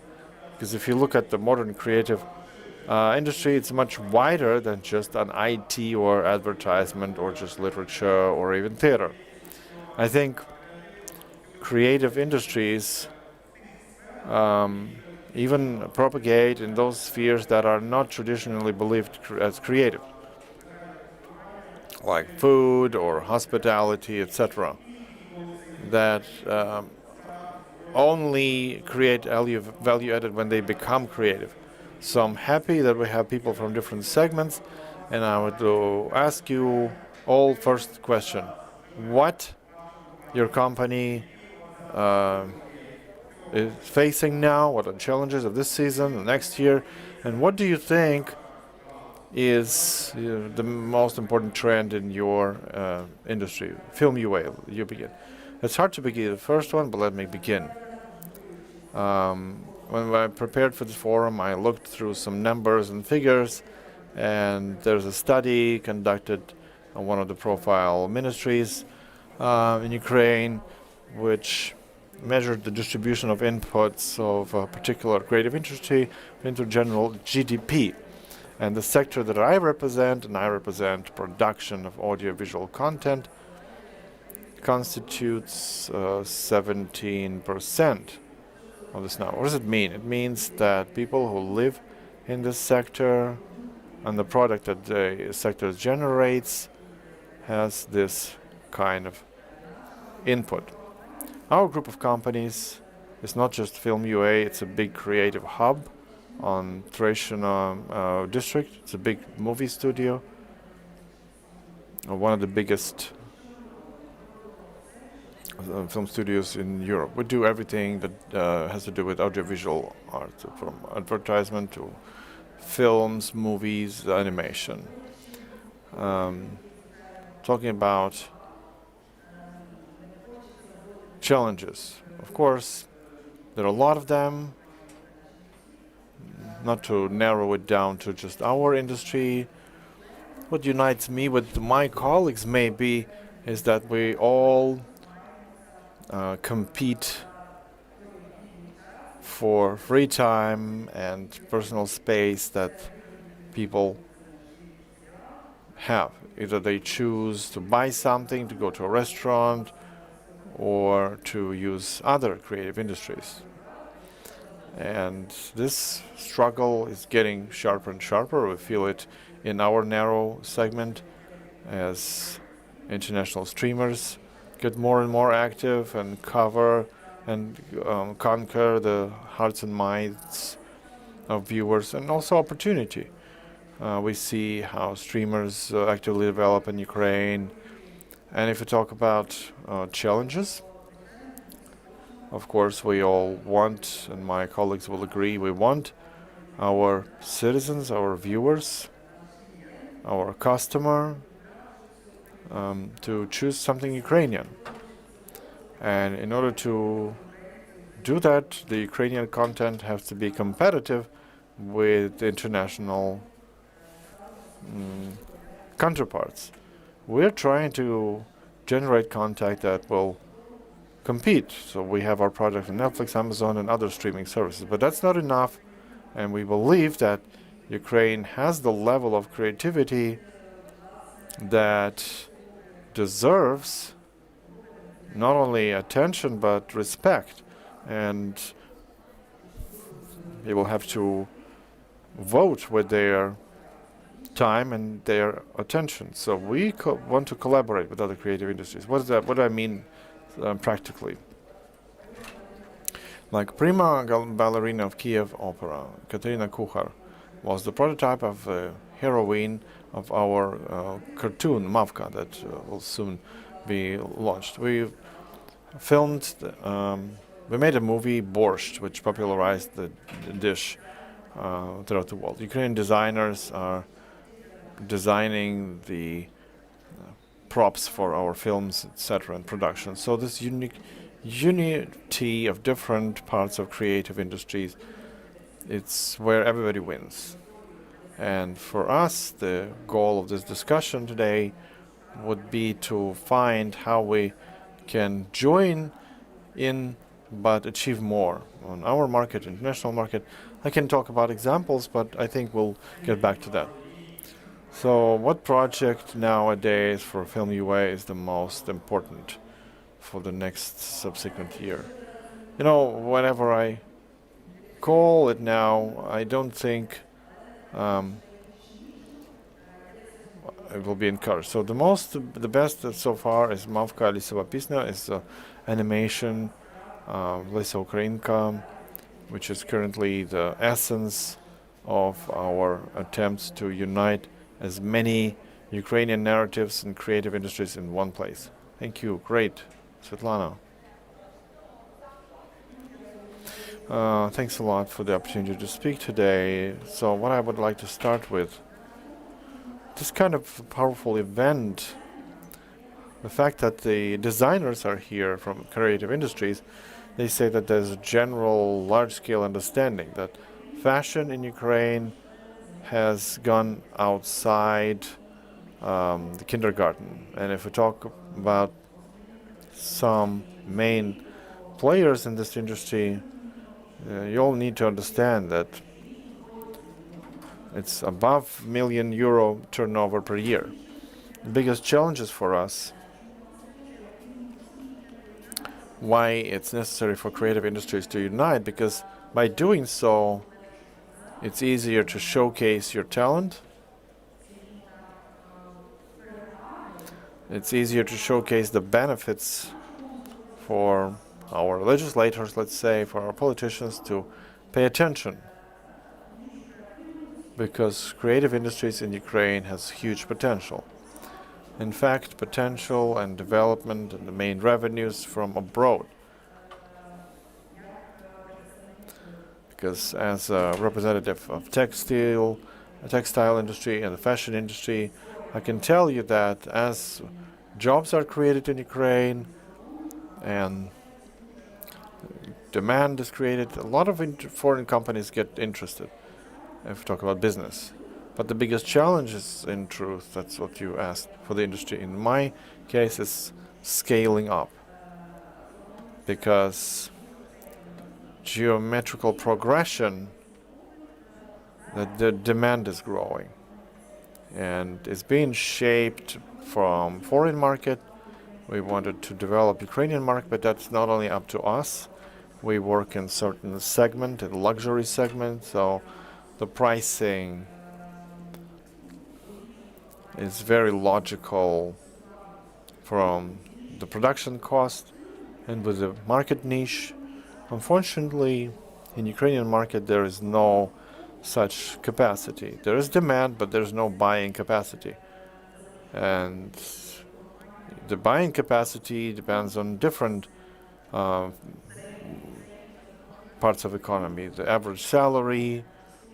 But in terms of creative industry, let me stress that the potential is still huge. There are a lot of foreign companies coming to us to order some movies, videos. Ukraine is a great basis to do these things, highly professional, great footages. And foreign companies that produce clothes like Prada or Tot, they manufacture parts of their shoes in Ukraine, and then later they export them furthermore to factory officially to Prada and Tots in Italy, and then they assemble the shoes. So there is demand on that, and it can go up, and that will increase investments in Ukraine if for creative industry, for textile, there will be some discount in terms of preferential treatment in terms of logistics, export, import, and taxation for commodity imports. Because let's say we work with high-tech fabrics and we buy them abroad because the kind of raw materials are not produced here, like recycled bottles, plastic bottles. And we pay a lot of added value to import that. Well, I started out, you see, talking about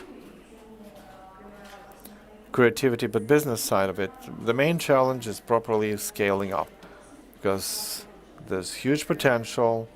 Creative industries are very potent and one of the first places in Forbes is Arnaud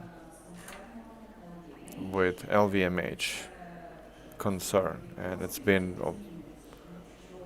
so for quite a while because the potential of this market, even if you go to recycled materials, even if you go to high tech and the change of the concept of consumption in fashion, that's going to be first places, so large scale. So Ukraine has a big potential in this regard. Thank you, Andriy. Greetings, everybody. Our HoReCa industry, our industry is probably suffered the most from COVID storm. But as I see in 2020, it was a shock for everybody. Most places, most players in the world have remained on the market, have stayed, and that deserves a lot of respect to their resilience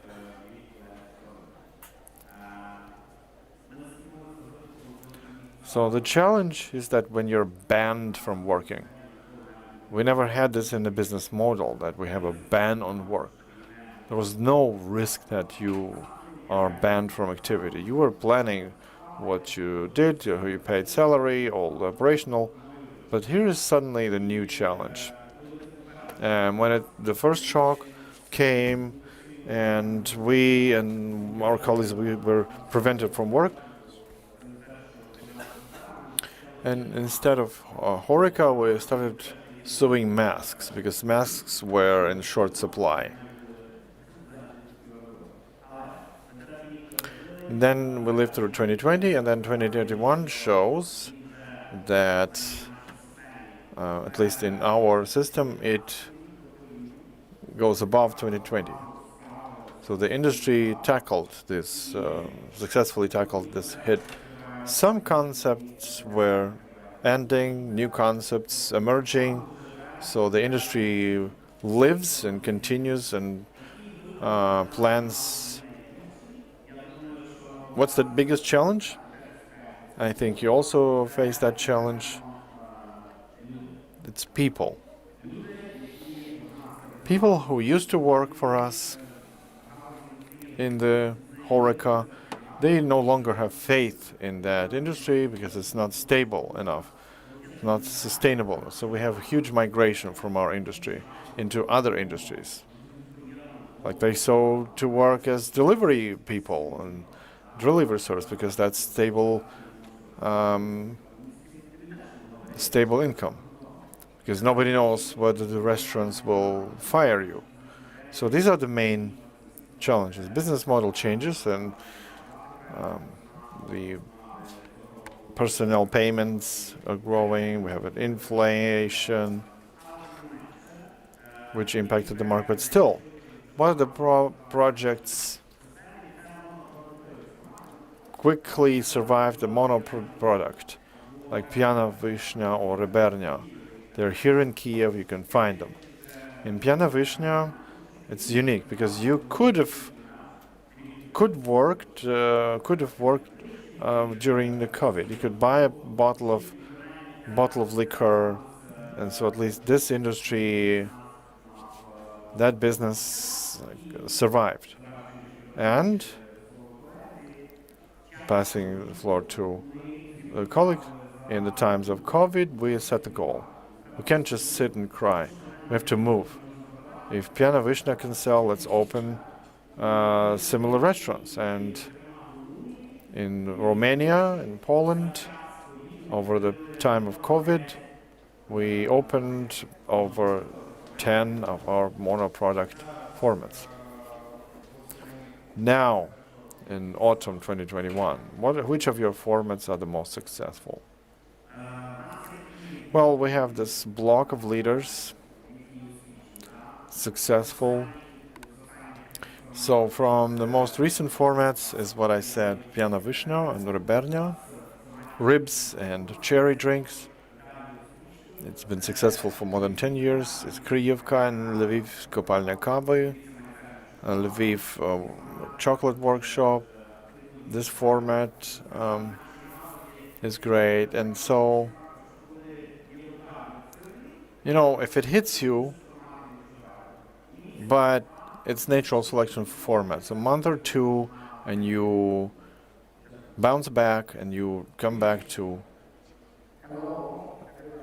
I don't speak very well Ukrainian. Actually, I don't speak Ukrainian at all. So pardon my English with heavy Italian accent.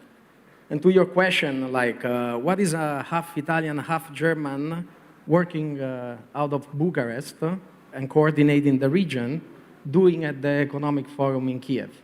No? No, I know you want to promote your agency. You have your logo on the cap. No, but I mean, like, that's my usual cap. I use it all the time.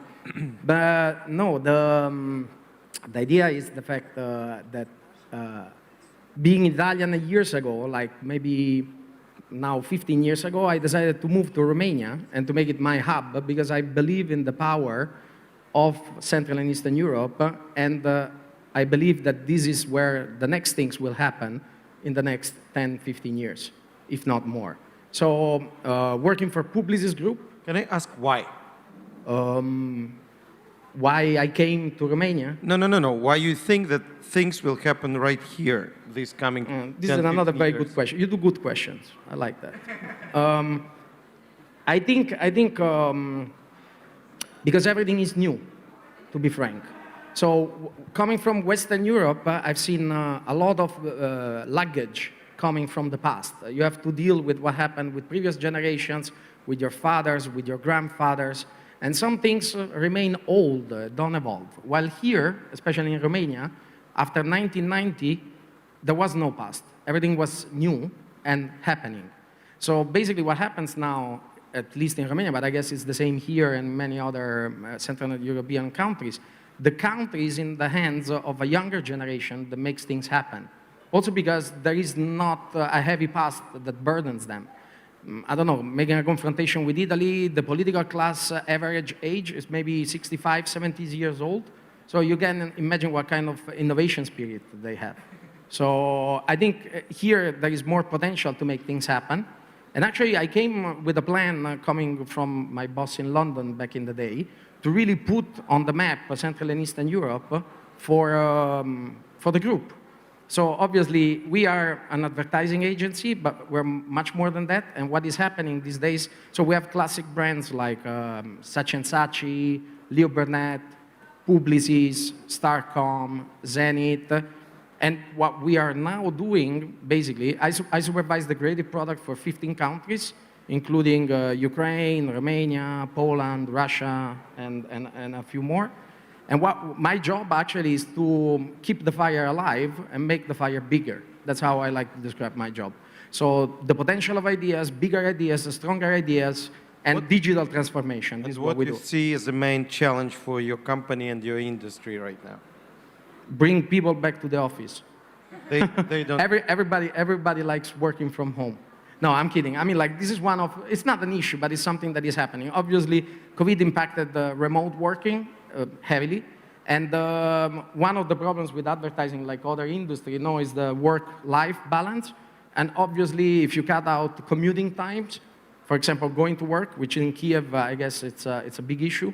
No, those hours you can reinvest in work or in quality time, and this really helps. The biggest challenge, I mean, like, financial challenges we don't have at the moment because it's going very well thanks to especially the development in digital, e-commerce, data. We're pushing on these capabilities. So it's going well. We're growing, I don't know, plus 18%. So it's fine. I mean, like last year, the crisis really gave us a hit. But after, in autumn last year, we're already back on track. And this year, Q3 is going very well. Yeah, other than that, the challenges, I think there is fluctuations in talent. This is one of the things that we have to look. Obviously, the fragmentation of advertising and the opening to other fields, like, for example, gaming or IT, is very sexy for younger talent.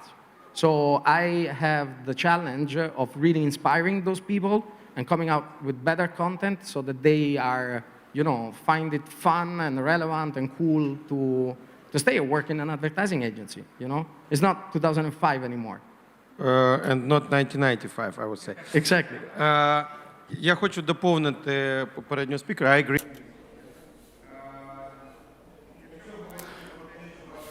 I agree with you. What we see in creative industry, just a couple of things. First thing, for me personally, for our company, we changed the definition in general, what creativity means. 20 years ago, we perceived it as advertisement, graphic design, winning the festivals, etc. For me now, creativity is ability of each company to create something new, something unique in the conditions of extreme challenges of unpredictability on one hand and mad competition. Because you can't achieve success if you're just doing the basic things right that I taught in the business school. By doing basic things right, you just have a commodity and nobody will give you additional margin. If you want to create additional value, you have to mix different creative disciplines together. Theater, music, fashion, food, in order to strengthen the impression of viewers, no matter what sphere you're working at. What you see now with our customers, I call it a war of everyone against everyone. If you think about it, in the shop Good Wine, they sell firewood, they sell tomatoes, they sell hamon, meats, and they're great quality. But, sorry, it's a wine shop. Why have they decided to sell tomatoes? Gas stations, our esteemed customer, Vogue, they make great hot dogs, great coffee, and they become sellers of water, wines, books. We talk about Rosetka shop that has to sell home appliances. They're leaders in fashion segment. They're leaders in selling children's toys like Lego, and another category that growing alcohol, beverages. So in the conditions where everybody's doing everything, everything is possible then. There's nothing, no holds barred. And just a year ago, we invested into co-working, and we built co-working 578 places for the start of the pandemic. And I understand the restaurant owners, how they suffered when everything was closed. And the comments of my colleague from the publicist that the office model is changing. I think the answer to your question, how to get people back to offices, well, make great offices, to be more exciting, to be more exciting to be at home, because younger people, 20, 30, 40, they want to be out of house and communicate, etc. You know, there are companies coming us, they have 80 employees, but they will be coming to office and back. 20 shifts, 20 office workers now, another 20 tomorrow. So for me, for Ukrainian creative industry, it's very important, the question of exports, because our weakness, small salaries become our strong point, because that leads to lower cost of creative product. And for me now, this pandemic has strengthened that. We are right now in federative agency, we have customers from Tashkent to Los Angeles, from Azerbaijan, Kazakhstan, Uzbekistan. They all perceive Ukraine as a sort of creative talent and intellectual expertise. They are ready to come here because it's much more understandable, this post-Soviet culture, than London and Berlin. They are afraid of them a little bit. But they are ready to pay in Ukraine much more. And I think that it's really a great challenge and an opportunity for Ukraine, how to strengthen it. So I would like to get back to the question mentioned by Victoria, the question of integration and synergy among different creative classes. Because I think what we all understand with our head is sad to admit, but Ukrainian market is not worth it's not worth fighting with each other. It's too poor. The market cap in Ukraine, we talk about a couple of years ago, I compared Ukrainian advertising market in German, and the whole Ukrainian market was like a marketing budget of L'Oreal in Germany. So it's one company in Germany spends as much as all advertisers in Ukraine.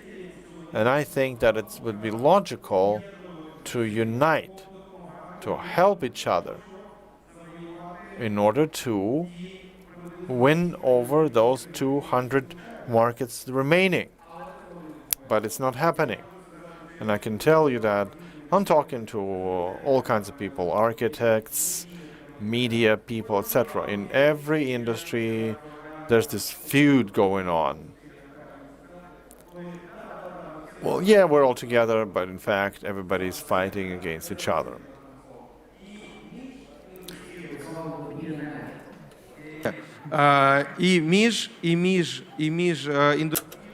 And between the industries, I see some sympathy, but I don't see a full-fledged integrated cooperation.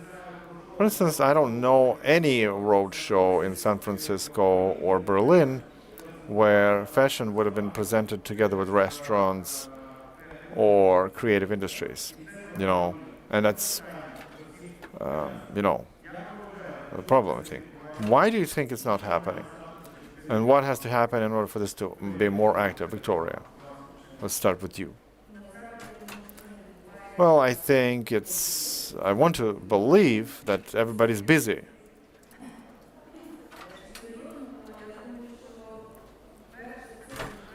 But seriously, it's because we don't understand fully how it should be. And we don't have not enough great cases. As soon as 2 or 3 more cases come in, and we all understand that by uniting we did something that made a breakthrough, has become a serious event on the international market, then people will start doing it. So it would be great to have another meeting where we would think how to do that practically. So, you're all invited to cooperation because we believe that audiovisual content, movies, TV shows, that can be the link between creative industries. Because through emotions, we create not just movies, but emotions. We make stories. And now in every business school, they teach you how to tell stories. It's become a must-have. But you can tell a story through different media. Through fashion, through food, through music, other things. All of that is telling a story. And what we do can become a thing that unites. It's our dream. To invite other creative industries to us. And not that we are wanting to be leaders, but to use our opportunity as a universal thing, a universal glue. Because it's easy. You watch a movie, you see a design there, you hear music, you hear about some dish. And we invite people, international film groups, to come to Ukraine and shoot movies. They see Ukrainian monuments, Ukrainian nature, they visit Ukrainian restaurants. They know more about our culture and bars as well. They also like bars, of course. Our history, our modern culture, which is great, but not many people know about it. So why it's not happening? Because we don't communicate enough. We don't think wide enough. That's one thing. Secondly, we don't have many cases still, and there's something else that just fell out of my mind. And thirdly, we don't think ahead. We don't think long enough perspective. Everybody's busy. You have to survive. You have to fight COVID, sell movies on Netflix. But if you don't build this brand of Ukraine on international market, if it's not going to be a large-scale thing, we will remain sitting. We need more understanding that not many people know about Ukraine in the world. And that's what we feel in our industry, and I'm confident that you have the same in yours, if it's about scaling up and reaching other levels. Svetlana? In my case, it's a different situation maybe. About the uniting of industry in fashion, let's say, my brand, it's happening. And I've stressed that, and I'm trying to make it happen more and more. And there are successful cases. Like, for instance, we're always shooting our campaigns or shows with Ukrainian filmmakers only. We always attract our models, photographers. Everybody knows that our models are one of the best in foreign fashion shows. Just like you'd take Ukrainian photographers, Tanya and Zhenya Pasternak, Jack Muse campaign, Sasha Samsonov, photographer who lives in LA and photographs the entire Kardashian family, and they make great movies. Or filmmaker Tanya Muni, who makes movies for Dua Lipa, etc. So they are great budget, foreign budgets, the same budgets that they pay to foreign filmmakers and stylists, etc. There's a pool of stylists who are well known all over the world, and the storytelling. What do we implement? Like during the pandemic, it was a great creative time for me to reassess some things. We went with our team of Ukrainian filmmakers and stylists. We went into the ancient studies, Tripilia. We wanted to show to the young generation in other countries of the world that historical heritage can be fashionable. The goal was for foreigners to start Googling, what is Tripilia? What is Ukraine? And to do it with visual language, no words even. So we worked not only with the entire industry, from directors to stylists, but we also worked with scientists because it was supported by National Archaeology Museum, archival documents, and when the documentary was launched and when the collection started, we had requests from all over the world. Even from the Union of Teachers in New Zealand, who were so interested in Tripilia topic, they wanted to create a program in New Zealand. There are 800 people. So it works. And you have to trust more. Trust all segments of the industry.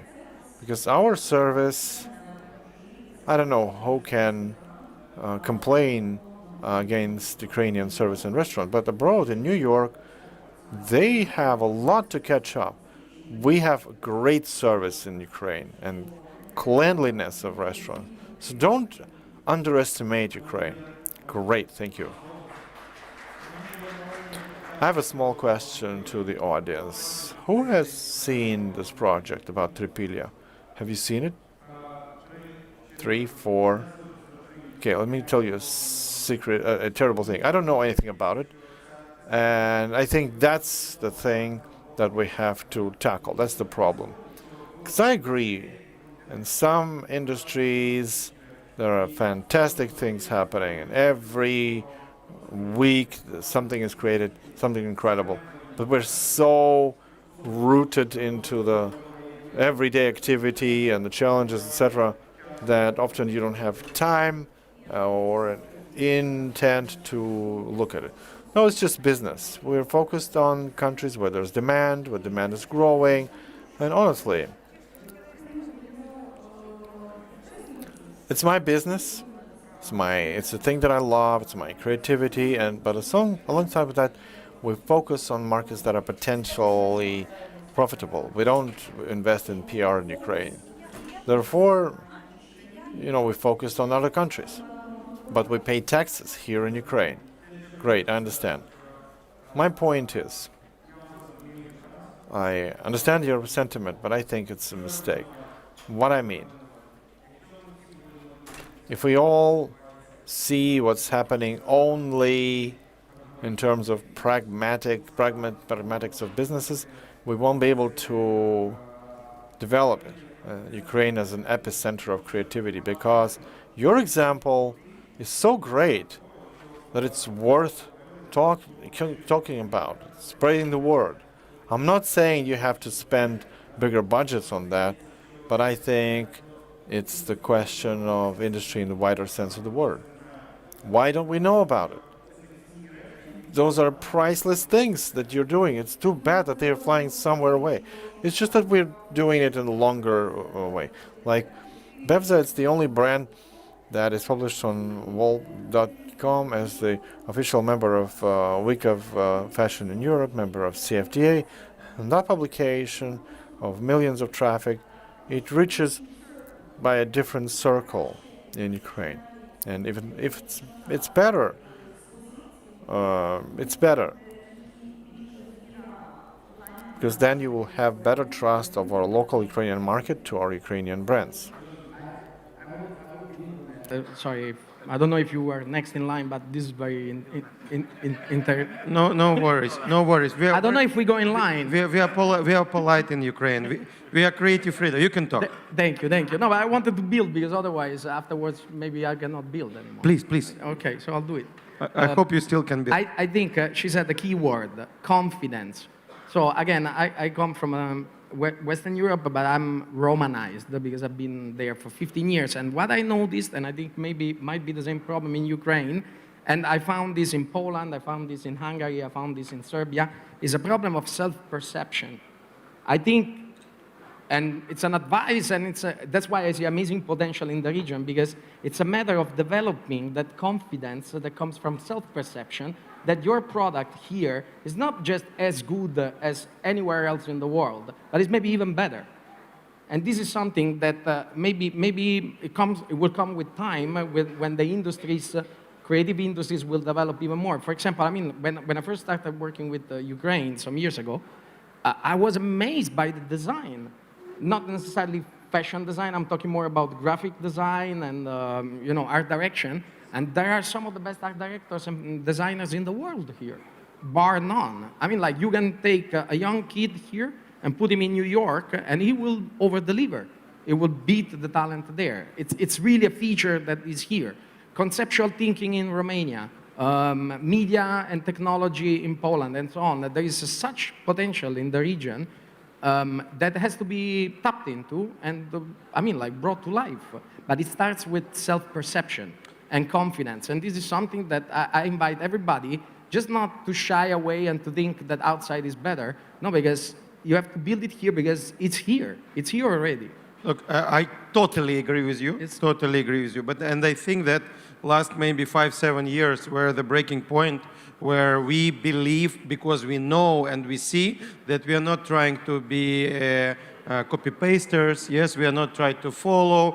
We are really setting the bar, yeah, and we are really showing the level which is impossible in some other markets, in means of craft, in means of creativity, and our secret in Ukraine is passion. Yes, because we are really not like passion and talent. There is a lot of talent. Definitely. Yeah, there is a lot of talent. Andrew. Я доповню. I agree with what colleagues said, but I would add two things.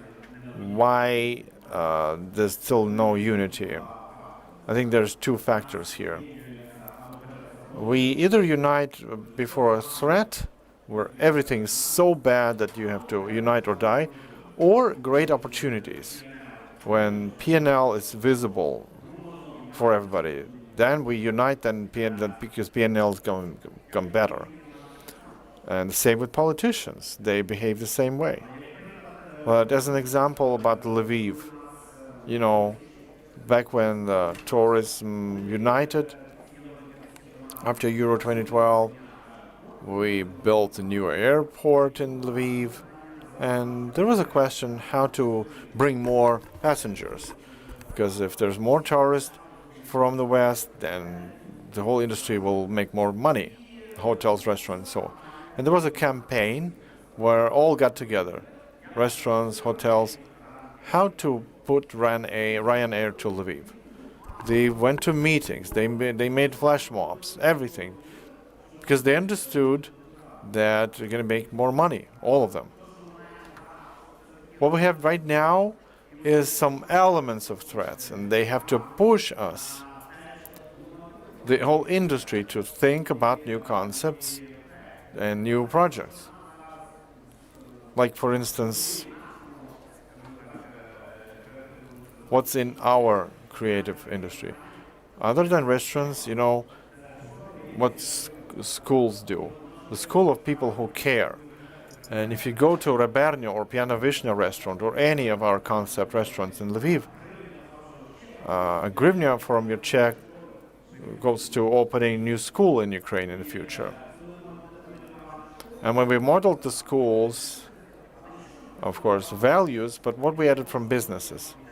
Other than teaching children to be creative and happy, we add coffee shops or bakery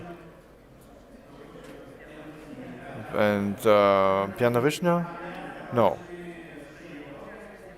So clothes for kids. So school starts uniting different industries, and that's how we move forward. Great, thank you. I can tell you that if we talk about uniting people, I think you said the right thing about talents. Like, we work on different markets now, and we're spoiled children, you know. For us, so many talented people is the norm, but it's not always like that, and it's not always everywhere like that. And we have to value that. I wanted to say one thing about uniting and unity. I made several attempts in different formats, in different industrial projects. And I think the story that we're all together, let's be united together and everything will be okay, it doesn't work like that. You know, lack of leadership in any project is the biggest barrier. So my subjective opinion is that the recipe, if we talk about uniting creative industries, the recipe is that everyone takes some project, like schools that Andriy does, or Tripilia project, or Mavka project, or any project, and will be moving this project forward, whereas other creative industries and so on will support them. Not just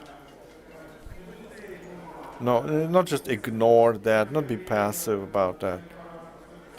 And I guess I wrote about that. We have to agree among ourselves who are those 1,000 people who we believe are truly creators and creators of this new Ukraine. And we have no right to criticize each other so much. We have the right to support each other. It maybe sounds weird now, but if we go to theater improvisation, where the word no is banned, if we go into a brainstorm where the word no kills ideas, if we start saying yes to each other, that's going to be a great story. So let me tell you what we do. We relaunched the foundation of Darina Zoldak, which has been working for 9 years, supporting these events. We gave more than 150,000 books to village libraries. Now we understand that it's a little too narrow for this new world, and we think that the talent drain is our biggest challenge. If we talk about talents, then there are talents who move to other countries, and it is a challenge, but I see another one. Talents that are not developed here, talented children, teenagers, who, because there's no support, there's no understanding of adults, they are afraid to go into creative industries. They go into normal, quote-unquote, professions. Why we selected as priority for social activity in the next 10 years? We ordered big qualitative studies, survey. We surveyed through Kantar 1,400 people what they think about talents, what they think about creative industries, and just a couple of figures and numbers for you, because it's an interesting information. First of all, unfortunately, 53% of teenagers don't think themselves as talented. They underappreciate themselves. They say, creative industries, but you have to have talent. But that's a disputable number, because 47%, every second one of them believes themselves that as talented. So what impacts this perception?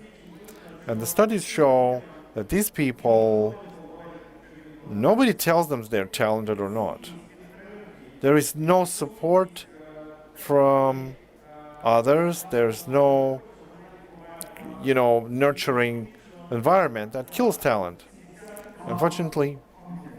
Was telling about before? Absolutely. And some of these, 70% of these people, they think that yes, you can sell your talent in creative industries, but it's much more opportunities in other countries. And it's an important number. We have to see it as a risk. We talk about creative industries. What 5 main barriers are there for the teenagers to come work in creative industries? First, at least how they describe it, is financial problems. Because some kids say, yeah, we are talented, but we simply don't have money to buy materials. Because physically, to create something, we want to create. The second big barrier is lack of confidence in their talent. And that lack of confidence, it should not be underestimated. Next. Some people honestly say, we are lazy. We just don't want to bother.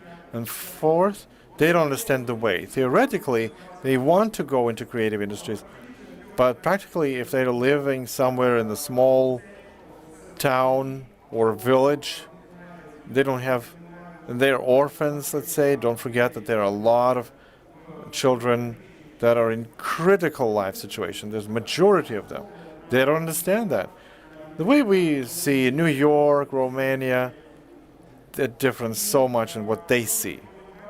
So problems that they see is no tools. They have to be convinced. Some of them are closed up for the outside influence because they're traumatized. And 77% say they would like their kids to, go into creative industries, but they don't risk that. So what are challenges? We have to convince that we are not only rich in, soils and weeds, etc., but it's talent. And we're doing several projects for that specifically. One of them, because there are many of them, is the project that I'm excited about. It's Talentopedia. What's it mean? We want to tell the teenagers and their parents about all creative industries available now. If I'm 12 years old, maybe I would go into advertisement or movies. What kind of thing you're going to do? Where do you apply yourselves? Producer, motion graphic artist, architect. And we want to create the story. It's going to be a website, a digital service. It's going to be free of charge. 3 clicks and the profession is showcased for you. Like you can see, what are the famous Ukrainian photographers? What do they do? What can they tell about this profession? How much this profession can generate as revenue? What skills should you have? Who should I follow on the Instagram? What are the best institutions in Ukraine or in the world there? And we would think that this information is too banal and it's available, but for teenagers, there are millions of them around. We want to make this way more accessible. So we created a hackathon, going to last through all October. Because weird for hackathon because they usually last a couple of days. So it's a month.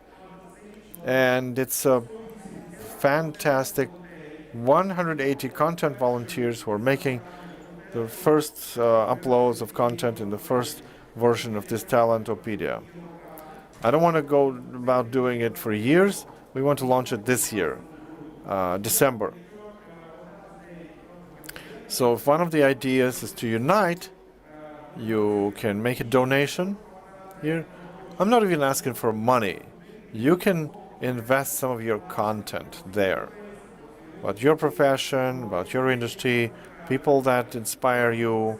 Just ask your PR service, the people you know, the teenagers you know, to make a contribution.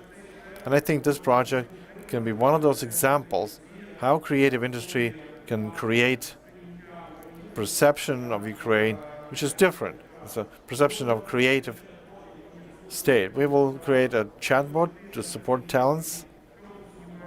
If there are teenagers who are talented but lack confidence, so we are writing a book right now with publishing house Staroholeva, which is talent, manual for application, how to find yourself, discover yourself in creative industry.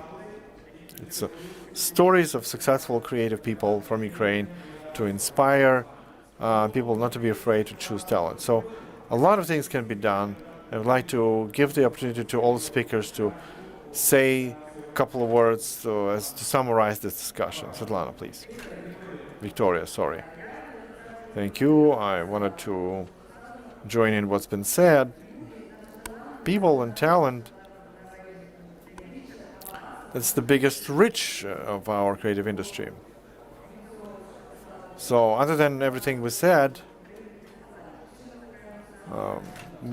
supporting talent. So the market has become close and we not enough, there's not enough exposure on the national level and there's not enough successful cases. So yeah, we have to support talents, and it's terrible things that I see sometimes.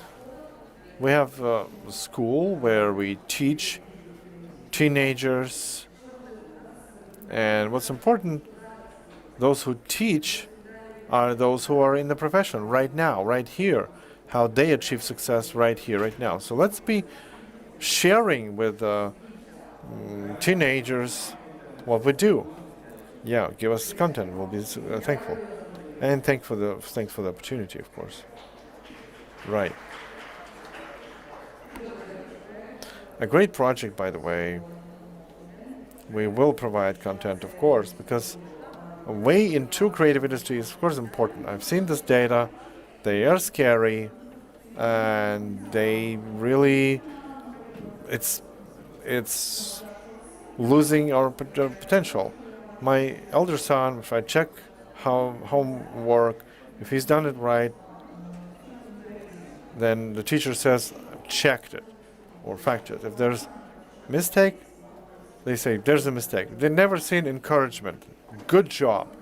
They don't encourage children.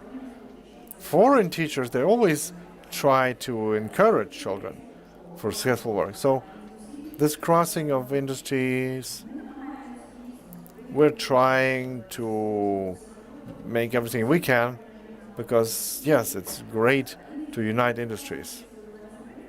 Not only by showcasing examples, but creating some interesting challenges. Like, for more than a year, we've been designing an NFT project, a crypto project, with Ukrainian artists, a consolidated pool of best modern contemporary art industry, artists and sculptors. And the goal of the project, we do it through our brand, Bevs. I am the curator of this brand, to show the world our contemporary artists and sculptors and photographers by growing NFT market. It's a different method of promotion of art because a lot of talents, but somehow they're not much regarded abroad. It's only singular had been successful, like world-renowned Ukrainian artists. Now with these modern technologies, you can create consolidated project, and for me, it's going to be a great result if our artists, by selling NFT lot abroad and proper segment for an N plus amount, will be able to increase their liquidity here and international market because they're worth it. There is a pool of people who deserve this. This popularization of information on a global level about our talents. So I support that, uniting creative industries.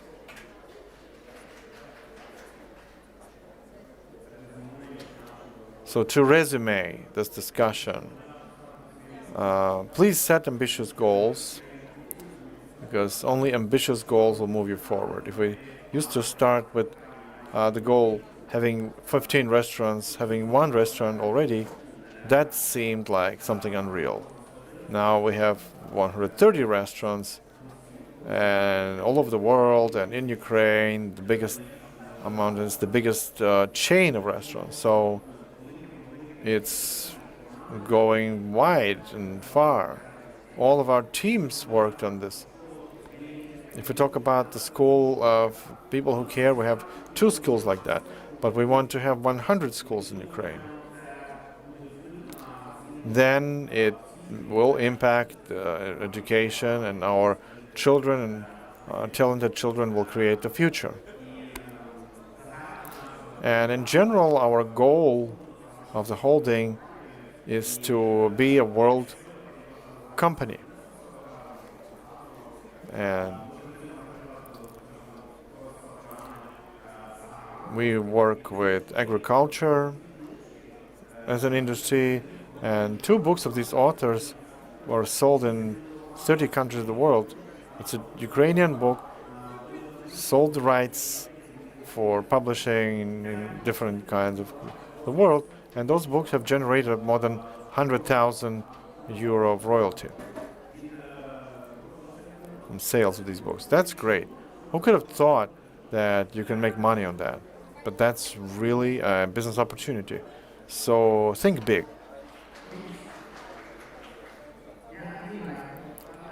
I believe that the best thing to do to bring creativity together is just do it.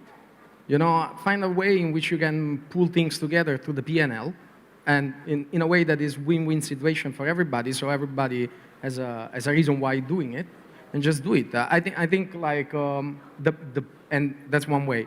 The other thing is to just do it again, which is Nike, but you know, like Yeah, I know. yeah, I think just by doing it with the product, not talk about it, but doing it. For me, the best example always is the work.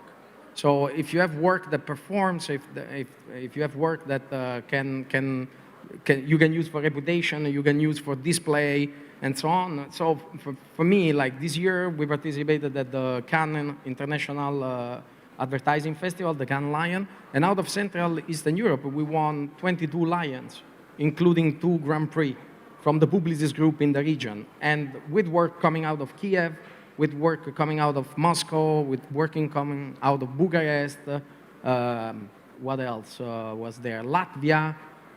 So, I mean, like, just do it. These are amazing platforms that give you visibility everywhere. And that just show what we were talking before, that you have the product here, you have the talent here, you have the capabilities here. Just do it. Just make it happen. It's as easy as that. Супер. The walk is the best talk. Супер. Супер. Дякую. І резюмуючи.